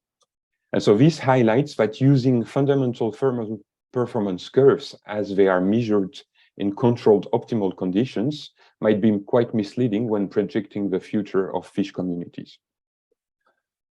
Another important result is that when applying our framework to the Mediterranean Sea, we could show that the species richness projection, which is obtained when using species distribution modeling and using our dynamic multi-species model, and all this under climate change, could be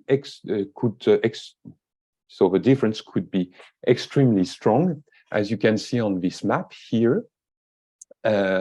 Where the net difference between the 2 predictions is shown. And actually the take-home message from this map is that by neglecting trophic interactions and the resulting effects on community dynamics, species distribution model projections will overestimate the gain and underestimate the losses of species richness under climate change.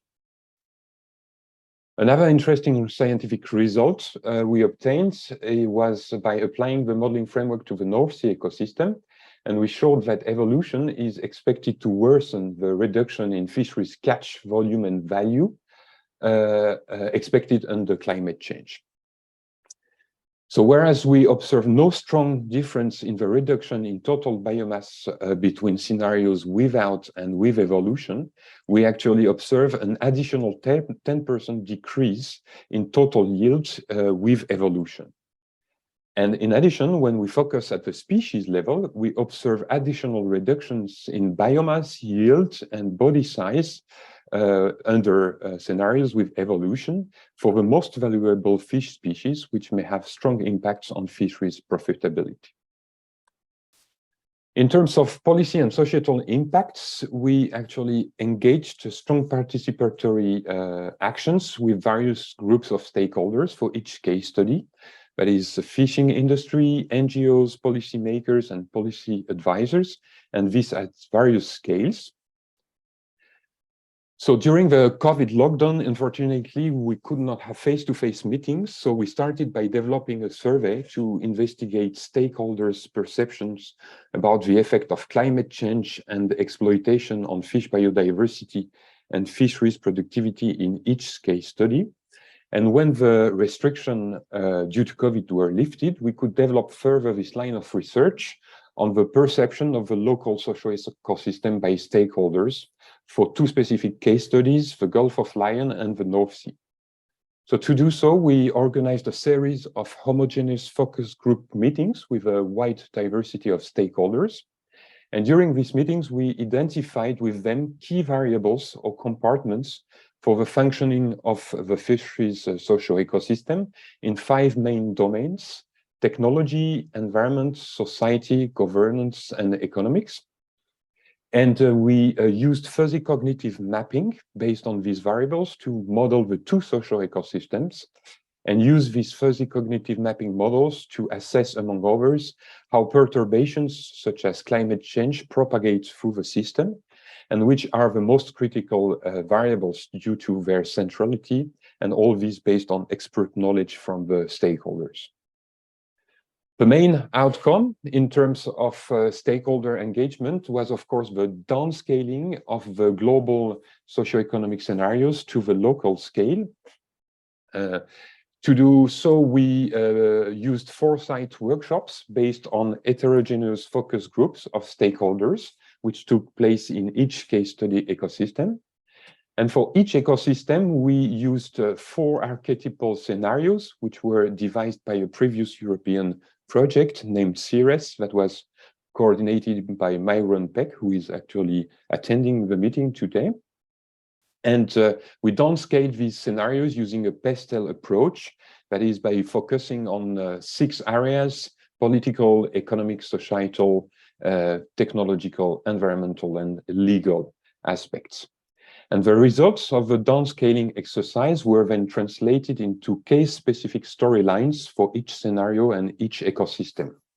So for a given scenario, here, for instance, for global sustainability, we could compare the constructed storylines across ecosystems through content analysis.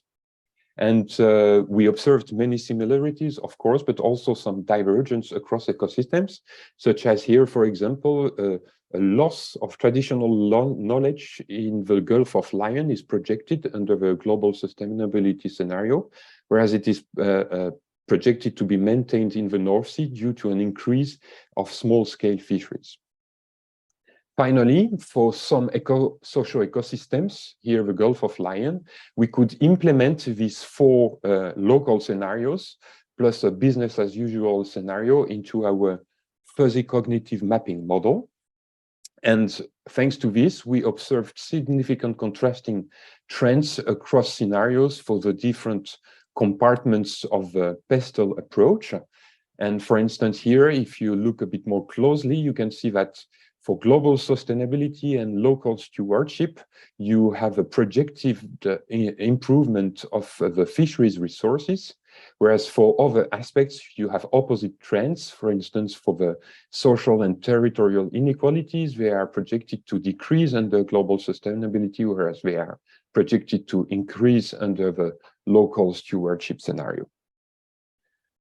Just quickly to conclude, one interesting outcome is that actually we will pursue further our effort, at least for the 2 French case studies, thanks to a new project which is co-funded by the fishing industry and that really emerged thanks to the network of stakeholders that we could create during the zombie project. So I consider this as an outcome of the project.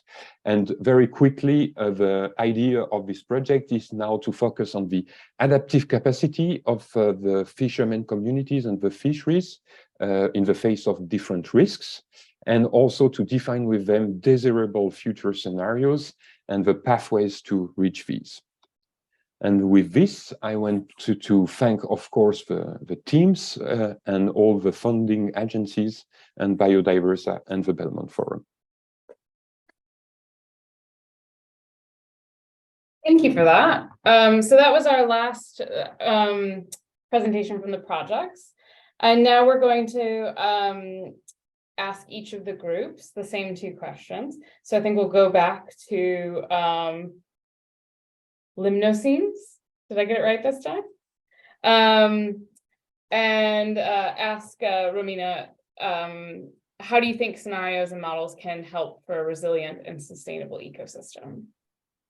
Yes, thank you. I guess it's a question of purpose here. And then we specify between whether and to which degree it is meant to predict, explain, or generate hypotheses for the expected outcome. And here, I guess, there's also a different way of placing models and scenarios for asking either more ecological or social ecological questions. For ecological models, we learned yesterday that the model quality is often determined by the data input. And this is something that I cannot support for social or social ecological models, even when the goal variable to look at cannot even be measured when it is, for example, about human learning and collaboration. Who is about to collaborate with whom and for which purpose?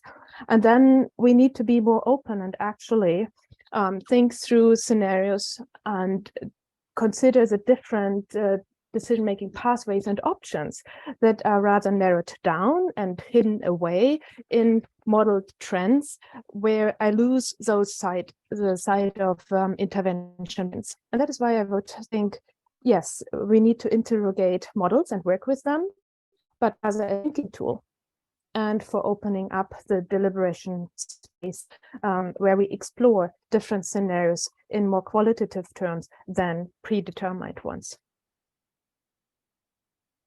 Thank you. Did you have any key takeaways from the presentations from the other projects in this session? Yeah, I guess the question of fate is still on the table. It is not yet answered. To which degree do we interpret trends as a fate given that we have to adapt to, or as something where we still can find points of intervention? So yeah, that's, I guess, a question that I would like to follow up with my colleagues. Yeah, I have many questions as well that we could discuss at the end of the session, but thank you very much. So next we have Biodiv supports. If you could speak to that first question about how do you think scenarios and models can help? Sure, thank you. So I think scenarios and models, they're useful mainly for 2 things. One is to show a wide set of potential futures, so to policymakers to understand the different drivers and emission scenarios and different adverse climate change pathways, and what that means in terms of ecosystem impacts but then also the second part of scenarios and models is understanding uncertainties in these pathways to So you need a wide set of different models or sensitivities to understand what the risks are also involved in these developments. But then models cannot be used in their own, and this was also a discussion yesterday, that so even if you have the best of models, you need also observations to understand both the current and the historical situation and what these models means and how well they capture these. But also understanding the future development, these ecosystem models, you need to, well, of course, it depends on what model you have, but you always need to understand what it actually means in terms of a certain species or a certain ecosystem or threatened species and so on. And I think the presentation, so I've integrated this in the other presentations as well in this discussion.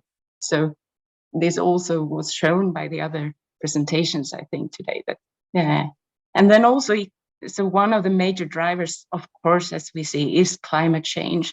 And I think also what we need to continue towards is an integration of IPCC and IPBES to work together, both for climate change and ecosystem change, and to protect these the planetary health in that sense.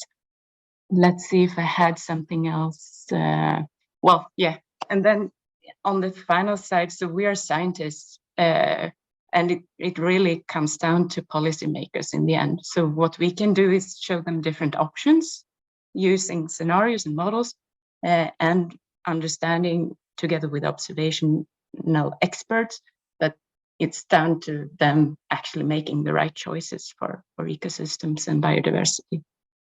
Thank you. Yep, thank you. I have a question about that, but I will not use my chair privilege to take up time. So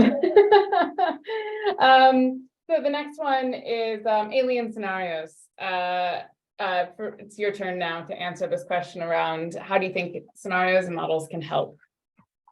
Well, I have to say that I've been thinking about this question for the last 2 hours. Have to admit that it's quite a hard one.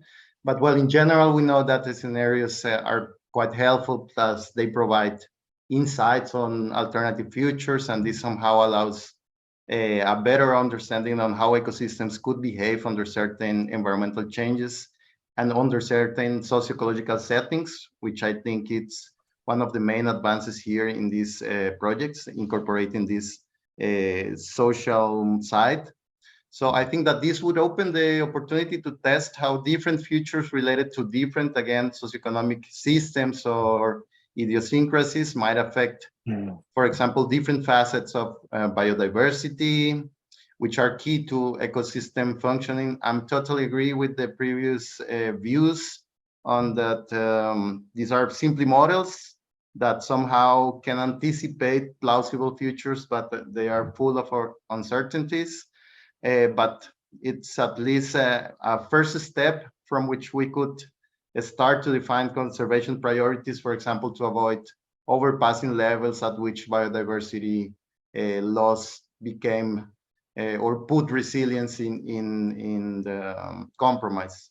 So somehow I think we are doing a good job in anticipating, but as said previously, it's not only providing this, but trying to inform well and have influence on the final decisions at the policy levels.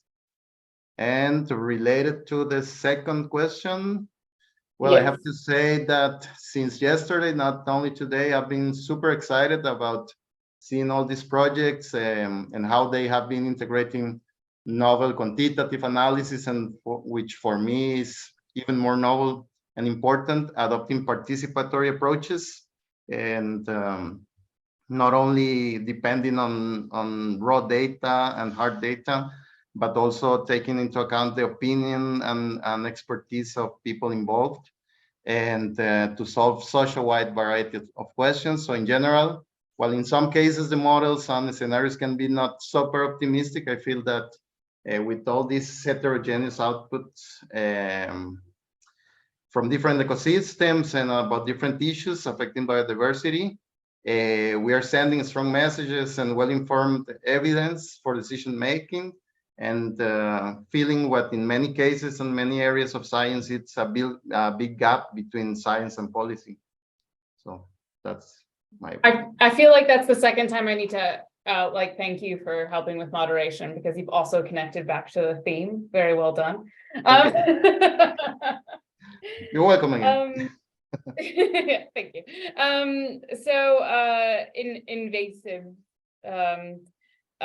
I'd like to know what you think, your consideration of this first question of how you think scenarios and models can help. Yeah, I think that the scenarios and models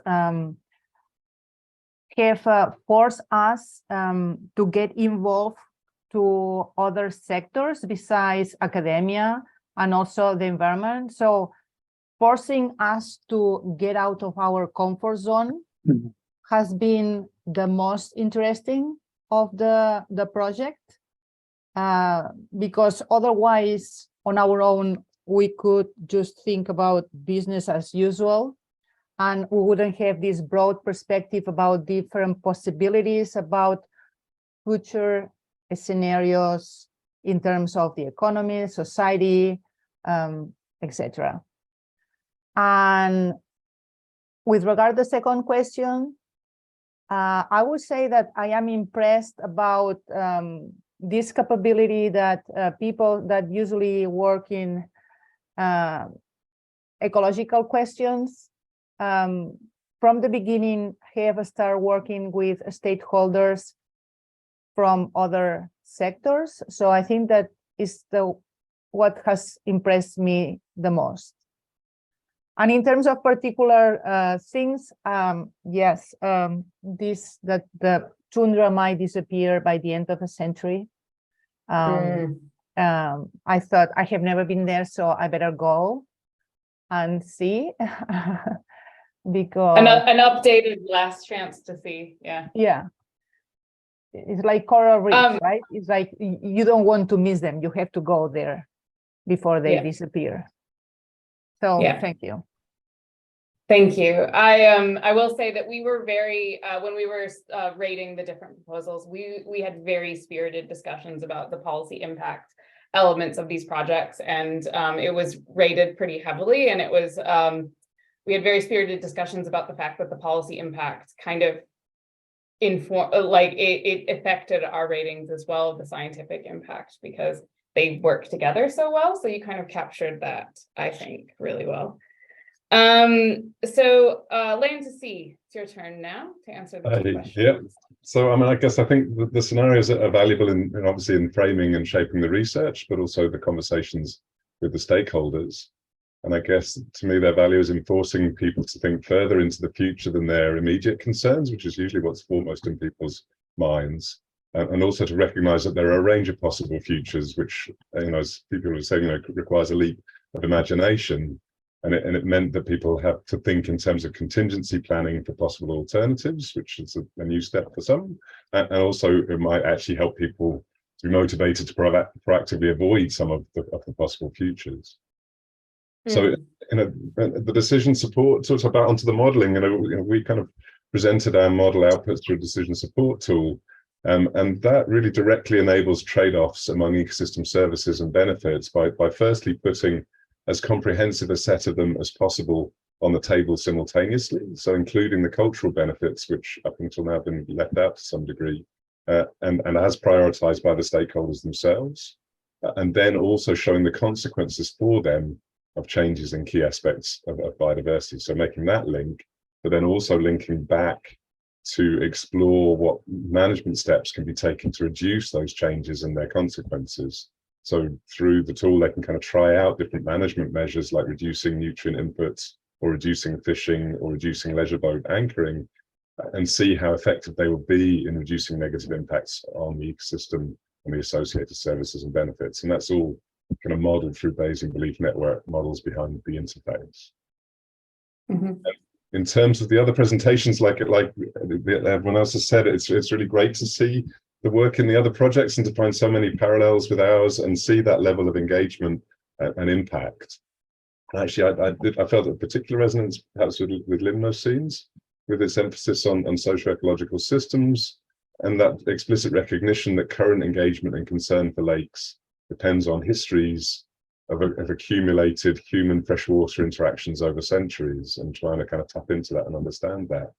And also that finding that lakes under human influence were more influenced by land use change than by climate change, which was something that we found as well in our freshwater systems. I also really like that the emphasis on transformational systemic change and participatory processes, and the idea of anticipatory governance. And indeed, it's really interesting to see, the new frameworks and approaches people are developing for doing this, not just in today's talks, but also yesterday's talks as well. And also that range of approaches taken across all the projects to kind of indicators, decision support, and influencing policy. And I think, the work on alien species in both projects kind of followed that pattern of detailed science, stakeholder engagement, and the development of management measures. And I think every project combined all three of those with a real emphasis on participation and co-creation. Not so many years ago, the approach was really end of pipe. You talk to the stakeholders at the end of the project, you say, here are our results, use them any way you want. And I still run into that approach from time to time, but I think it's great to see that it's changing across a pretty broad front. Yeah, thank you. I call that the conveyor belt model, where they're like, we deliver to you the science and you pick up the science and then you do something with it. Yeah. So it's good to see that that's changing, which is nice. So Sambi, you're the last word on these two questions. Yeah, I'm not sure there's much left to say. I fully agree with the previous feelings. I think I will join Tasman and Montserrat by saying that first, models for me, they are a way of discussing with stakeholders, and to basically also construct maybe acceptability of plausible futures and acceptability of the milestones that are needed to reach these futures. So it may be a help for the acceptability of future policies and the way towards a common future on which we all agree, policymakers, but also industries, etc. The other aspect, according to me, is also one aspect that we mention very often, but I think that is still very important, is that we just can't, with simply our brain, assess all possible interactions or pathways of actions, be it from environmental, biological, but also socio-economic aspects. One very simple example in our project is that in the ecosystem, temperature is affecting at the same time the primary production, so it will impact the whole food chain through this primary production and the bottom-up effects, but it also affects the metabolism of each single species at each trophic level. And you just can't know what the global result will be without a model which will combine everything. And this is only for one factor, but you have interactions between different factors which can have synergies, antagonisms, etc., and nonlinear feedback loops. So I think that without models, we can't even think about what the future will be. Other aspects which are interesting, but also very often mentioned, is that the models are kind of laboratories to test, for instance, what are the relevant indicators we should use when we aim at a certain future, and to assess whether these milestones that we had set with the stakeholders are reached. So basically testing which indicators should be used then on real data, but using the model as in silico tests. And also the test for different management scenarios, I think, is one of the main interesting aspects. And for the second question, what will be my take-home message? Well, I think that one big take-home message, and I'm again joining Tasman, is that I'm impressed by the capability that we had to basically mix very different areas of research, from quantitative ecology to socio-economic aspects, and that this was not existing 10 years ago, and that we actually follow, most of us, similar global approaches to do this, which is a bit reassuring, because for us it was the first time we were going in that direction, and we were basically wondering how to do it. More specifically, I liked very much this Bayesian belief network model by Land2C, and I think I will try to learn a bit more about it, because it seems that it's a kind of technical method to combine very various aspects, which is, I think, very promising. And I also like very much the same thing that Tasman mentioned, this anticipatory governance concept, which I will also peruse a bit more. Yeah, thank you. That sums it all up, I think, very well. And imagine then taking those, you talked about cognitively, how can we handle all these different scenarios? Just, imagine then doing that with the different policy and governance options. And I think Romina has a comment as well about the idea that, scenarios really struggle to deal with we tend to deal with just single decision-making and policy and governance changes. And so we might be able to have the technical many scenarios modeling, but we're not quite there yet on the side of management options. So for the rest of the time, we have some time for questions from the audience. So should I just ask the one that Osman has provided? So, yep. Yeah, sorry, about the questions. So if anyone needs to ask a question as a spectator, as a viewer, do not hesitate to use the Q&A function. Otherwise, you have the chat box, and if you have your hand raised, we can grant you to. Yes, so I can't see the Q&A one, so you can tell me. That's only for you viewers. If anyone from the panelists wants to ask a question, you can. I mean, I have many questions if anyone wants to answer them. Can I just ask one really quick?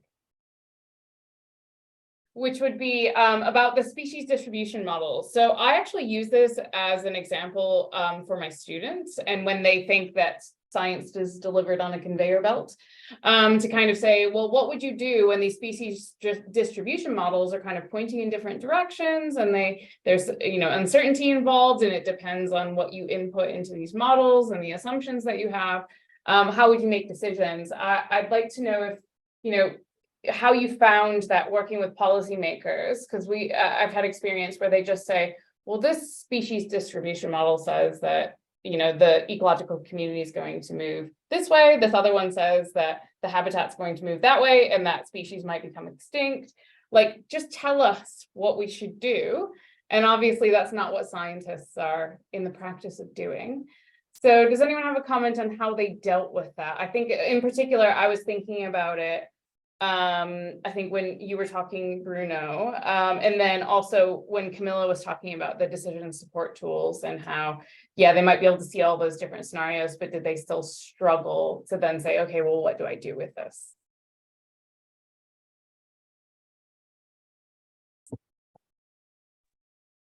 I can jump in just to, so what I was trying to say regarding policymakers and how to get something happening, I think there's a difference between the very local policymakers or stakeholders and the national, the regional, and global stakeholders. And my comment regarding it's in their lap is more towards the international stakeholders, national stakeholders. But then, of course, when we work in this type of project, we have a different opportunity to actually work in interactive mode with the local stakeholders. And that's what we did in our project, but also others, as I see. And then we can have the discussion and things can happen. But how to actually make something happen on the global scale, that's sort of what I was referring to.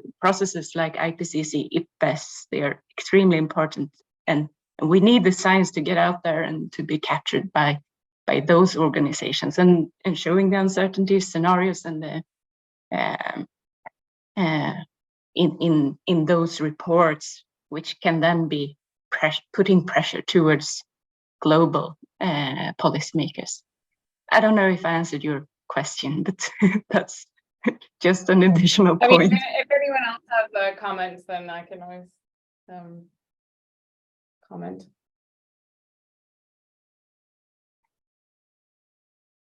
Yeah, Romina, you look like you've got a question.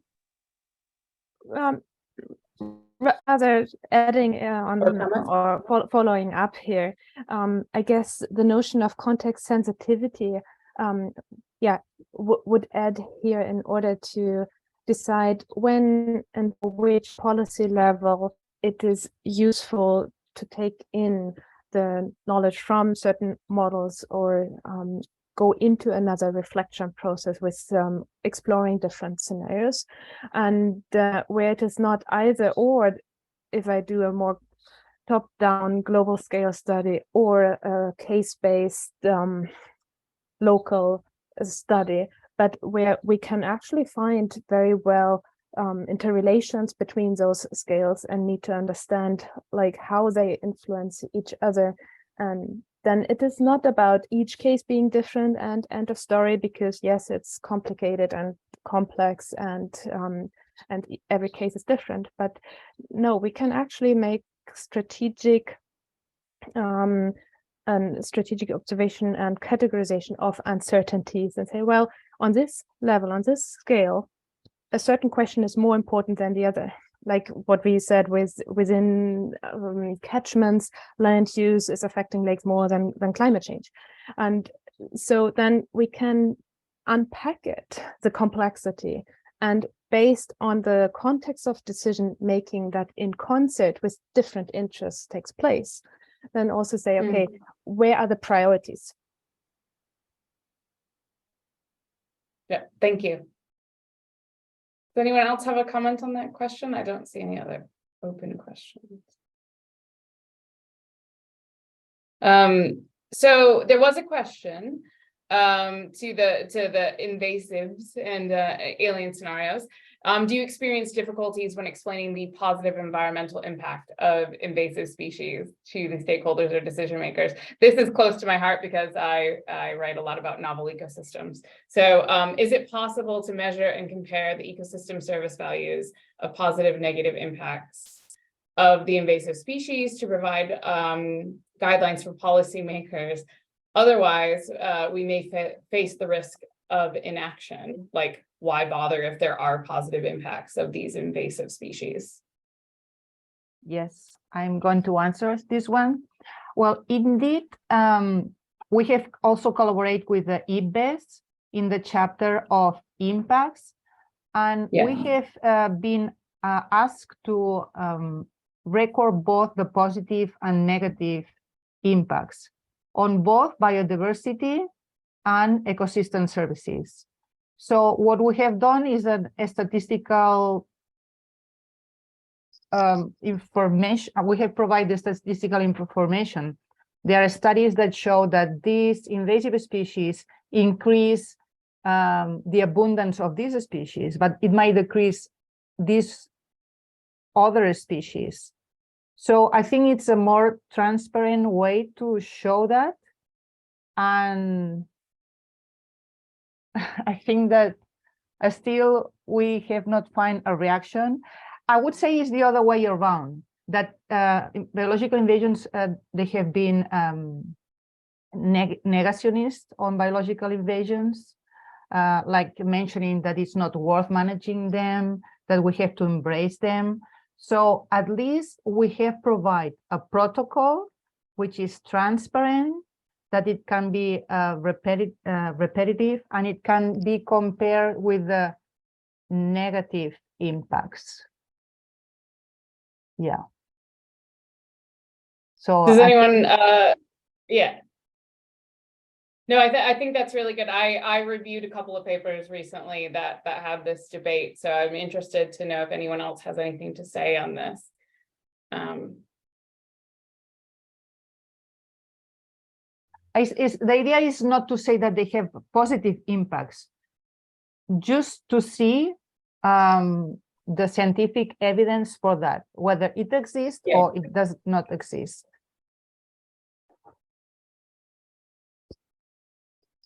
Does alien scenarios or Yes, me, Adrian. Yeah. do you have any comments on that? I mean, we were not involved directly on this specific paper where it's proposed this idea, which I think, as Montse said, it's an important progress in that sense, because I have the same perception that most invasions are not seen as something harmful to ecosystems or biodiversity. And it's a first step to at least quantitatively define which are the impacts, positive or negative. But as Montse said, I think we need to wait what would be the reception of the people to this new concept, because it's quite new. And at this point, something what Osman states on his question, I think it's something quite logic to think. Why bother if there are positive impacts of the invasive species? But well, I think we are not yet at the point to know how this will be interpreted by the stakeholders and the public in general. So it's quite new. Yeah.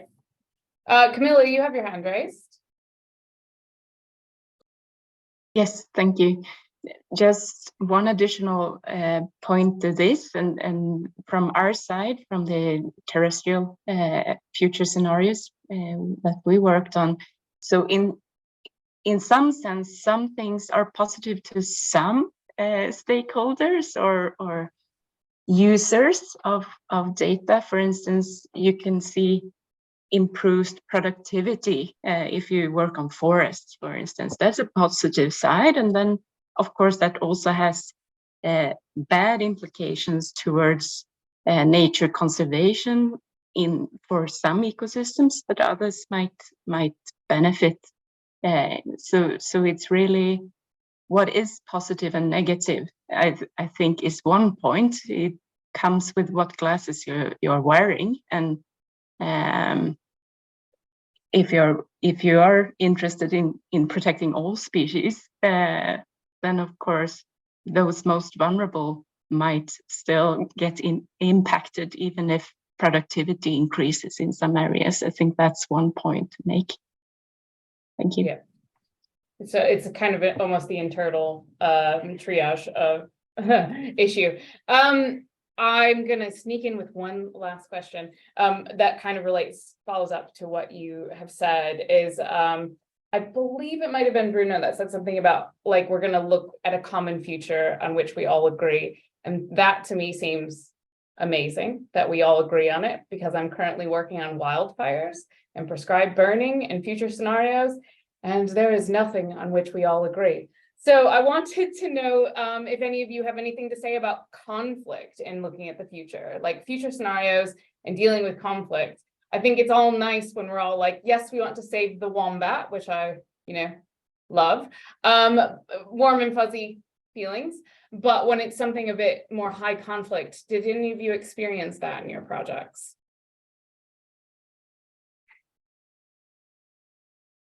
Or no? Yeah, Bruno. Yeah, no, luckily we had no conflict in our projects, although we had potentially strongly disagreeing stakeholders. For instance, we had NGOs for marine ecosystem protections and fishermen in the same room, and actually we could reach consensus and common goals and targets, because actually, I mean, ecosystem services, they serve everybody mostly in the same way, And so as soon as you look at it from an ecosystem services perspective, most people start to agree. Yeah. I think one thing is that at least what we experienced into this participatory approach is that you have to build trust with the stakeholders and actually what we did is before putting them all in the same room, we met with them separately in advance and had this what I call these homogeneous focus groups. That is, we went to see each stakeholder group on its own, then spent a whole day with them explaining what the objectives of the heterogeneous focus group would be, etc., agreeing on the objectives, etc. And I think if we hadn't done this, then we might have had conflicts. That's a really good tip. Homogeneous to the heterogeneous. So you don't want to stick just to the homogeneous because you're going to get groupthink. Yeah. Putting a fisherman with an NGO in the same room without seeing them alone before, I think is not a good idea. Yeah. All right. I really took that over, and I took us over 2 minutes, but you got a 18-minute break now. So thank you to everyone. I really enjoyed the fact that you're all very positive, even though this kind of had a negative bent for the theme. You are very positive. So thank you for that. And I appreciate you all sharing your experiences.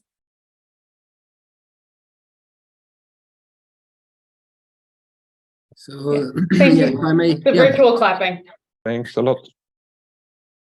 Definitely, all the panelists deserve a good round of applause if we were in place. But thank you so much, and Sarah, thank you too for this excellent moderation. And so we are having a break, and we will be back at 11 sharp. So see you in 70 minutes. Thank you.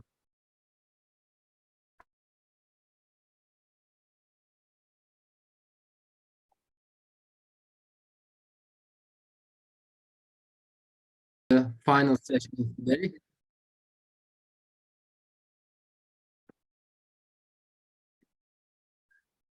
Okay, so maybe I can start slowly. So the session 4, I will be the one moderating this session, and we have the title as scenarios as tools for territorial ecological planning, where, when, and how to protect biodiversity. So I think this session is one of the more comprehensive one, and it can be applicable or of interest for all of the projects funded. But when I think of it more specifically, the title of this session, like the scenarios as tools for territorial ecological planning, it makes me think that if there was a book titled Biodiversity Scenarios and Models for Dummies, it would start probably with a question, what are the scenarios? And the question would continue, why do we need them? Then a simplified answer would be like as follows: the scenarios are tools to anticipate the effects of biodiversity degradation on ecosystems. And to continue with the reasons why we need them to draw like several versions of possible, desirable, and avoidable future perspectives, and to make our plans according to these perspectives of future. And here, of course, you can read the plans as territorial planning to be more practical. And this definition, of course, might be a bit too oversimplified. The scenarios and models might be more than this, and especially from an expert point of view, there are multiple benefits and the ways to work with the scenarios. But nonetheless, like the scenarios, using scenarios for making better planning at territorial level still could be a relevant and satisfying description for decision makers who are interested in having the scientific evidence to anticipate what difficulties they will face, what risks they will have to deal with, but also the opportunities and strengths they have in order to modify different trajectories towards a desirable future. And this is indeed the capacity and knowledge for better planning that we need today, particularly when we think of regional and global strategies, including EU biodiversity strategy and the global biodiversity framework. So if you want to achieve the targets, basically, as we know, as 30 by 30, and they include establishing a network of protected areas on land and sea, and managing these areas, I think, as the next steps with effective restoration plans, we should definitely rely on scenarios and models more effectively. So to finish my words, these presentations in the session will hopefully give us some insights and some hints about how to use scenarios and models for territorial planning. And once we listen the presentations, then we will continue with the small panel discussions. And the question that we will try to answer will be, how do you think scenarios and models can help on developing guidelines for planning where, when, and how to protect biodiversity? And with that, I will so leave the floor to FutureWeb project. And actually, FutureWeb is not with us today, but they luckily shared the recording of their presentation. So we will hear the presentation first, then we will continue with the other projects.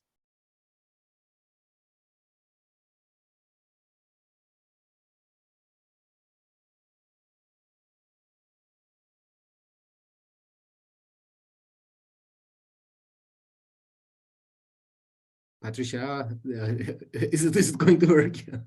Tell me it's going to work. Thank you.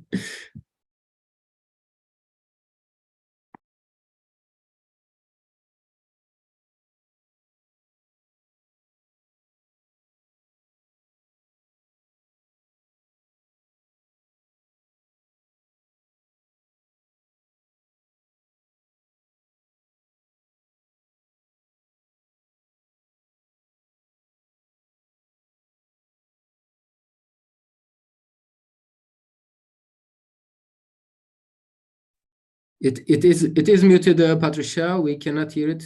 Is there anything that you can do with that?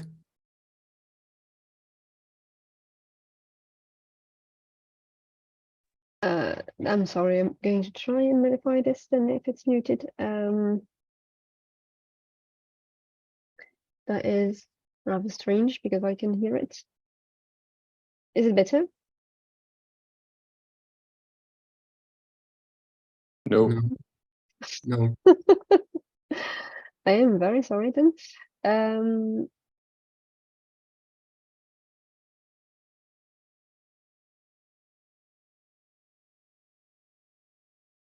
you hear anything? No, not still. Okay, then this is very strange because I can hear everything here. Did you use the advanced option of sharing a video specifically? Yeah, that's Yeah. why I'm going to try again. If you only share your screen, it doesn't work generally. But yeah, then I will have to leave the function and to start again. I'm sorry, but this little hiccup here.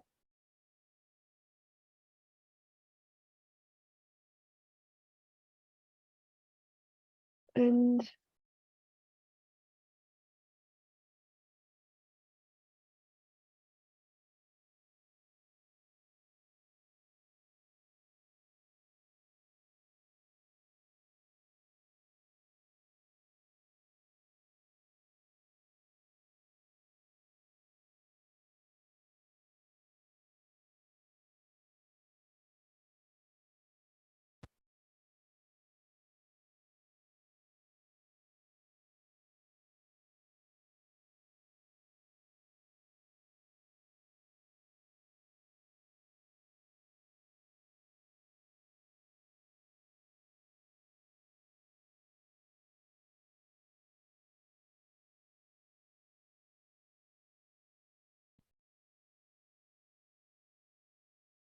Patricia, would it be any help to you? Okay, you try again. Okay, let's see. Yes.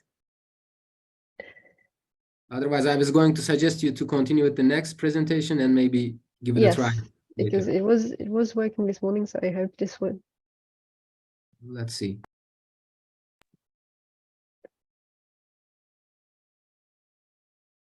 So apparently it doesn't want to work. I'm sorry. Hello everyone. I'm sorry to not be able to join you. We hear you now for this final conference. So I'm just going to talk quickly about the Future Web project that was called. But if there's a way to increase the volume a little bit up, that will be even better.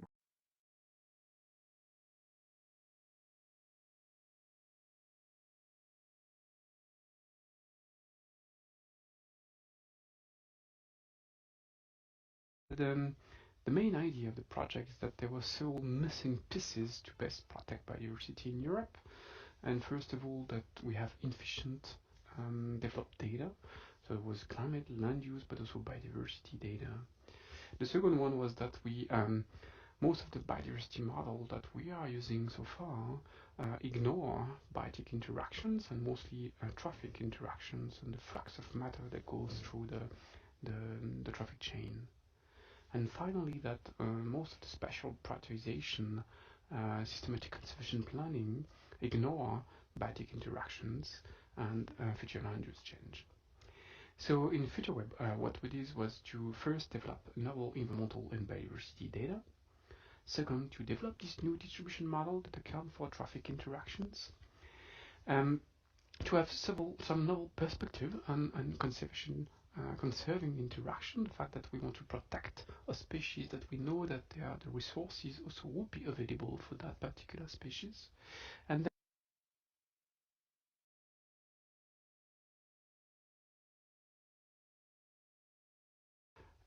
second one, we spent a bit of time with people from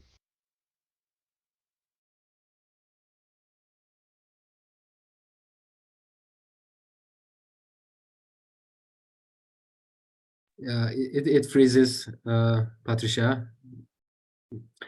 Okay.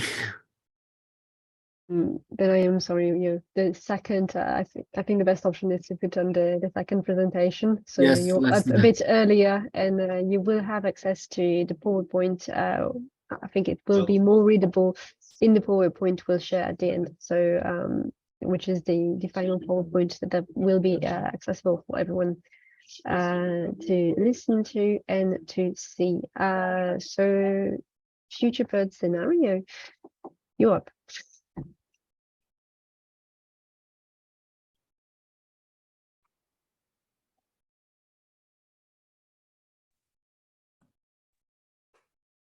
So it's me. Here at Selbis, I think next. Wild Health is not joining. No. Can I just check Selbis is next in the program, accepting planetary boundaries? Yes. That was the one we're skipping. Okay. Okay, very good. Folks can hear me okay? Okay, thanks. So I'm Brett Sandercock. I'm representing a research team. We were 6 institutions in 4 countries. And one of the real advantages in the partnership with the Belmont Forum is we're able to partner with researchers at Cornell Lab of Ornithology, who've got a lot of experience working with citizen science data. So that was a real asset for our project. And our team included a number of young investigators, postdocs, and PhD students that really were the engines for developing a lot of the science and the policy documents that we completed in our project. Next slides, please. So the focus of our project was looking at ecological environmental drivers for changing distributions of migratory birds. The work was organized as 4 work packages. So using models to look at the patterns of change and trying to look at functional traits predicting changes in bird distributions. We're interested in environmental drivers, so particularly climate change and land use change, and then looking at ways of trying to mitigate for changes in bird distributions for recommendations for protected areas and how community dynamics changed within protected areas. And then since these were migratory species, we're also interested in both the summer and winter periods and thinking about how seasonal interactions might constrain bird distributions. So this was very much a macroecology project. We leveraged the good biodiversity data that are available for birds from a variety of programs. So we had a narrow taxonomic focus, but then a very broad spatial and temporal perspective on our work with the footprint for some of the analyses in Fennoscandia and for others across Western Europe. Next slide, please. So we did really well with our publications. We had over 20 publications. So what I'm going to give you today, if you like, is our greatest hits, some of the best work and sort of some representative publications. So in a series of our work, we found good evidence that bird distributions are changing over time. So they're very dynamic. So here's an example from the Scandinavian mountains of Norway and Sweden across about a 20-year time period for a broad swath of mountain birds. So the panel in the top left here shows a lot of mountain birds are changing in their ranges and moving upslope. So an average rate of about 1 meter per year and an average change of 20 to 30 meters across a lot of this community. And then perhaps that's unsurprising. So what's maybe more interest is which species are responding. So the greatest changes in elevation were found in short-lived species of birds. That's the panel at the bottom left, which implies that a lot of the long-lived species seem to be responding less and perhaps might be more vulnerable to environmental change. So some of our project work was documenting these kinds of patterns. So then we're also interested in the drivers. Next slide, please. So one of the novel analyses we completed was decomposing the different components of climate and predicting changes in abundance and range of mountain birds. So this was a novel model where we decomposed the effects of temperature, that's the top line at left, and precipitation, the bottom line at left, into their spatial, temporal, and residual components. So in most species distribution models, all of this would be pooled together, but we used a model that allowed us to decompose this. And then that was really useful, again, for identifying species at risk and for trying to understand species responses to different climate change scenarios. So if we look at the coefficients for the effects that these components have upon abundance of mountain birds, there's some species where both the spatial and temporal components overlap. So that's the top right panel. So there are mountain birds that prefer a cold, dry environment, and they also do better in years with cold, dry conditions. So these are the ones that are likely to be vulnerable to climate change. So things like dippers and snipe. And then this interesting paradox that for a number of the mountain birds, the spatial components show that they're preferring cold, either wet or dry conditions. But then if you have a year with warm, wet conditions, they often do better and have higher productivity. So the temporal and the spatial components don't always line up. And this might make some of these species more resilient to environmental change. So then having understood the effects of some of these drivers, then we're interested in then how that, what the implications of that are for protected areas and protected area management. Next slide, please. So one of the things we wrestled with in this project, sorry, next slide, please. Oh, geez. Sorry, can you go back a slide? And I'm missing, yeah, there we go, thank you. One of the things we wrestled with in this project is how to explain to policymakers the changes in community composition that are occurring over long time periods. So what we hit upon for the wetland birds across this gradient in Western Europe is thinking about a community temperature index. So the idea here is you take the distribution of a wintering bird, you calculate the average temperature within that distribution, and then you can rank the bird as a cold adapted or a warm adapted species. And then if we look at the dynamics at particular sites, we can we can get some information on what the dynamics are within the community. So if the mean and the variance of that index don't change, that's a static community. If the variance decreases, that's evidence for extinction. If the variance increases, and there's also a long-term increase in the temperature, then that's evidence for colonization.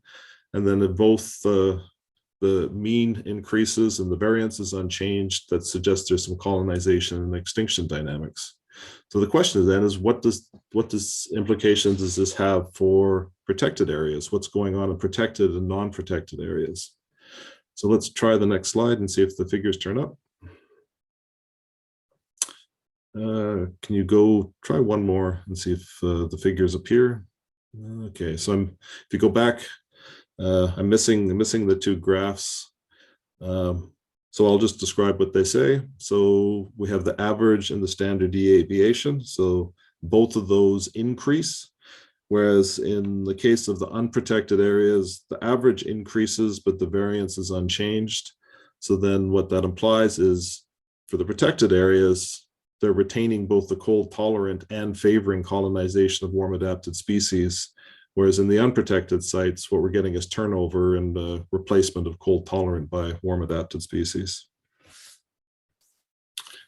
Next slide, please.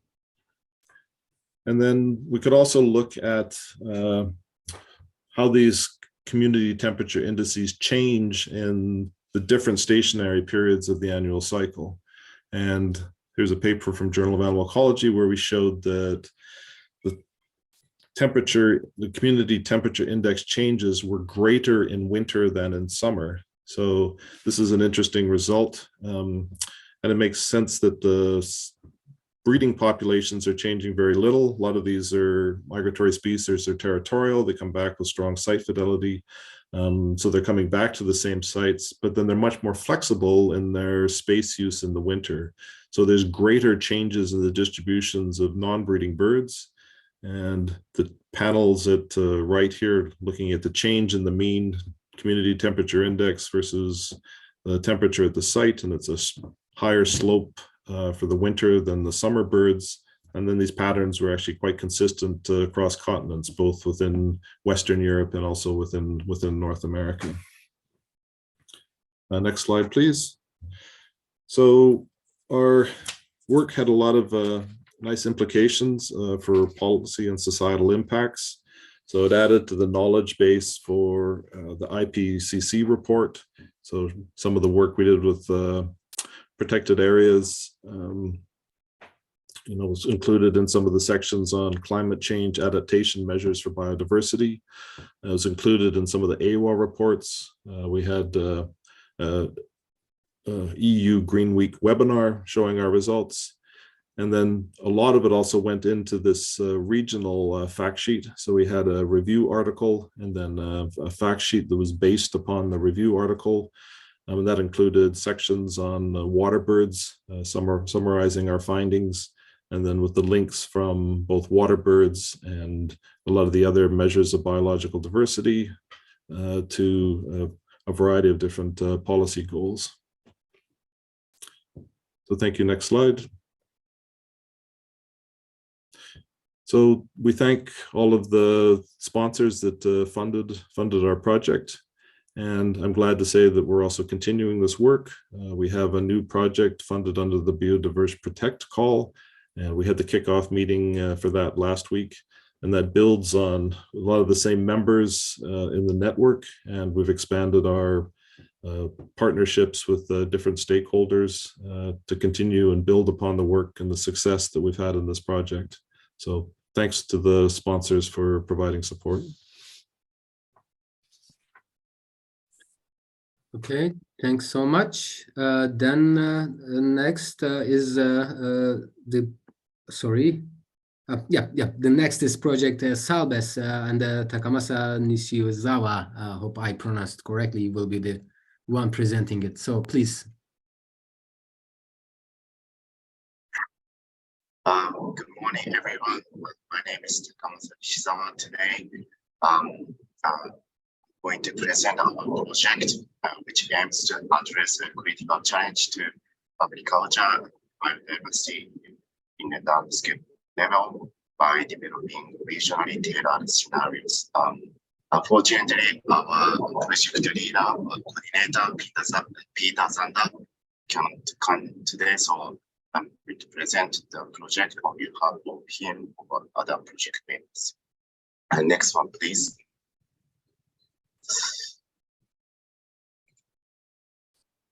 So, agricultural landscapes, as we know, can form the backbone of biodiversity in rural areas.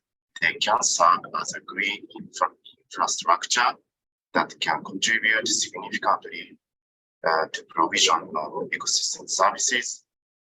But these landscapes are not static. They constantly evolve due to changing land use drivers. Then question arises, how can we assess, conceptually combine and model this dynamic process to ensure that our green infrastructure retains its functionality among these changes? This is the challenge that our project aims to tackle. To navigate this challenge, we have set forth the following research objectives.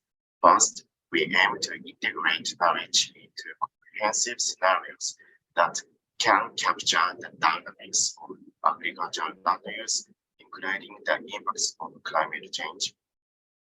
Second, we intend to incorporate the same operating space concept, a novel approach that helps us maintain the balance between agricultural productivity and environmental sustainability. Our hypothesis is that each component of green infrastructure, adaptive management schemes, and multi-actor approaches plays a critical role in the successful management of agricultural landscapes. Lastly, we aim to implement the result of our research into critical and social frameworks, ensuring that our findings are translated into practical and impactful strategies. Excuse me, may I intervene? So the sound quality isn't really that good. Is there any chance that you can quickly move into another channel? I don't know, maybe using another microphone? Your voice is not so clear to us. Is there any alternatives? I'm using the best microphone which I had. Unfortunately, I cannot change the setting, or I cannot. Is it still the quality is bad? Yeah, it is still the same. I mean, we can understand what you say, but it could be better. But please continue if you have no other options. Thank you. I'm sorry. Then I try to speak a little bit louder. It can work. Then next slide, please.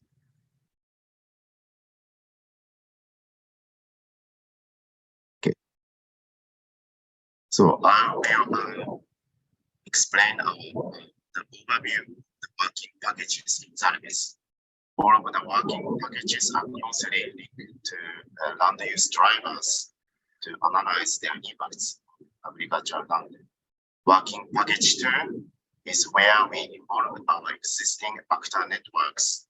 This is crucial for initiating the co-designing of scenarios, which helps us identify and specify the trends of changes across different regions. These changes include various factors such as climate, which is addressed in work package 3, markets, which are the focus of work package 4, and biodiversity along with other ecosystem services, which is the area of working package 5. The scenarios created under work package 2, including climate impacts, are then analyzed into 2 dimensions with the integrated land use impact assessment modeling. The socio-economic impacts on land use handled by work package 4 and the ecological effects on biodiversity and ecosystem services managed by work package 5. When it comes to dissemination, work package 6 takes the lead. The results are presented within the case study workshops for fine-tuning the scenario analysis and discussions with stakeholders. This working package has the important role generalizing and presenting findings to policymakers at the supranational level. Their aim is to identify pathways to safeguard landscape level biodiversity by policy and practice. Next slide, please.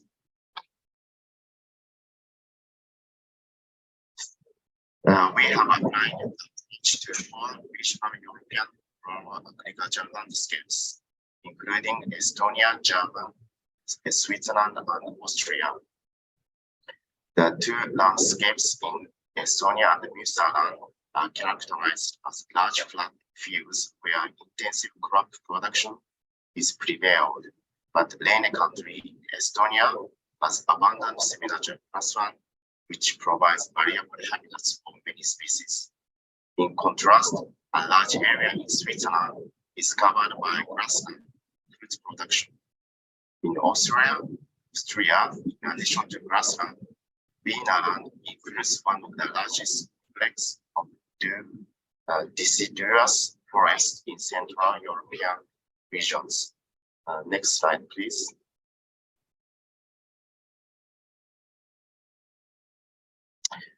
I will present one of the studies conducted within our project.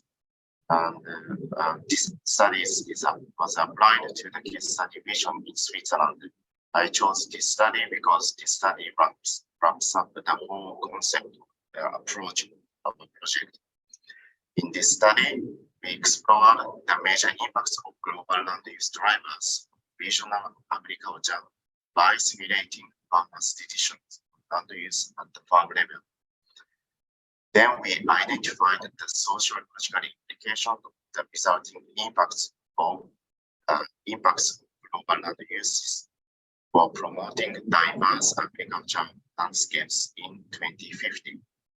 To achieve the objective, we first downscaled and translated the European agricultural SSP's shared socioeconomic pathways to the case study vision, considering characteristics of the regional agriculture and farm management.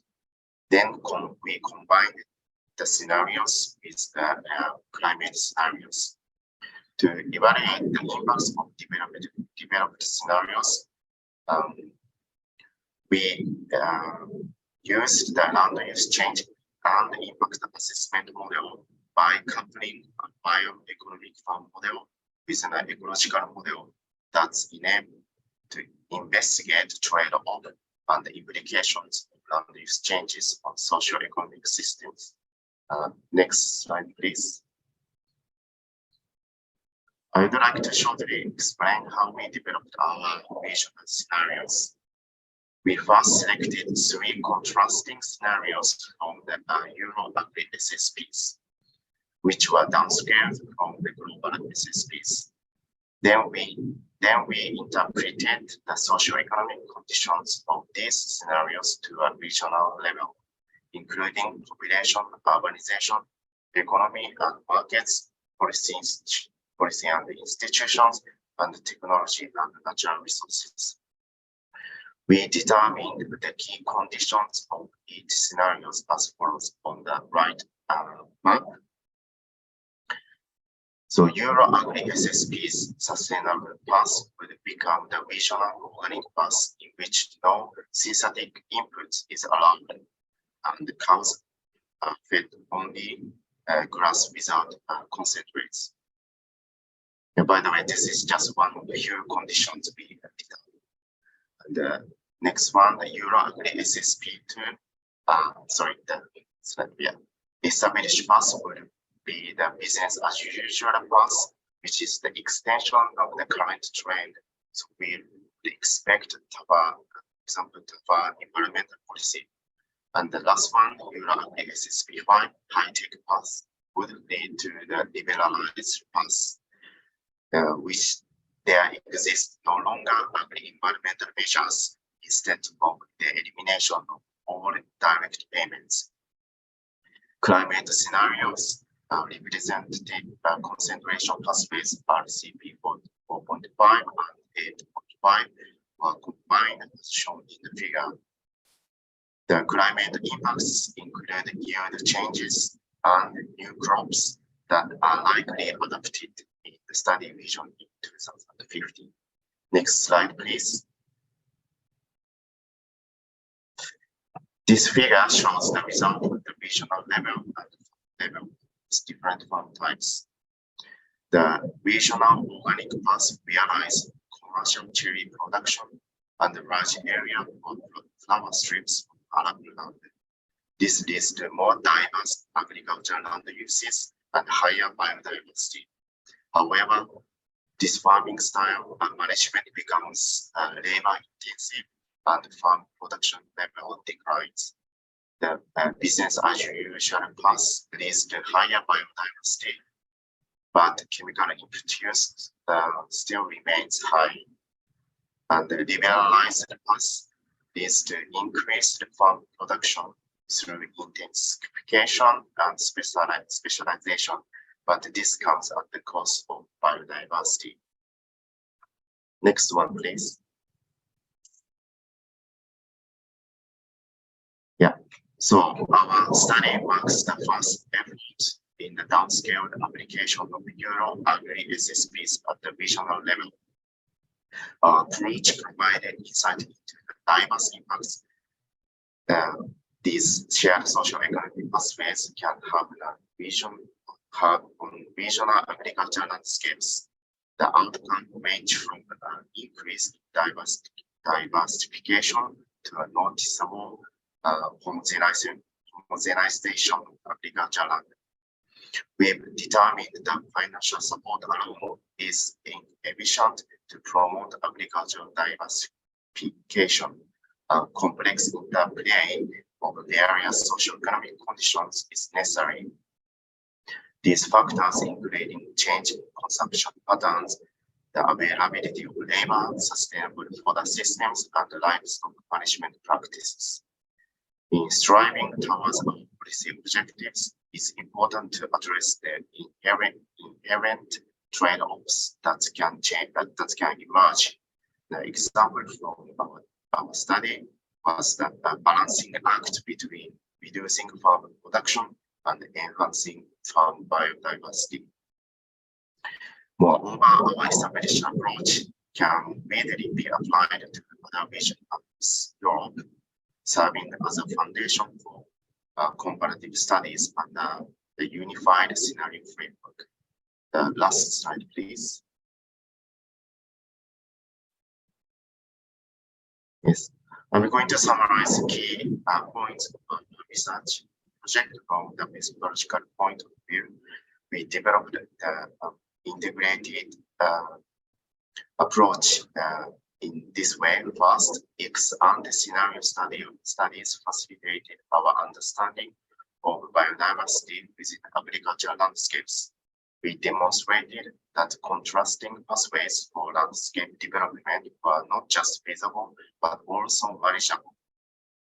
And our approach can stimulate meaningful dialogue among stakeholders about their preferable future of landscape and biodiversity. We also enhance the plausibility of our study by adopting a vertically consistent scenario design. Vertically consistent means consistent with global SSPs and Euro SSPs. And then we further ensured compatibility through a protocol-based scenario design and integrated assessment approach. And second, our study integrated modeling biodiversity and ecosystem services at the landscape level into the existing farm level modeling. With this approach, we utilize complex scenario designs to capture the interplay of global land use drivers. Our approach defines possible features, outlining options and requirements of farmers, policymakers, and society as a whole. It's about providing actionable insights. Importantly, our study integrates both socioeconomic and climate change in a consistent and reproducible manner. Okay, next one, please. So we published in total 12 papers, including the review and in the draft version. The next slide, please. The next one, please. And we had a number of stakeholder meetings, project meetings during the last 3 years. The next one, please. And last but not least, we would like to thank this funding organization for supporting our project. Thank you very much. Thank you so much, Takamasa. Although it was a bit difficult to hear the important remarks, it's also a pleasure that your project has revealed many plausible futures if we navigate ourselves around different agricultural policies and options. So the opportunities and the options can be really so many for us if we want to follow the right path for a healthier biodiversity. So now the next on the list is the BioShealth, and Tord Snell is going to do the presentation. So please, Tord. Yes, thank you very much. I hope you have still some energy to listen to also this project, BioShealth. So scenarios for biodiversity and ecosystem services, acknowledging also health. I had a wide range of partners that I also just want to mention here. These range from experts in economic optimization represented by Forshell, Sustainable Forest Management, Hans Pretsch and Mikko Mönkönen, Forest Ecology and Biodiversity, Jörg Müller and Anne Svärd Tygesson, and finally also environmental psychologist, Patrik Gran and Mikael Suda. Next, please.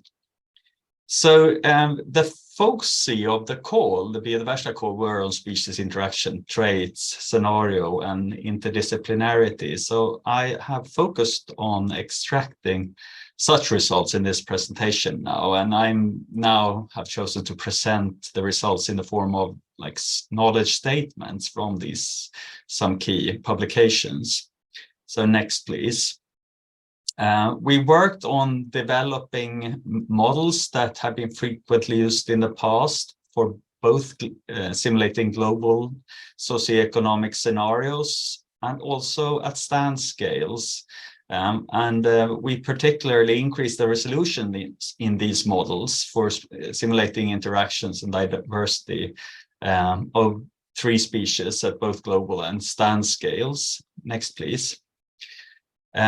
These concern forest, but we have also spent very much time on deadwood beetles in our work. These were the focus species group. It could be considered narrow, but it's really a large number of species, as many of you, of course, know. And interestingly, we started up finding that there is really this proportionally large contribution of rare deadwood beetles in the functioning of European forests. So we should not forget about the rare species also in the functioning of forests, which people have started to do a little bit, I think. Next, please. We have also found really intriguing relationships between species co-occurrences in these communities and their habitat relationships and traits. Next, please. This is illustrated in this figure here, where we have the different habitat conditions on the x-axis and then different traits on the y-axis. We gathered lots of both morphological and ecological traits, and the blue and red here represent negative and positive relationships between all these conditions. And we generally found it quite difficult to draw general conclusions about these relationships. We also really note that the theory on how these relationships look like is vaguely developed. Next, please. This particular study was conducted groups of study sites in Germany, the yellow points on this map here. But in a follow-up study, we included also sites from Norway, red, and Finland, blue here. And next, please. Found next text piece. Could you please? Yes, we've really found that there is large variation also among European forest types and bioclimatic regions in how the trades of deadwood beetles affect their niches and co-occurrences. So these are really complex matters, we've realized, indeed. Next, please. Yeah, and then next also, yes. We also did some methodological work to dwell in a little bit more in detail into this very much increasingly popular approach of hierarchical modeling of species communities and investigating what we could say about the niche of individual species. And we really found that this very popular current approach, modeling approach, provides indeed more detailed understanding of how traits affect the niche of individual species.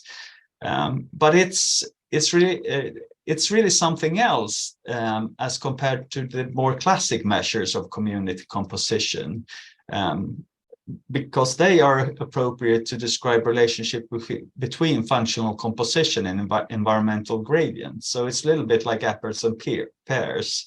They are complementary. Next, please.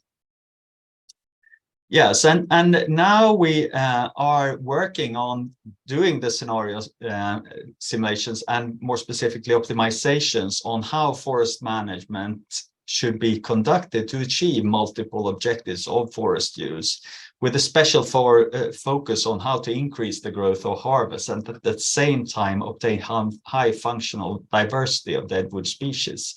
So it's an optimizations with very many different objectives. We have more than, well, about 200 species here that we should account for jointly while optimizing how to use the forest. And this is ongoing work that we have now. Next, please. Yes, and as I mentioned, we also worked on health with environmental psychologists in parallel, and this will be joint also in forthcoming studies. And next, please. Here is a study that we just got very positive reviews from people in Nature that we were happy about. And to the left, you see the model that we parameterized. What we essentially did was to send out a questionnaire to both forest visitors and to people working professionally in forests. Ask them to assess photos of the beauty, diversity, naturalness, uniqueness, and then also the restorativeness of forests. These photos, they depicted very different forest conditions. And based on these assessments, we could actually then parameterize a model, the quantitative statistical models that represent this chain of relationships. Next, please. And then we simulated scenarios of future management, different management regimes. And here are the development of the human restorativeness of forests given different management regime, as you can see. Strikingly, you see that the visitors projections, the restorativeness projections, they are higher than the expert concerning what the expert found. So apparently visitors find forests more restorative than people working in the forests. Otherwise, the results were quite similar. We see that set-asides and adaptation forestry to climate change is also found to be very restorative to people, more than that of rotation forestry, which is more intensive, green and blue. A little bit surprising to me was first that continuous cover forestry was at first restorative, but it will develop into becoming less restorative in the future. And our conclusion is that that is because they are becoming increasingly more dense as we move into the future. So there's a change really in how the restorativeness may develop in the future, something we could see thanks to scenario simulations like this. Okay, next, please. Yeah, and the policy and societal impacts then. If you next, please. I want to mention a symposium that arranged as the European Congress for Conservation Biology last year. You see the title here, where partners were represented by postdocs and researchers. They gave presentation from all parts of the project. Politicians, policymakers, lobbyists, and NGOs were represented in this conference, and there were quite a bit of people also at this symposium. Next, please. During a forest day in Helsinki, the project was presented also, and not least on how management impacts standing timber risk or wind falling, so uncertainties, which is was also a focus of the call. Next, please. And then we have, produced journal articles, media, and had popular presentations about the combination of use of forest for wood extraction, climate change, biodiversity, and human well-being. Next, please. And then I also want to mention a film that we produced during this project. It is also linked to the work in the preceding project, Green Future Forests. But it was produced in one of the stakeholder meetings we had quite recently within the current project, where you see statements from this film by two important key stakeholders. They are from the Swedish Forest Agency, responsible for the forest use in the country, and for Sveaskog, the largest landowner in Sweden. And Jimmy Lundblad, he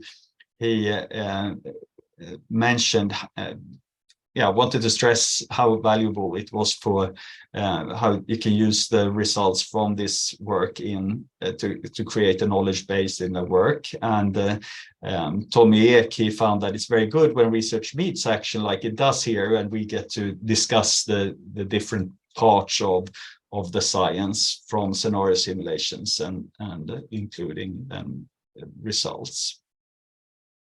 Okay, next, please. Yeah, and I, of course, also want to thank our funders for this work, not least the Biodiversa, including you working at the office, which are always so helpful, the Belmont Forum, and then the national funders, Formas, DFG in Germany, the Academy of Finland, the Research Council of Norway, and then FWF in Austria. Thank you. That's what I had to say. Well, thank you so much, Tord, and it was another interesting presentation, and like it has definitely promising outcomes for the years to come, not necessarily just immediate results. So what we take is that the different management regimes can actually affect biodiversity and ecosystems, but not only this, and also on human health. So this is why we need more of these well-created models and scenarios. And with that, we come to the end of our presentations. So unfortunately, we do not have Wild Health with us, and we couldn't listen to the Future Web's recording. So the three projects, now we will try to answer these questions in the format of panel discussions, to which you are already familiar with. So my first question will be, how do you think the scenarios and models can help on developing guidelines for where, when, and how to protect biodiversity? And the second one is about your key takeaway from the presentations of others. And maybe I can start with Salbes this time. Would you like to comment on that? Thanks. So hope you can hear me clearly this time. So in our project, we applied actually approaches or scenarios already, and we found both very complementary. And first, we started to develop scenarios together with the stakeholders. So scenarios actually facilitated stakeholder engagement, where we could have a nice feedback from them. But what's challenge? And it was quite challenging because our scenarios, as I presented, we downscaled from the global SSP and European SSPs.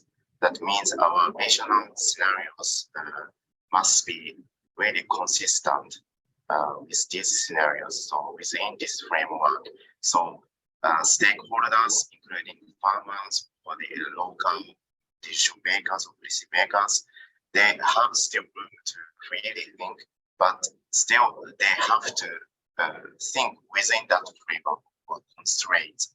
That was quite a challenge for us to provide a detailed explanation and guide them towards really consistent, visually tailored scenarios. However, we found that it was really fruitful in the sense that we identified some conflicts of interest between the peoples, but so stakeholders have different interests or preferred feature. So yeah, keep this in mind. So we could develop more plausible scenarios. Also, we could propose manageable adaptive measures and modeling. Of course, in our project, we combined 3 different models: climate models, ecological models, and economic models. So modeling approach itself can be well integrated, so we can answer to more wider research questions, such as not only specific system land use, but several systems, such as trade-offs between, as I presented, between food production level and biodiversity. Also, in our other study, we could show cost effectiveness of biodiversity measures. So models can be very helpful to answer. So when it's combined several models, we can answer questions. So it's very useful approach that so to answer question of biodiversity. Okay, Takamasa. So I think my takeaway from what your answer is that we need to also make sure that we use a combination of models. So it's not only the ecological models, but the other models of climate and maybe economic models could give us the integrated approach that we need to do a proper planning. So thanks for your intervention. Then with that, I would like to continue with future birds, maybe. Please. Okay, thanks. So yeah, we wrestled with scenarios and models in our project. And I guess the main finding that came out of our work is bird distributions are quite dynamic, and yet our current networks, protected areas are static. So how best to plan for the future? So we explored different climate change scenarios, and qualitatively, a lot of the predictions for bird distributions weren't really affected by the different climate change scenarios. But what we did find in some of our work is that the subset of species were much more responsive to land use changes. So it was interesting to see some of the work from the other talks that have identified different options for modeling land use changes in the future. We spent a lot of time in our project with model validation. That was a big focus. So comparing results from different combinations of data, so systematic sampling of birds versus opportunistic data from citizen science, And we had a nice collaborative paper with the BioS Health project, looking at predictions for some of the forestry models that Tor presented. And one of the model papers I didn't present, we had really nice validation from the European Bird Breeding Atlas, where there was two rounds of sampling. So we could build species distribution models on the first time period and then look at what actually happened in the changes in the distributions in the second round of sampling.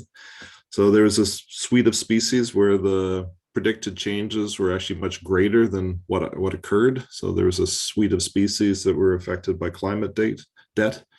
And then conversely, we had a number of bird species where the observed changes were much greater than what was predicted from the climatic models. And so some of these were things like waterfowl and cranes that were responding to changes in agricultural practices. So I guess the message from our project was the models are useful, but it's also helpful to have validation wherever possible for comparing results from different approaches. Thanks. Well, yes, thanks so much. And I think you already answered your key takeaway during your intervention. And yes, the models are useful, but we also need some comparisons. I think this is the main point of your intervention. So thank you so much. And then we have the last presentation, not last intervention from the BioScelt. Tort, please, the floor is yours. Yes, where, when, and how. Yeah. First of all, I think that when talking about models, it's so important that we define what we mean by models. Models are such a wide concept and term, so it's wise to kind of think about that. Sometimes I hear people contrasting field data work against the models, which could be the case if you really work on very theoretical models. But at least in the project that we've been discussing today, most of the models really stem from field data. And that's really the case in our project too, that we should, I feel that the models, they are summarizing the field data, and we can get very much out from the field data, but then by applying the models in scenario analysis. Very much have been said about this already, how these by others throughout these 2 days.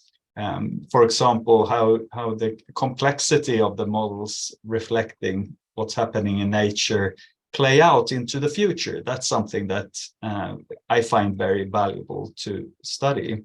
In general, I also have been working more and more towards these goal-seeking models. Indeed, I here presented this sort of typical scenario work that also the IPCC does. So asking question, what if we do this or this? What happens to biodiversity in that case and in that case? But these goal-seeking models that aim to achieve objectives, I find them very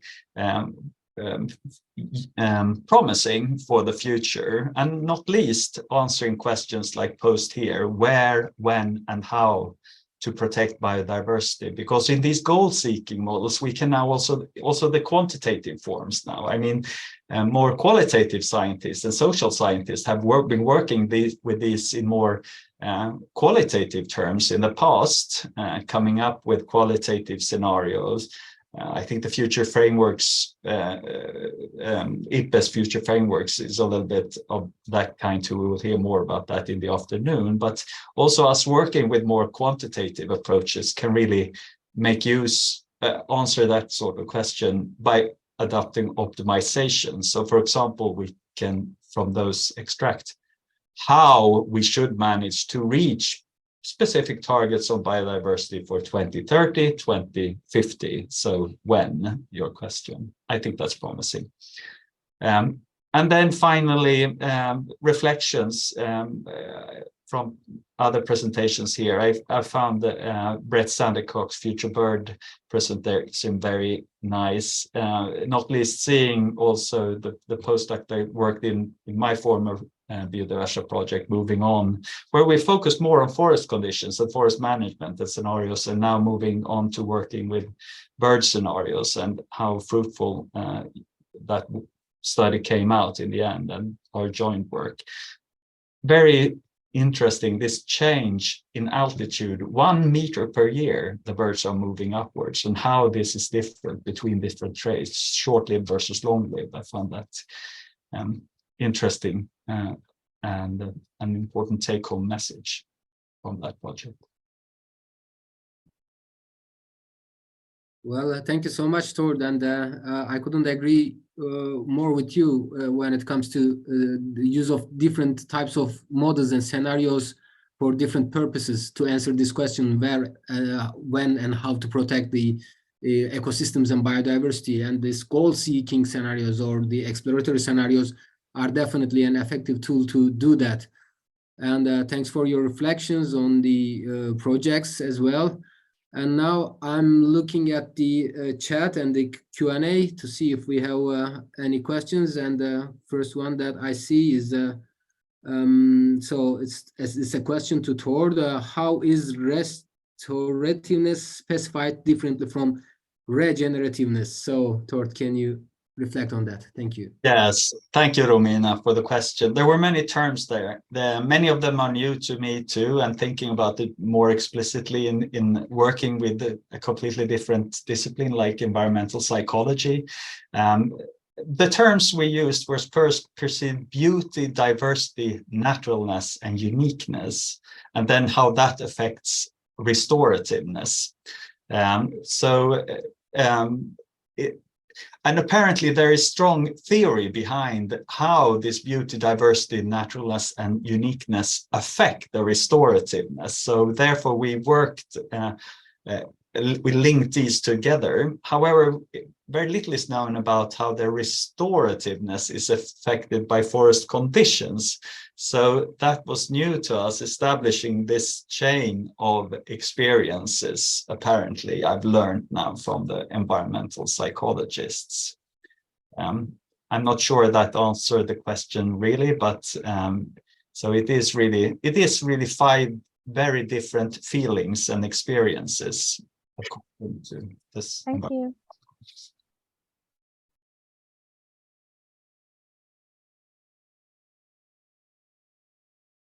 Okay, well, thank you so much. And do we have any other questions? As I can see, there is no, but you can also ask for floor. We still have some time to fill in. If I could ask for the floor, I noticed there was a number of really nice links among the different projects. So our work was focusing on bird distributions in the non-breeding and breeding periods. So one of the big gaps is the migration period. So I thought the work that Silke presented in the GLOBAM project was really nice for thinking about movements of migratory organisms. Our findings of the shifts in distributions that mirrored some of the work in other projects. So Willem's Arctic Biodiversa project showing a lot of the Arctic taxa are moving up to the coast and then they have no further to go. So it's very similar to the changes in elevation that we saw. So that supports the findings from Camilla and the Biodiversa Support Project, suggesting that a lot of alpine taxa will be threatened in the future. And across the different modeling approaches, we used joint hierarchical models. So as Tor mentioned, that's a really useful tool. And I thought it was really exciting to see the work from Bruno and the Zombie project and the brief bit we saw from Wilfried in the Future Web project. Also thinking about trophic interactions as species with shifting distributions come into new assemblages. I thought that's a real advance and really nice contribution from those 2 projects.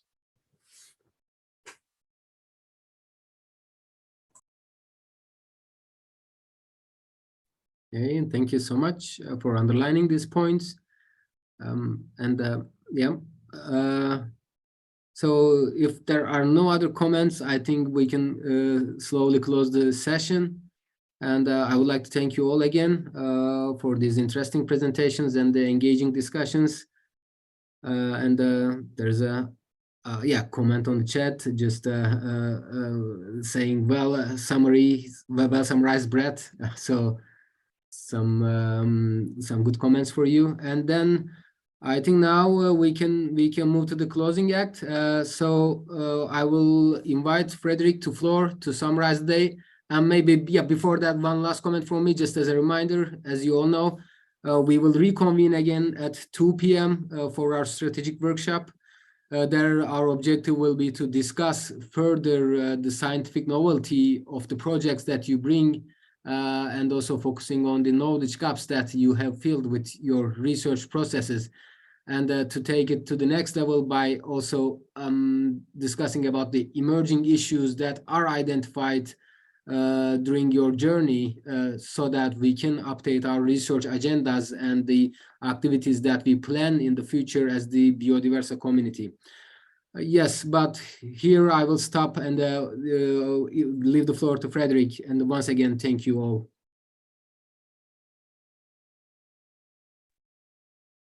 Thank you. Thank you very much, Osman.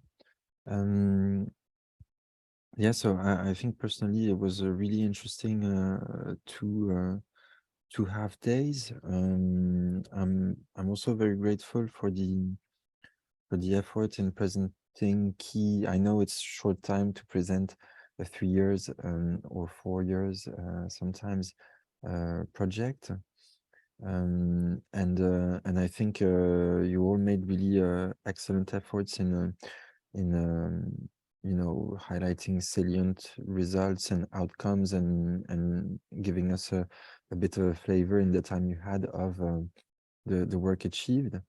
I'm also really enthusiastic to hear.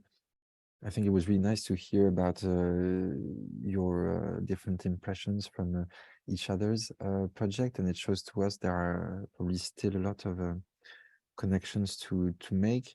And of course, it's a final conference, and we are towards the end of our program. Maybe it's nonetheless not the end of our work together. Maybe a few points I wanted to highlight in lieu of a conclusion is that you joined a community in the Biodiversa and Belmont Forum actions, and having been supported by these actions, and you will in this sense receive follow-up additional opportunities and follow-up work. We've introduced a few of the key points in the earlier stages of this final conference, maybe to remind a few key elements. Firstly, related to the BiodivScen program. As you recall, we are at present developing policy briefs based on a number of your projects' outcomes, and would be keen on communicating and sharing these in this wider group, of course, as well. Similar for the short videos we are developing as part of the Biodiversa Prize. 2 of your projects are being synthesized in 2 to 3 minute animated videos, and we'll be really excited to share these with you. And maybe then some follow-up opportunities. So I mentioned yesterday in the talk I gave about the BiodivScen Action that we would be keen on doing analysis of the call outcomes and of your project individual outcomes.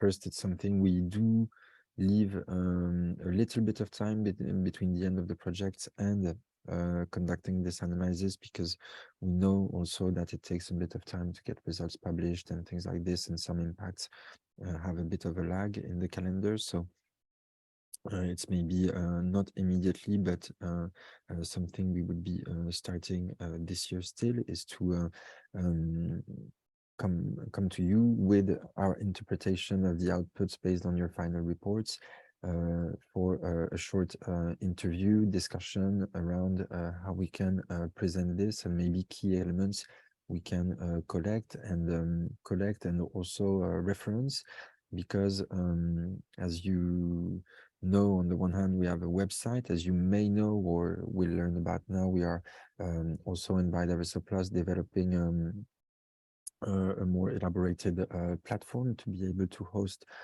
some elements from the project outcomes and contents in the longer term, because we know your project website, etc., come to an end at some point, and then it can result in a loss of resources and products. So this is something we'll be working on with you bilaterally with project coordinators.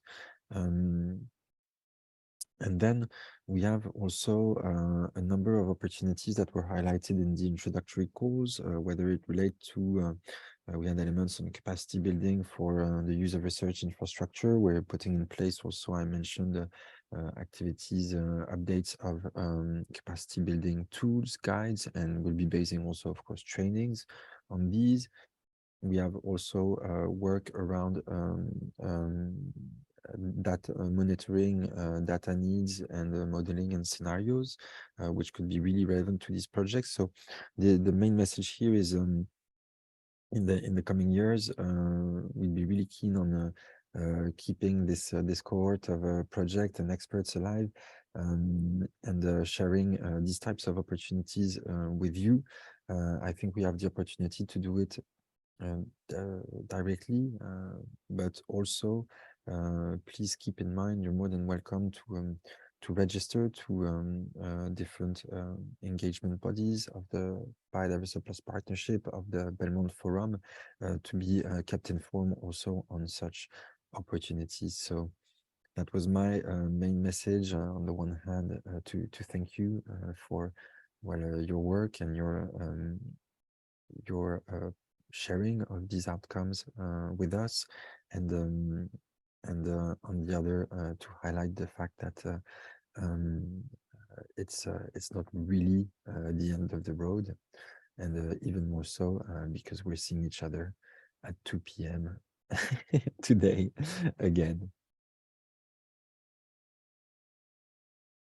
Okay, I think that would be it for me. I'm not sure if Magnus or Nicole, you wish to add anything at this stage?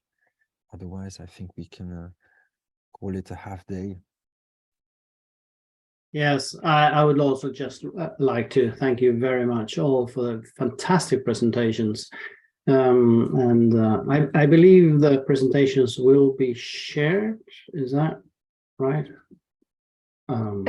Yes, the presentation, so the final PowerPoint will be modified a little, and it will be shared with everyone, including the missing presentations. Ah, perfect. Yes, thank you. So I, for one, will surely go back and check several of them again, because they're really good. And so thank you very much. And I guess we will see all the projects at 2 o'clock Central European summertime again. But this has been a fantastic experience. Thank you so much.